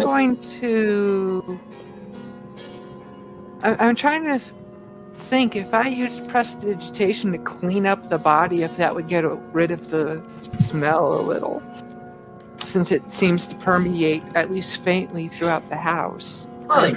Prestidigitation can make brief odors, so I could perfume the area, albeit in little It bits. wouldn't hurt to try. But yeah, We're adventurers. We smell death like all the time. I'm not. Honestly, the whole Yes, place but I kind of would smells not like that complain. anyway. I would not complain if you It fragranced up literally my costs living me space. nothing but time. It's a cantrip. Oh yes. But maybe that shop owner had some perfume. Yeah, just I'm sure. dump it. I'm sure he had a bottle of perfume for 200 gold or something like that. I think And exactly maybe that. choke on it. Is it? That's ridiculous. Maybe even 250. I was mostly being facetious, but yeah.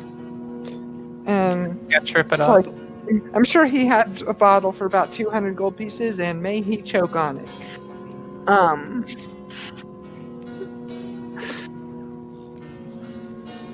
So, What smell do you use? I would probably go with something like frankincense or lavender. This is not as long as it's not patchouli. Did you know it's not not called frankincense? It's actually called frankincense's monster.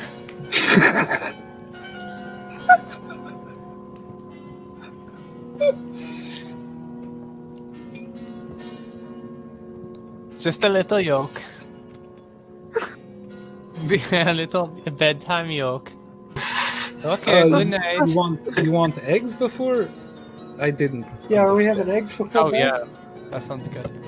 Oh yes. I'm don't mean to brag, but I'm no slouch at cooking. You want bedtime eggs? Is that a thing? Where you're from? Yes, could you make do you know how to make dream eggs? I do not know what that is. Never mind.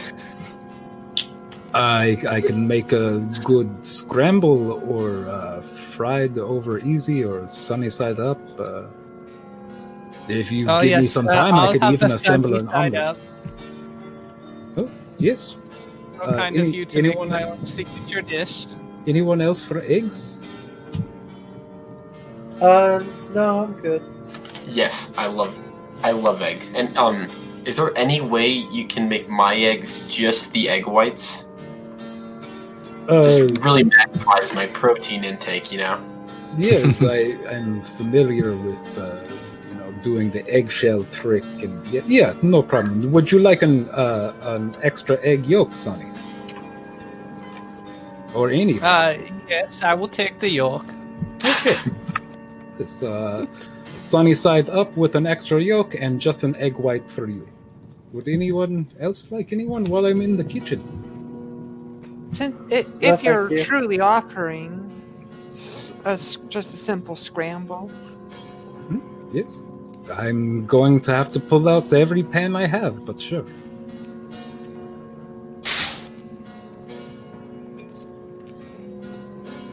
And he begins to walk off. And anything for you, green one?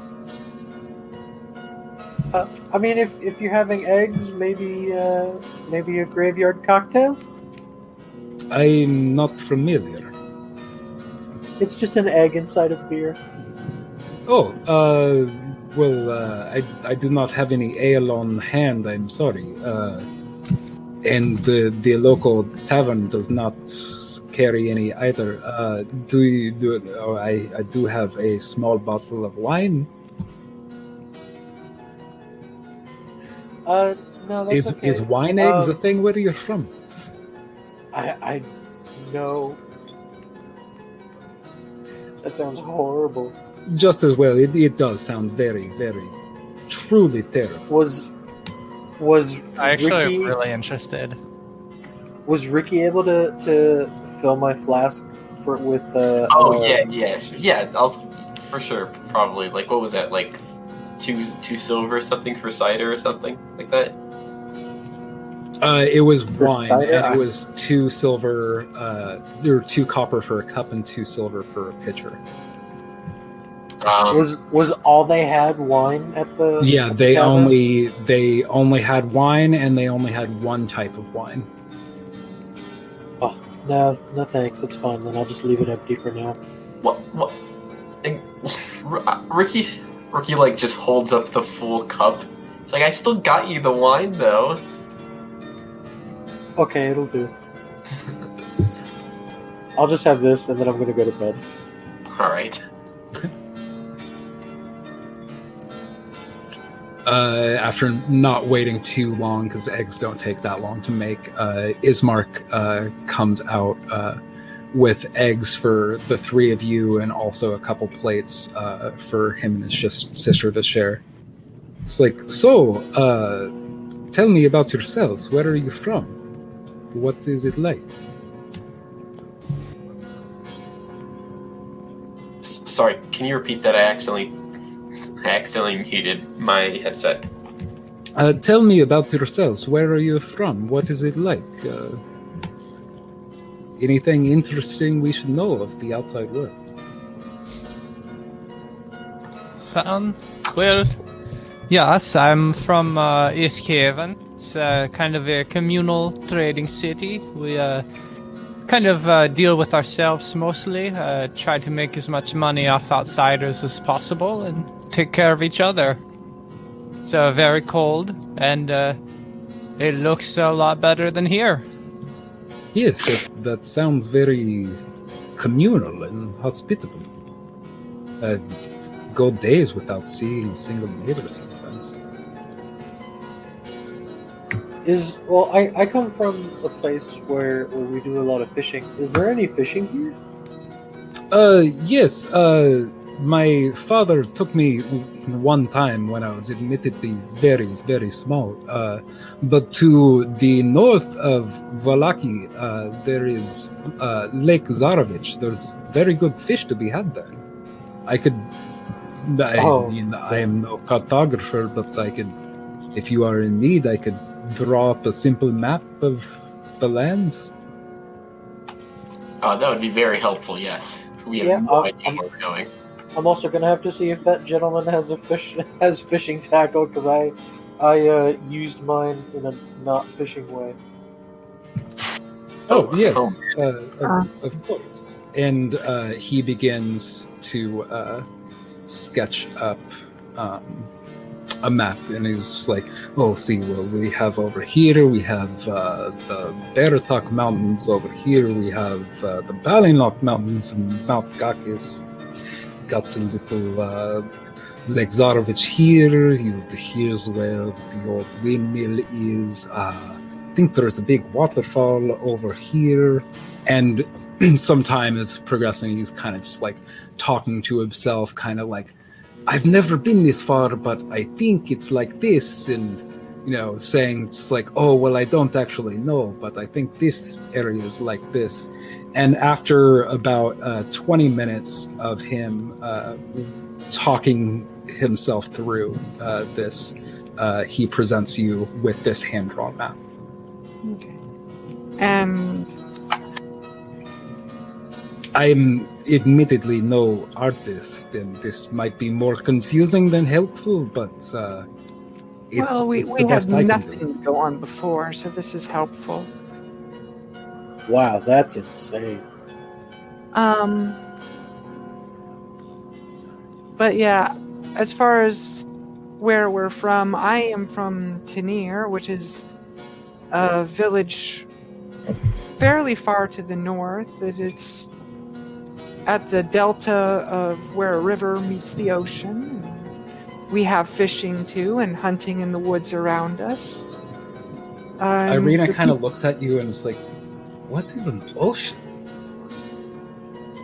Take a lake and make it much, much, much, much, much bigger. Like, you're talking weeks upon weeks to sail And you'd still find nothing but more water. Her eyes kind of get like big for a second, but then it's almost like she doesn't even have like a real frame of reference to even understand that. That sounds, well, grand, to be honest. There's a little lot scary. of. It can be. The waves are bigger on an ocean than they are in a lake. And then you have whales and sharks. Yeah, it can be somewhat dangerous if you don't know what you're doing. I suppose I better take your word for it. These whales and sharks are. Is that anything like a sea lion? Well, no, but Wait. a shark is like imagine a fish about 4 or 5 times your size, and their mouth is just lined with rows upon rows of teeth, and that's one of the types of shark. That sounds Not good. terrible. Yes. And then whales are, well, some of them eat sharks. I guess there's always a bigger fish. There is always a bigger fish. And then there are squids that eat whales, so there are always a bigger fish. This all sounds like some cosmic horror that is beyond my frame of understanding, but I'm interested in the story nonetheless. Yeah, Hey, we don't sail that far out. We just fish and hunt in the woods. Hey, on the map, there's a place called Ravenloft that's closer than Velaki, and there's the Sare Pool and the Sare Fall. I don't know what those are, but those sound like places. Ravenloft is not the place where you want to go. That is the castle where the vampire lives. We are trying to stay as far away from that as possible. Their pool and their falls is part of the lake. There is a waterfall. There is a group of Wistani who are encamped by the pool. I hear they have an elder there that is very proficient in divination. How do you mean? Well, I don't know how I mean. I just hear what I hear from passers through. The Wistani people, I hear, are many of them are in tune with the divining arts. They can they tell fortunes and futures and know secret hidden things. One such individual lives in this encampment by Zerpool. So basically, there's a decently powerful divination wizard there. That's neat and good to know. We should get our fortunes read. Yeah, I mean, I don't know about the wizard, but yes, she is supposed to be, from what I have heard, at least supposed to, as they say, know all.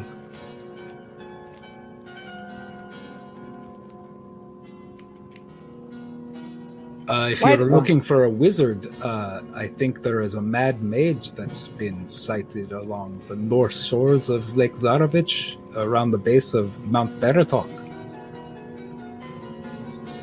This wizard of wines. Oh, Ismark chimes in.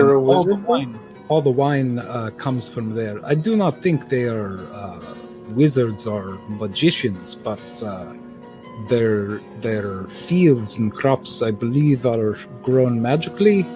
Anyways, they are historically the family that provides this valley with all the wine. So bards and druids, then. And the old mill is on here. It's got a little propeller thing. So if we have to on the way, we could probably stop there. And it says, be careful crossing the mountains, but the lady said she was from there, and the mill is on the other side of the mountains. So Maybe she knows a secret way. yeah. Well, I know if you're looking to take the shortcut that passes by Zerpool, it's a shortcut as the crow flies, but you are going to have quite a climb if you want to take that quote-unquote shorter route. You could take the mountain road, which will take you longer, but you will not have to physically climb sheer faces of cliff to get there. We ran into a elderly lady with a cart, who says she was from the old mill. Oh, So- you must be speaking of, we call her Granny. Yes, she, I believe, lives with her sisters, in a windmill east from here, near Volaki, I believe. I have not been that way myself, but this She is what I doesn't- hear. She doesn't have a name, just Granny. I believe her name is, what was it? Morgantha? She does not like to go by this name. She I'll call it Chicken likes Bones. to think of herself as everyone's grandmother.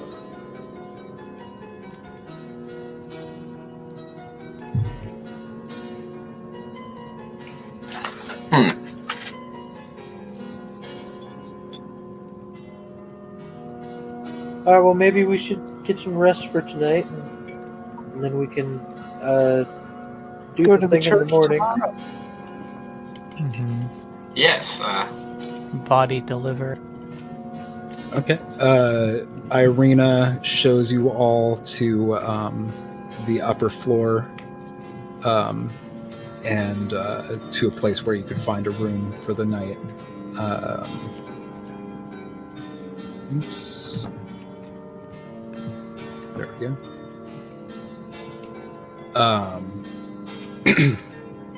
Who all ate some or all of a dream pastry tonight? I did. I haven't eaten mine yet. I was holding on to it. So it seems like just Manu maybe shoved his face with a whole one, and everybody else was kind of saving theirs for later. I didn't even get any. I have Three left, more. 2 left, because you bought 4, ate 1, and right? No, Put one I on the bought porch. one, and then I bought 4 more, Oh, you're right. so I got 3.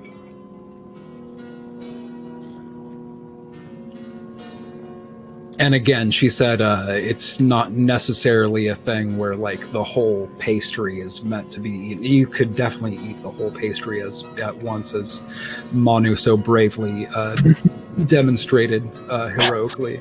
But you can eat just like 1/5 of a pie and have it be effective.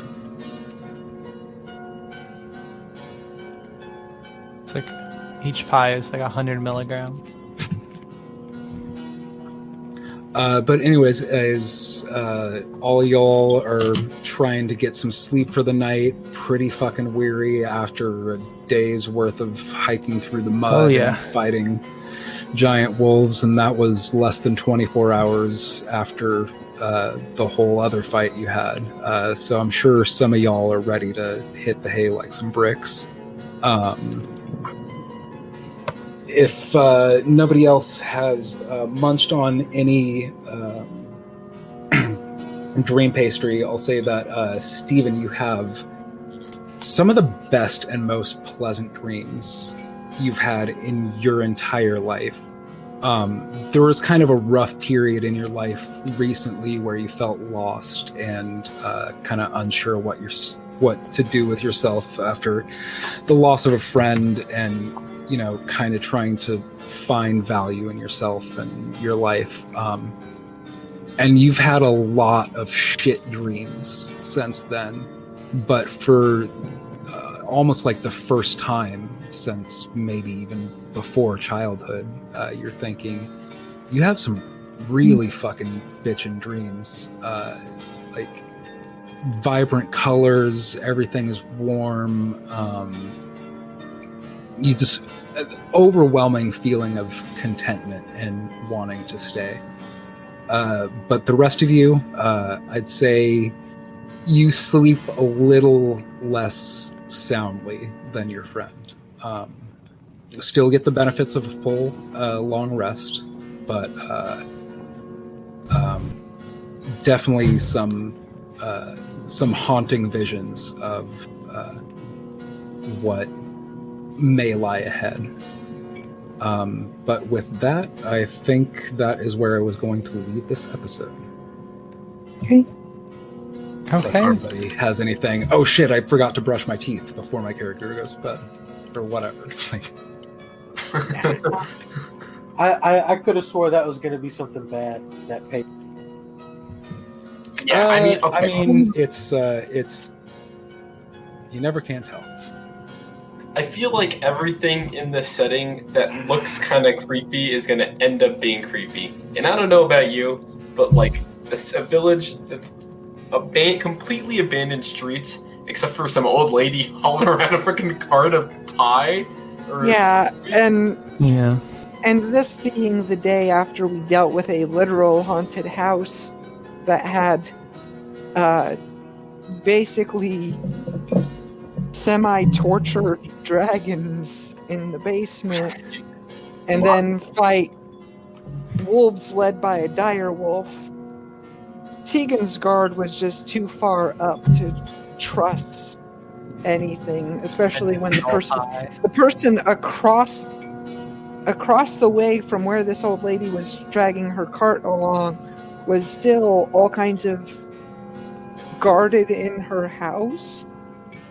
Yeah, there was just like, there's a reason Tegan was just silent. I'm not saying I don't trust this person, but I don't know one way or the other. I bet she's a vampire. I could make a meta guess, but I trust the tamale lady. I mean, how could we not whether trust a tamale lady? in real life or in game, I simply must trust her. I mean,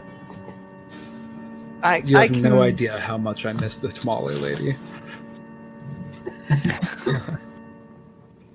And I just like a meta guess of a granny that lives with her sisters off in the mills. But in character, Tegan's guard is just generally up. Yeah, she seems like a really sweet, wholesome, like the literally first friendly face you saw since you got here.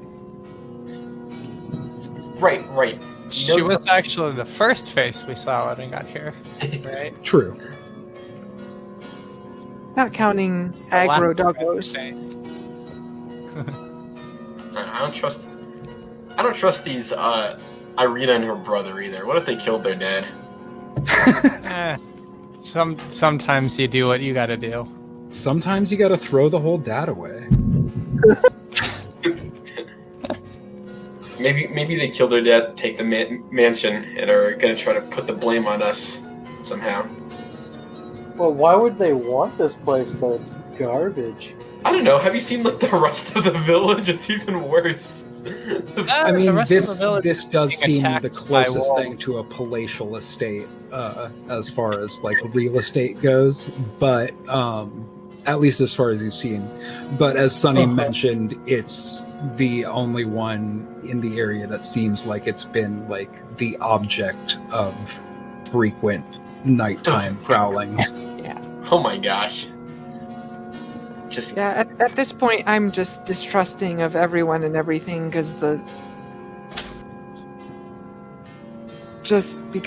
combination of everything that's happened so far in the last 48 hours is, hey, can you clear out my house?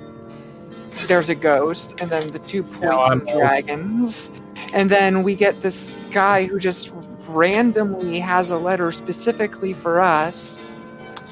But And then we find a dead guy with the same letter, but different. Same letter, but different. So it's like this entire area and everyone in it is sus as It's fuck. pretty sus. Very true.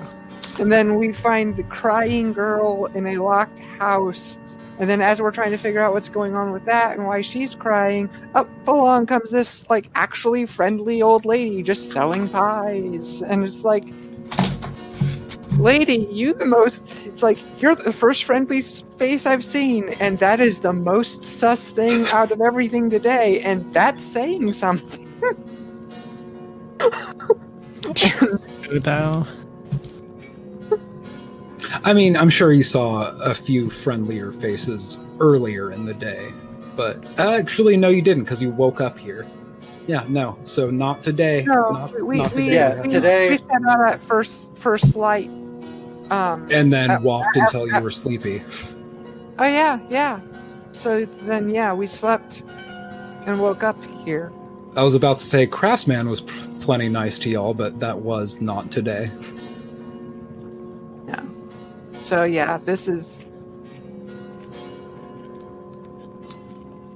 So then, actually, I misspoke earlier because we had a day of travel between the ghost house and the wolves nipping at us. So that was 2 days apart. Still, So the last 72 basically- hours. That's still like 2 days of bad luck. Mm-hmm. Yeah, that's. Couldn't possibly get worse, right? Could be worse. Could be raining. It's worse. Right. Sorry, So- I couldn't let the session end with only one Mel Brooks reference.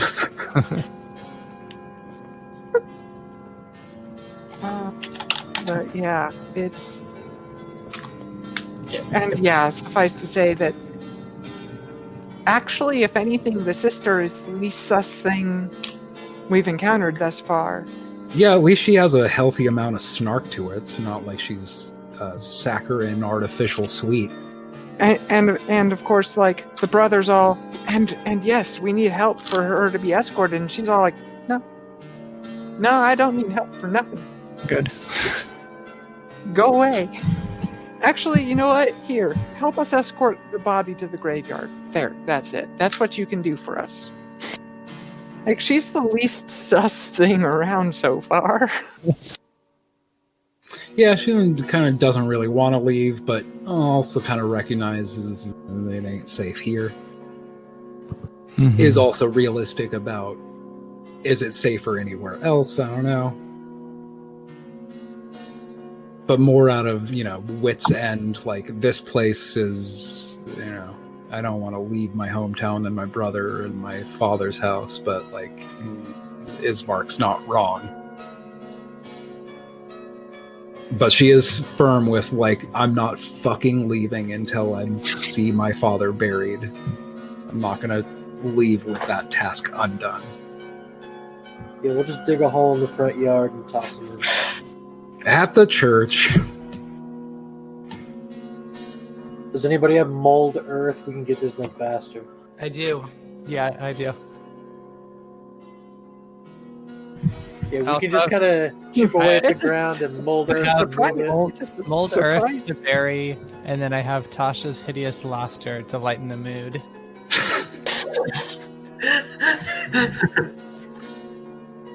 I'm sorry for your loss. Somebody's a really bad stand-up comedian, but they have Tasha's hideous laughter. Or mass suggestion. Everybody should killing laugh.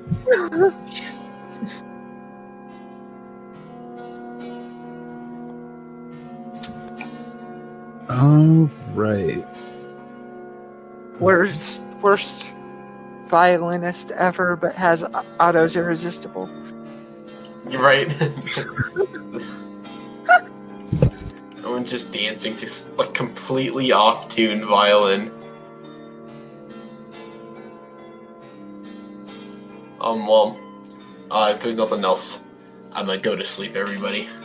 Yeah. Yep, we're Alrighty. wrapped. Nobody's forced to stay here. It's been a long couple of weeks, so I wasn't necessarily trying to get up right away. But yeah, nobody's. You can go. All right. The game's over for the night. Next one in 3 weeks, I think. On Oh, my birthday. okay. Oh, is it your birthday in the next game? Well, happy 27. birthday. Wait, my birthday's February 24th. That's crazy. Ooh. It's like you But live yeah. within a few miles of each other. Your birthday is within a few days. Are you like same person, just like refracted a little bit? That's an interesting theory. It's a nothing theory, but sure. Thanks for the confidence there. Yeah. The fractal omniverse. I think we're I'll Chris and I are rewatching The Magicians, and we just got to the part with the mirror universe where that one character was like fractured into a bunch of different horrific monsters. I don't know if I just talked for 30 seconds about something that's over all your head, but The Magicians is a pretty good and gay show. I watched I'm the aware of the show. I seen haven't. first one, the first season, maybe. Yeah, I've seen the first 2 seasons, but it's been a while, so I got to rewatch it.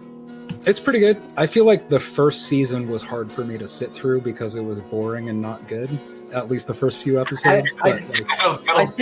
I think the big bad boss fight was kind of disappointing. Depending on which one you mean, but I thought The one that they were definitely think- warning people of the whole show, like, this dude is so bad, you got to stay away from him, and then he just gets murked. Yeah, by I mean spoilers, but I think the show definitely got better as the seasons rolled along, and it's wholesome and queer and magic and all good stuff. That sounds like the same thing that I keep having the trouble with trying to get into Steven Universe is getting through the first season. Well, the thing is, like, that is I like Adventure Time, and that's a kid's show.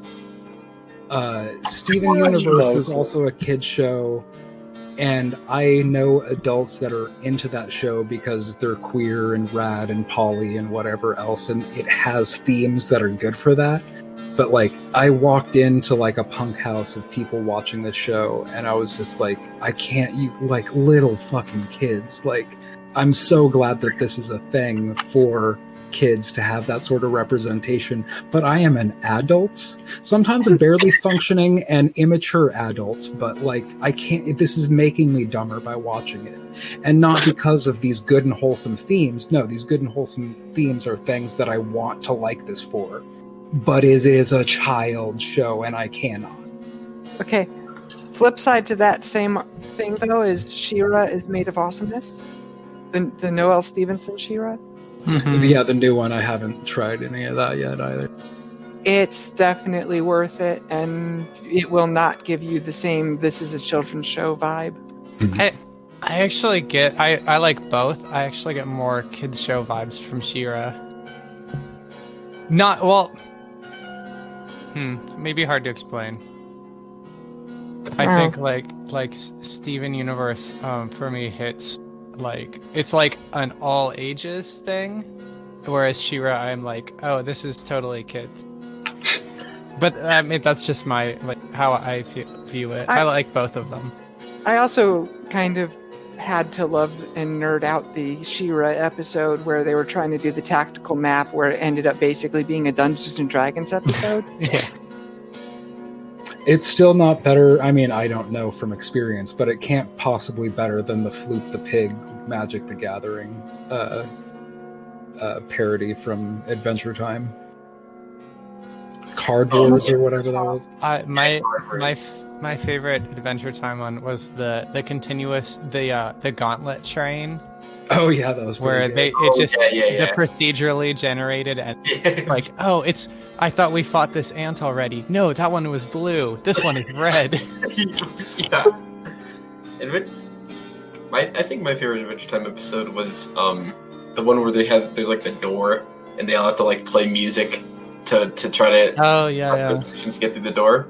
Because I remember one that's like when they first talked about Marceline and like Princess Bubblegum, and two, I remember I watched that show as like a little kid, and I wasn't like super little, I was like 11 or something, Mm-hmm. and then I was like, that's why it was like when Marceline was doing her like solo, I was like, I am in love with Marceline, so that's when I realized I was in love with a 2D drawing. And Rebecca Sugar got the producers to make queer romance in the Damn show. it. Yeah. Yep. It's I also read that part of the reason, like, the writers kind of wanted to make it more obvious, but part of the reason they didn't is because the show is just very, like, producers said the show is very popular in countries that aren't very accepting. Oh. Yeah. So then they reason they waited to like the last episode was because they didn't want it, like, basically the producers didn't want to lose money, which kind of sucks. But yes, I was very happy when they made that official. Alright, I'm gonna head off. Yeah, me too. Good night. See y'all in a few Fun weeks. game, and y'all.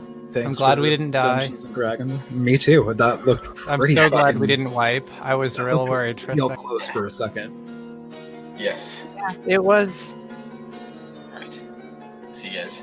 Alright, see y'all. Bye. Bye. Good night. And then there was two. And then there was none. Yabba-dabba-dum. See you next time.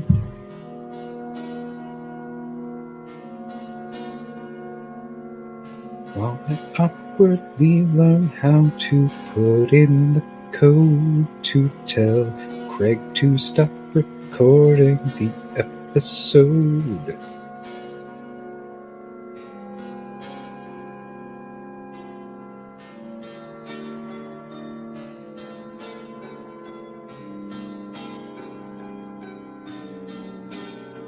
Goodbye.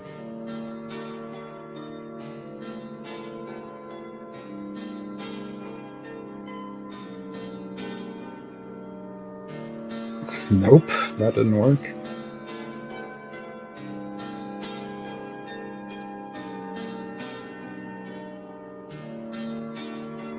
Alright, goodbye.